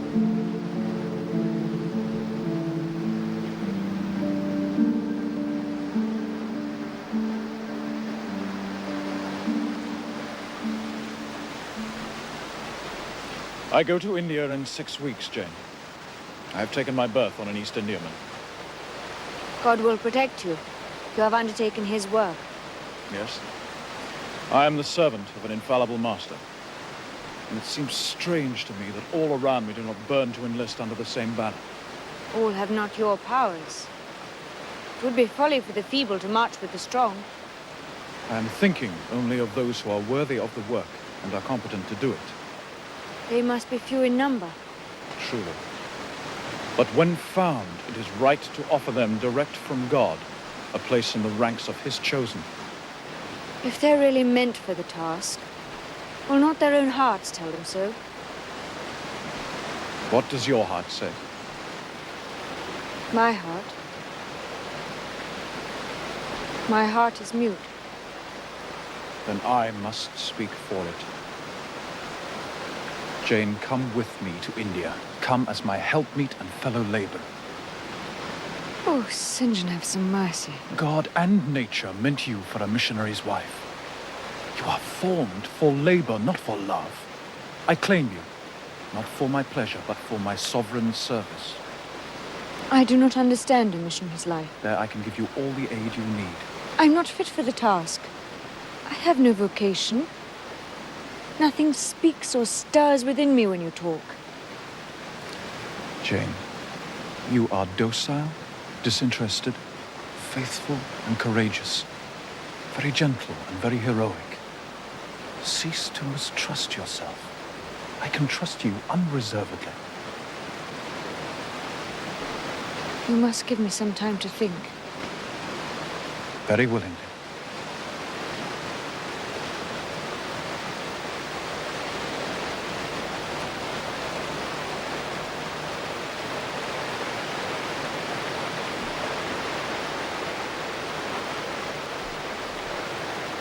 In leaving England, I should leave a loved but empty land.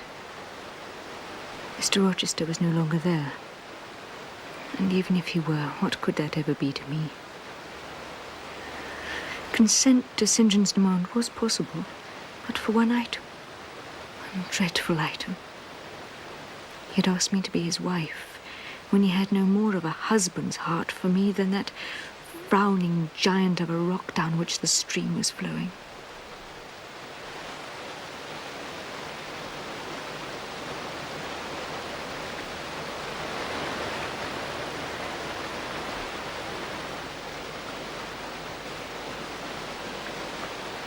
I am ready to go with you to India, if I can go free. Your answer is not clear. I am willing to go as your fellow missionary, but I cannot marry you. How can I, a man not yet 30, take with me a girl of 19 unless she be married to me? I want a wife, a sole helpmeet I can influence in life. and claim obedience from and retain absolutely until death. I will give the missionary my work, but not myself. Do you think God would be satisfied with half an offering? Oh, I will give my heart to God. You do not want it. We must be married. Enough of love would follow upon marriage. I scorn your idea of love. I scorn the counterfeit sentiment. Yes, St. John, and I scorn you when you offer it. Forgive me, you stung me to speak unguardedly. I shall urge you no further at present. Tomorrow I leave for Cambridge to say goodbye to old friends. I shall be absent a fortnight. Take that time to consider my offer. If you reject it, it is not me you deny, but God. Dear brother, we've almost quarreled. Come, let us shake hands.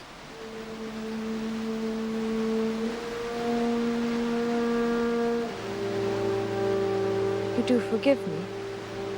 I have nothing to forgive, not having been offended.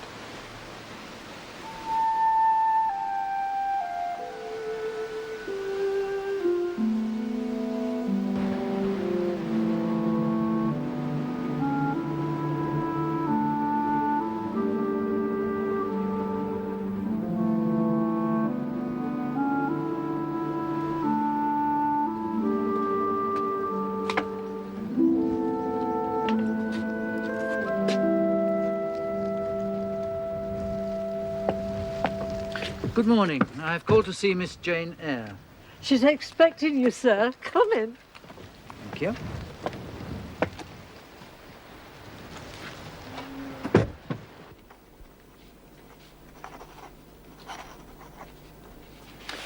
Thank you, Miss Eyre. I'm sorry to have troubled you, but if I'm to sell off the remainder of the estate, I must have your authority.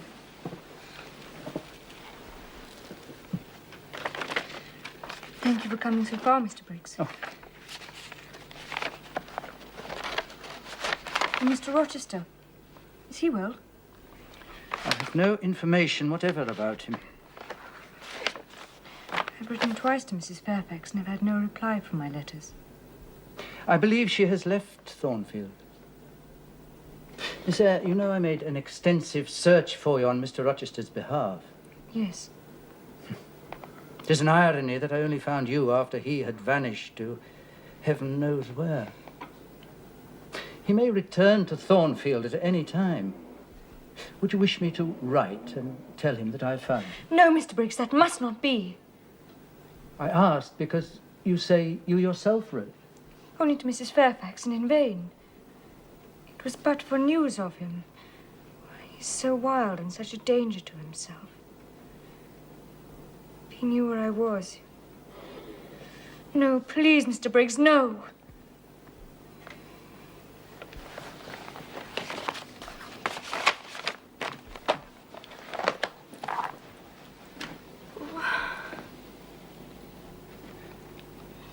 Miss Eyre, I'm well. I shall obey your instructions. Goodbye, Miss Eyre.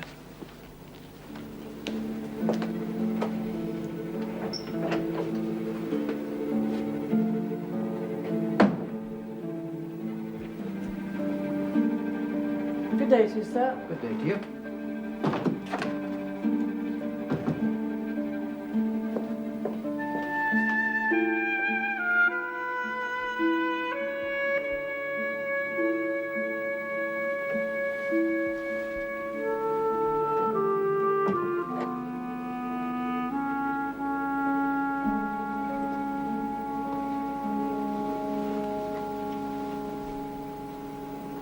St. John, I am unhappy because you are still angry with me. Let us be friends. I hope that we are friends. Not as we were. Are we not? For my part, we are. I wish you no ill and all good. Must we part in this way? When you go to India, will you leave me so? Without a kinder word than you have yet spoken. And when I go to India, Jane, will I leave you? Do you not go to India? You said I might not go unless I married you.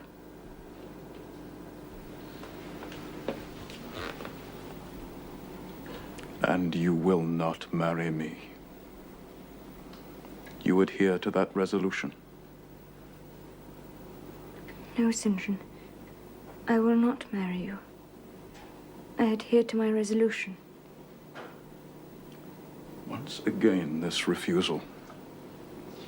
Why? You do not love me. You said I was formed for labor, not for love. Then I am not formed for marriage. If I were to marry you, you would kill me. You're killing me now. I am killing you. You should not use those words. They are violent, unfeminine, and untrue. But it is the duty of man to forgive, even unto 77 times. Now, indeed, you hate me. You misinterpret me. I have no wish to grieve or pain you. Indeed, I have not. I know where your heart turns. It turns towards Mr. Rochester. That is lawless. Do you intend to seek him? I wish only to know what has become of him.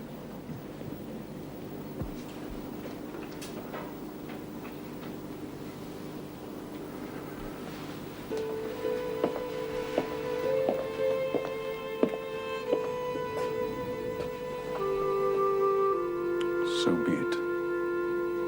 It remains then for me to remember you in my prayers.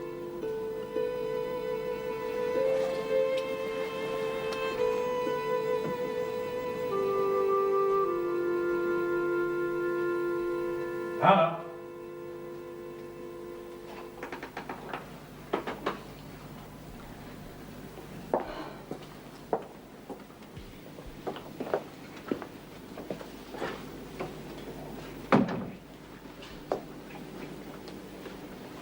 This evening, I shall read to you from Revelations, chapters 20 and 21.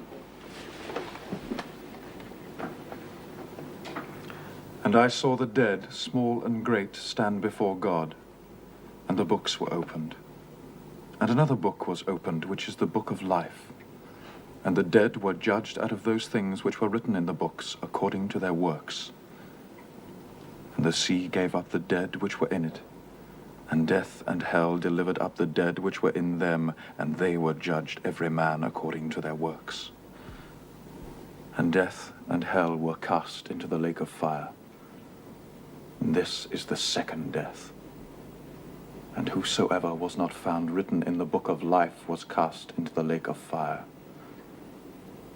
And I saw a new heaven and a new earth. For the first heaven and the first earth were passed away, and there was no more sea. And I, John, saw the holy city, New Jerusalem, coming down from God out of heaven, prepared as a bride adorned for her husband.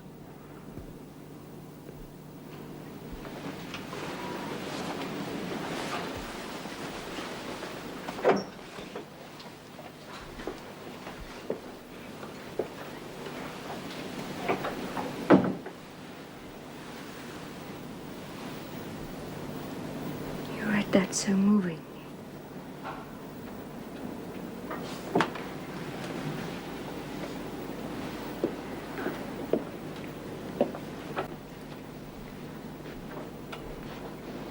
Could you not think again? Could you not decide now?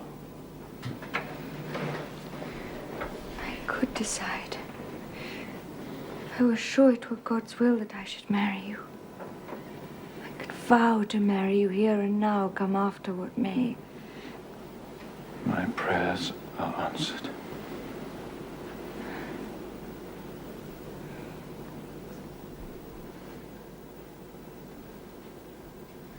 Jane. Jane. Jane. Oh, God, what is it? Jane. Jane. Oh, we're coming! Wait for me! I'm coming! My love, wait for me! I'm coming! Where are you? Where are you?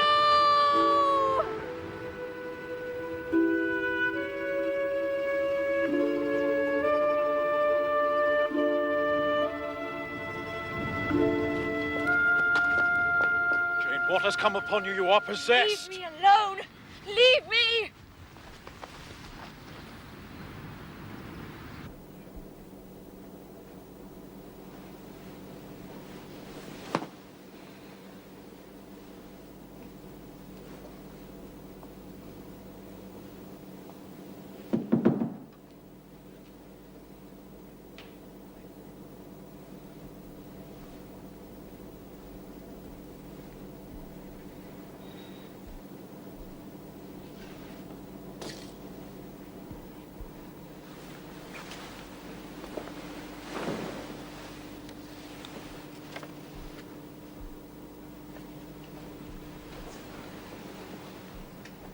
You said I saved your life.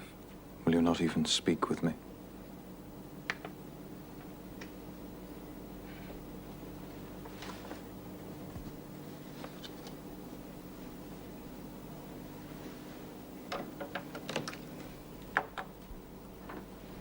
Jane, I must... Where are you going? Where I must. You left me too suddenly. Had you stayed but a little longer, you were about to lay your hand on the Christian's cross and the Christian's crown. I am sorry. Your spirit is willing, but your flesh is weak. The devil has been at work here. No devil, St. John, that is superstition. It was nature. She was roused and did no miracle but her best. You are still upset. You speak in riddles. I shall not argue with you now. But know that my spirit is willing to do what is right. And my flesh, I hope, is strong enough too. I must accomplish the will of heaven, to search and dispel this cloud of doubt that has confused you. I'm in no doubt, St. John. But there is something I have to find out. Something I must do. It is in God's hands.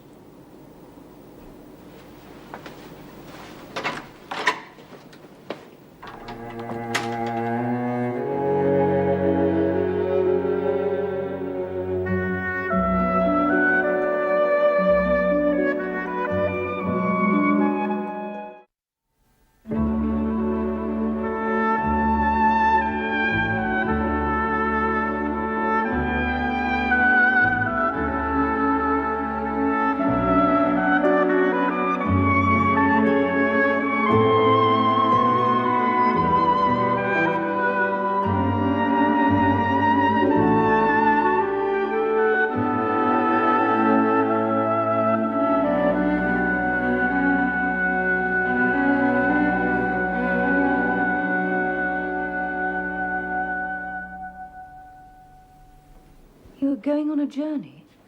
So suddenly, Jane? Without warning? Oh, forgive me, my dears. I'm called away suddenly. I shall be away about 4 days, perhaps more. But you're coming back to us. Why you're taking on was nothing. You're going alone? Yes, it is to see or hear news of a friend about whom I've been uneasy for some time. Oh, Jane, you look very pale. Are you sure you feel well enough to travel?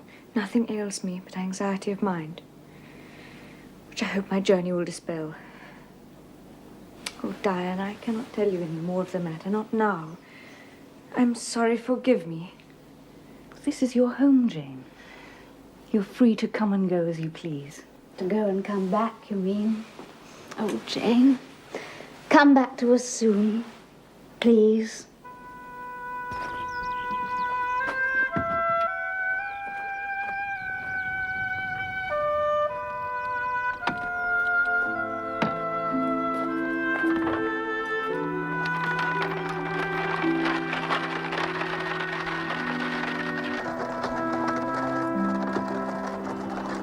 master might be abroad for all I knew. And if he were at Thornfield Hall with his poor lunatic wife, I dared not seek his presence or speak to him. I decided to ask at the inn. They would be able to tell me all I sought to know.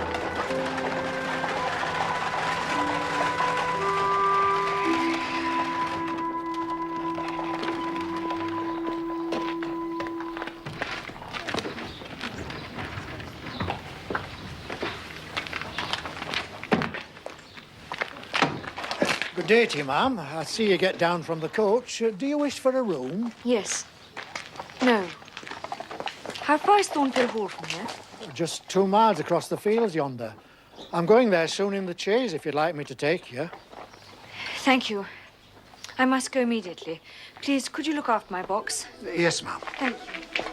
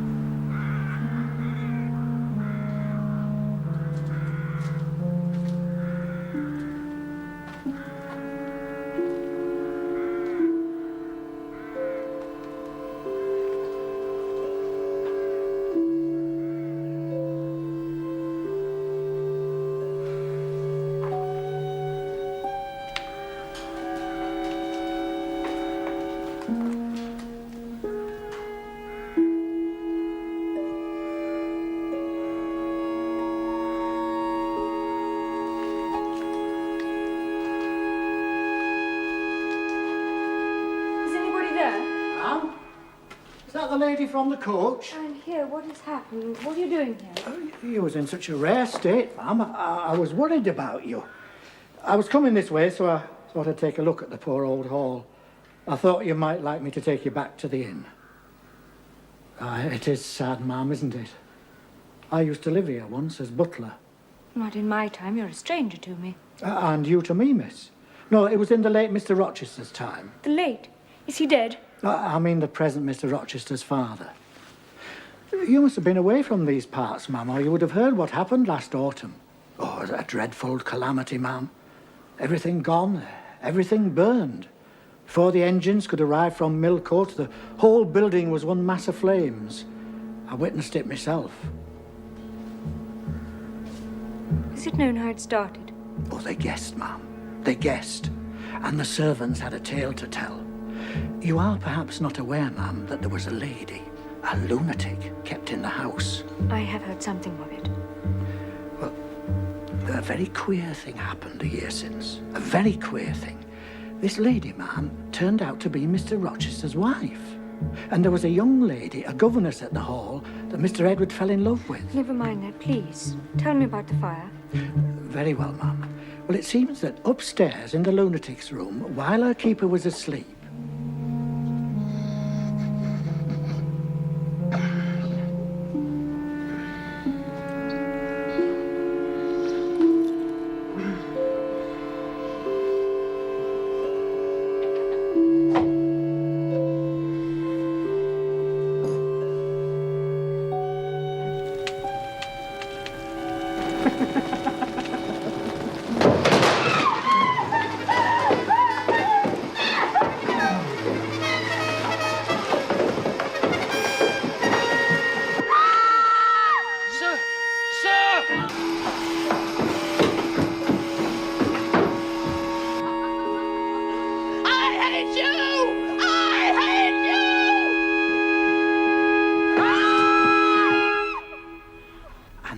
minute she lay smashed on the pavement, as dead as the stones on which her brains and blood lay. It was frightful. Oh, good God. Were any other lives lost? No, ma'am. Though perhaps it would have been better if there had. What do you mean? Well, poor Mr. Edward. Some said it was a judgment for trying to marry that poor girl. You said he was alive. Aye. if you can call it alive, is stone blind. Blind? Well, after Mrs. Rochester died, he was coming down. But there was a crash and he was taken out of the ruins. He was only just alive. Mr. Carter had to amputate one hand and one eye was lost, and the other so badly inflamed Mr. Rochester cannot see. He's a blind cripple. Where is he now? With old John and his wife at Ferndean, a house he has some 30 miles off. He's very broken down, they say. You came in your chaise. Yes, ma'am. Please take me to Ferndean. I will pay you well at once. Please, at once. Yes, ma'am.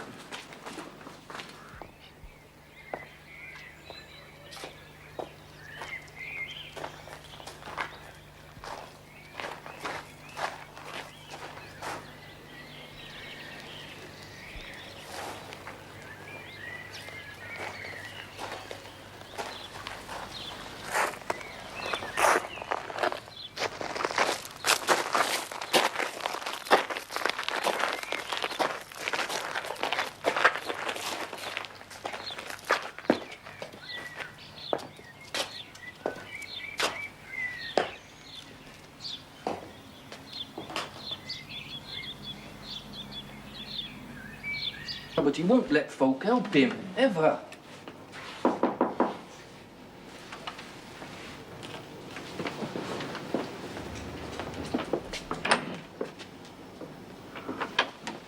Mariah, how are you? And John, how are you? Well, not a word of welcome from either of you. I'm not a ghost, you know. Miss Eyre? Is it really you, miss? Come to this lonely place at this late hour. It is secluded, isn't it? He wishes to live away from the world, miss.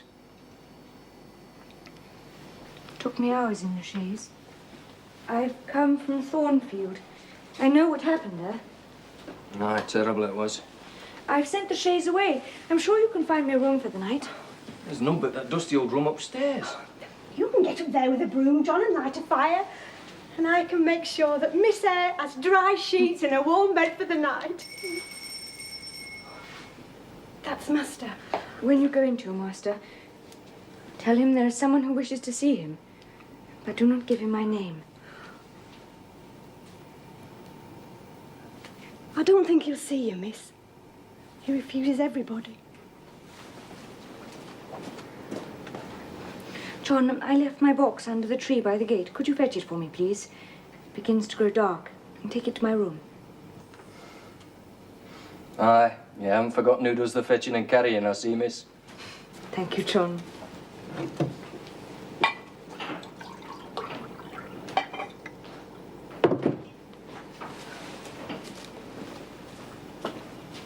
You're to send in your name and business. Is this what he rang for? Aye. He always has candles brought in at dark, though he's blind. I will take it into him. Oh, Lord, what will he say to me? It's the room at the end of the corridor, miss.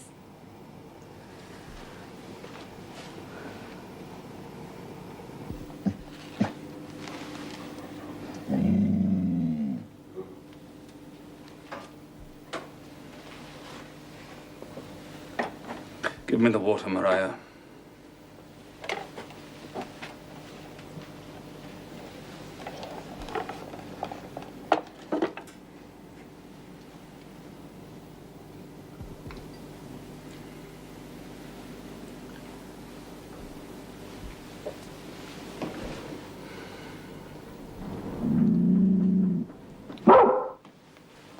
What's the matter? Down, Pilot.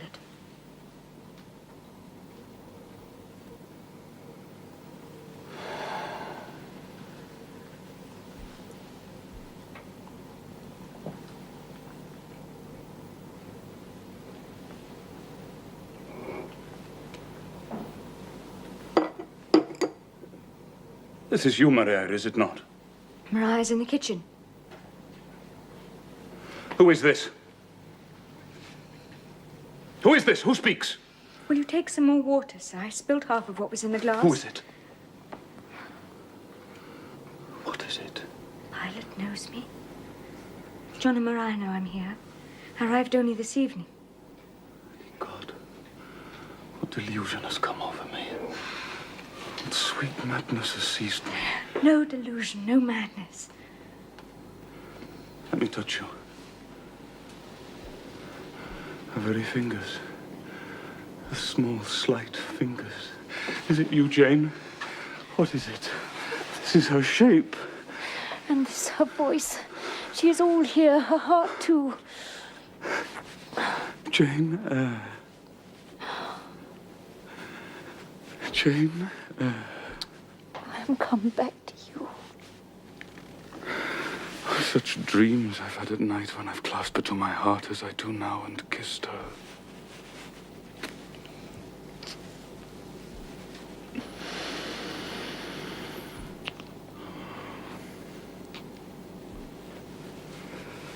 And felt that she loved me. And trusted she would never leave me. Which I never will do from this day. Never.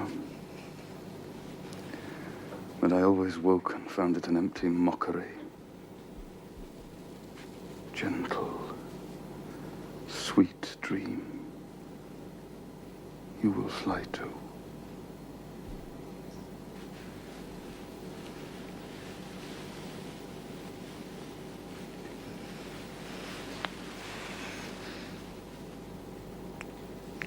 Does this feel like a mockery? Do you call this a dream? It is you, is it, Jane? You are come back to me, then. I am. Don't lie dead in some ditch. Oh, shh.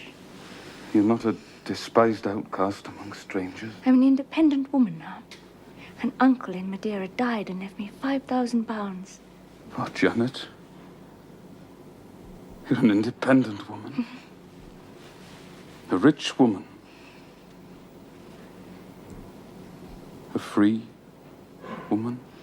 Quite rich. Enough to build a house close by, where you can come and sit in my parlor when you need company of an evening. Ah, you're rich, Jane. You have now, no doubt, friends who will not suffer you to devote yourself to a lame, blind wreck. I am my own mistress, sir. And you will stay. Certainly. I will be your neighbor, your nurse, your housekeeper. If I find you lonely, I will be your companion. I will read to you, walk with you, sit with you, wait on you, be eyes and hand to you. You will not be left desolate by me. This is pity, not love. No, Leave me. no. Leave me! I beg you.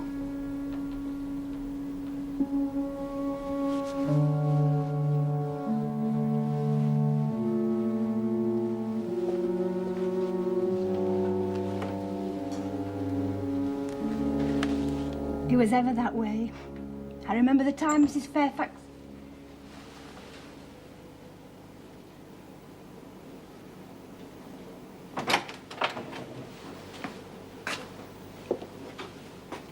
Anaya? Anaya? Yes, sir? Our visitor cannot have left. Where is she? Oh, she's somewhere in the house, sir. I'll find her. Bring her to me. Yes, sir. I'm here, sir. Still here. Jane. You must not go. I've touched you, felt you, heard you. I cannot give up these joys. The world may think me selfish, but no matter. Very well, sir. It is settled. Yes. But you understand one thing by staying, and I understand another. What do you say is my understanding, sir? You mean to wait on me like a kind little nurse? You were ever kind. I suppose I must now entertain fatherly feelings for you. Don't you think so? Come, tell me. I shall think, sir, what you like.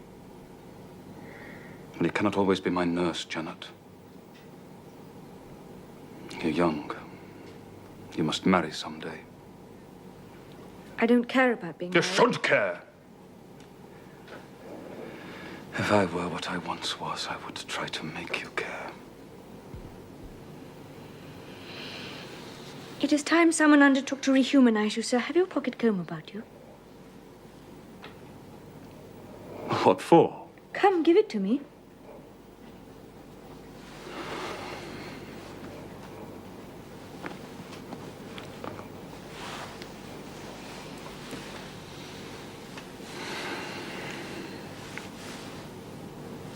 That is better. Your shaggy black mane is very alarming. And this? It is a pity to see it. A pity to see your eyes. Scar on your forehead.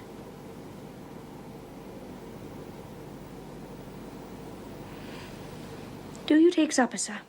I don't want any supper. I never take supper. Well, you shall have some tonight. You're hungry, I'm sure.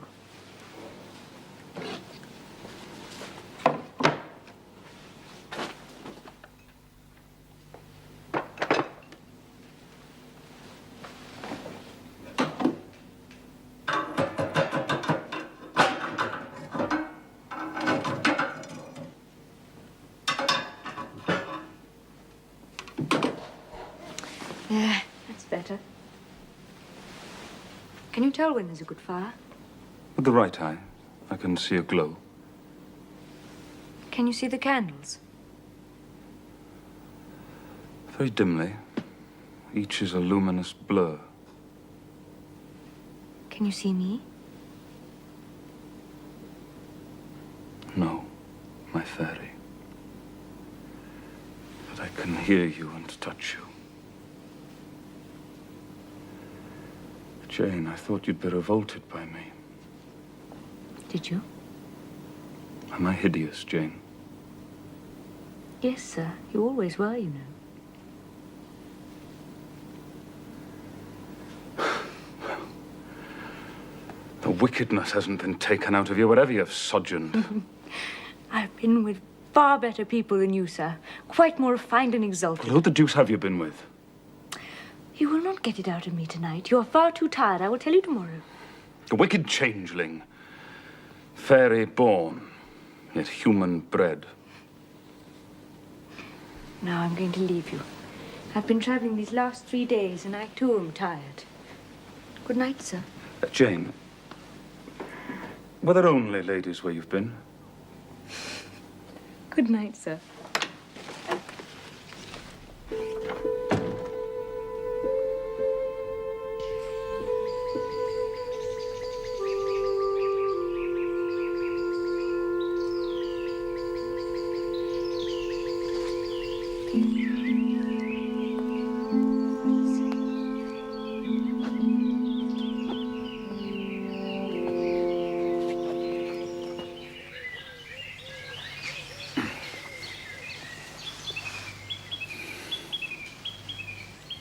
This St. John Rivers, then. He's your cousin? Yes, sir. Did you like him, Jane? St. John is a very good man. I could not help but like him.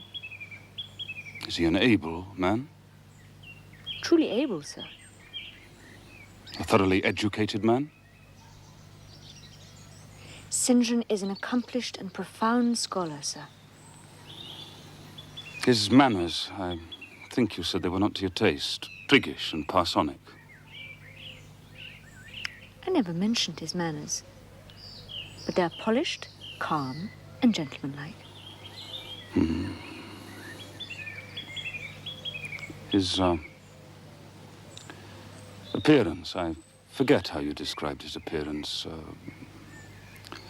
A raw curate, half strangled in a white neckcloth, St. John dresses well. He is a very handsome man. Tall, blonde, blue-eyed, and with a Grecian profile. Damn him.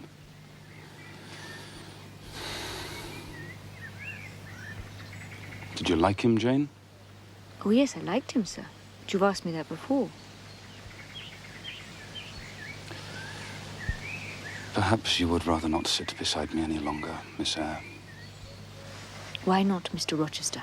The contrast between a tall, graceful, fair-haired Apollo and a Vulcan.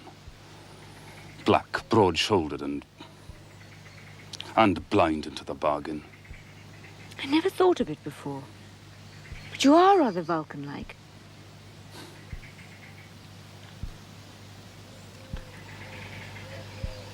This man Rivers, he wanted to marry you. You need not be jealous. I only wanted to provoke you. I thought anger would be better than grief. I'm not foolish, Jane. You formed a new tie. With whom? This man Rivers. St. John Rivers. He's young, he's handsome, he wants to marry you. He will. He does not love me. I do not love him. You of all people should know what that means. Jane, 4 days ago, last Monday, a singular mood came over me. One in which grief replaced frenzy. I was sitting in my room by the open window, and there broke involuntarily from my lips the words, Jane. Jane, Jane, Jane. You spoke the words aloud? I did. You'll think me mad. For a voice, I cannot tell whence it came, but I know whose it was, replied. It said, I'm coming. Wait for me. And then, a few moments after, there came upon the wind the words, where are you?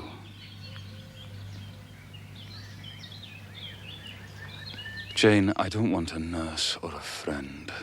I want a wife. Do you, sir? Yes. Is it news to you? No. Is it unwelcome news? That depends on circumstances, sir. On your choice. Which you shall make for me. I will abide by your decision. I leave the choice to you. Choose then, sir. Her who loves you best.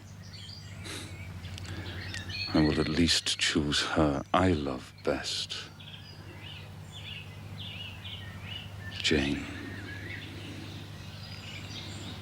will you marry me?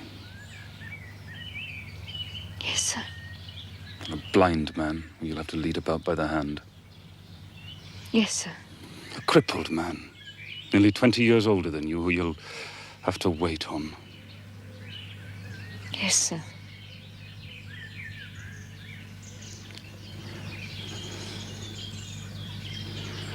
Truly, Jane. Most truly, sir.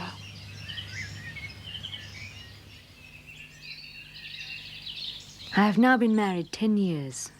Within 2 years, Edward recovered the sight of one eye, just before our first child was born. I now know what it is to live for and with what I love best on earth. I am my husband's life as fully as he is mine. We are bone of each other's bone and flesh of each other's flesh.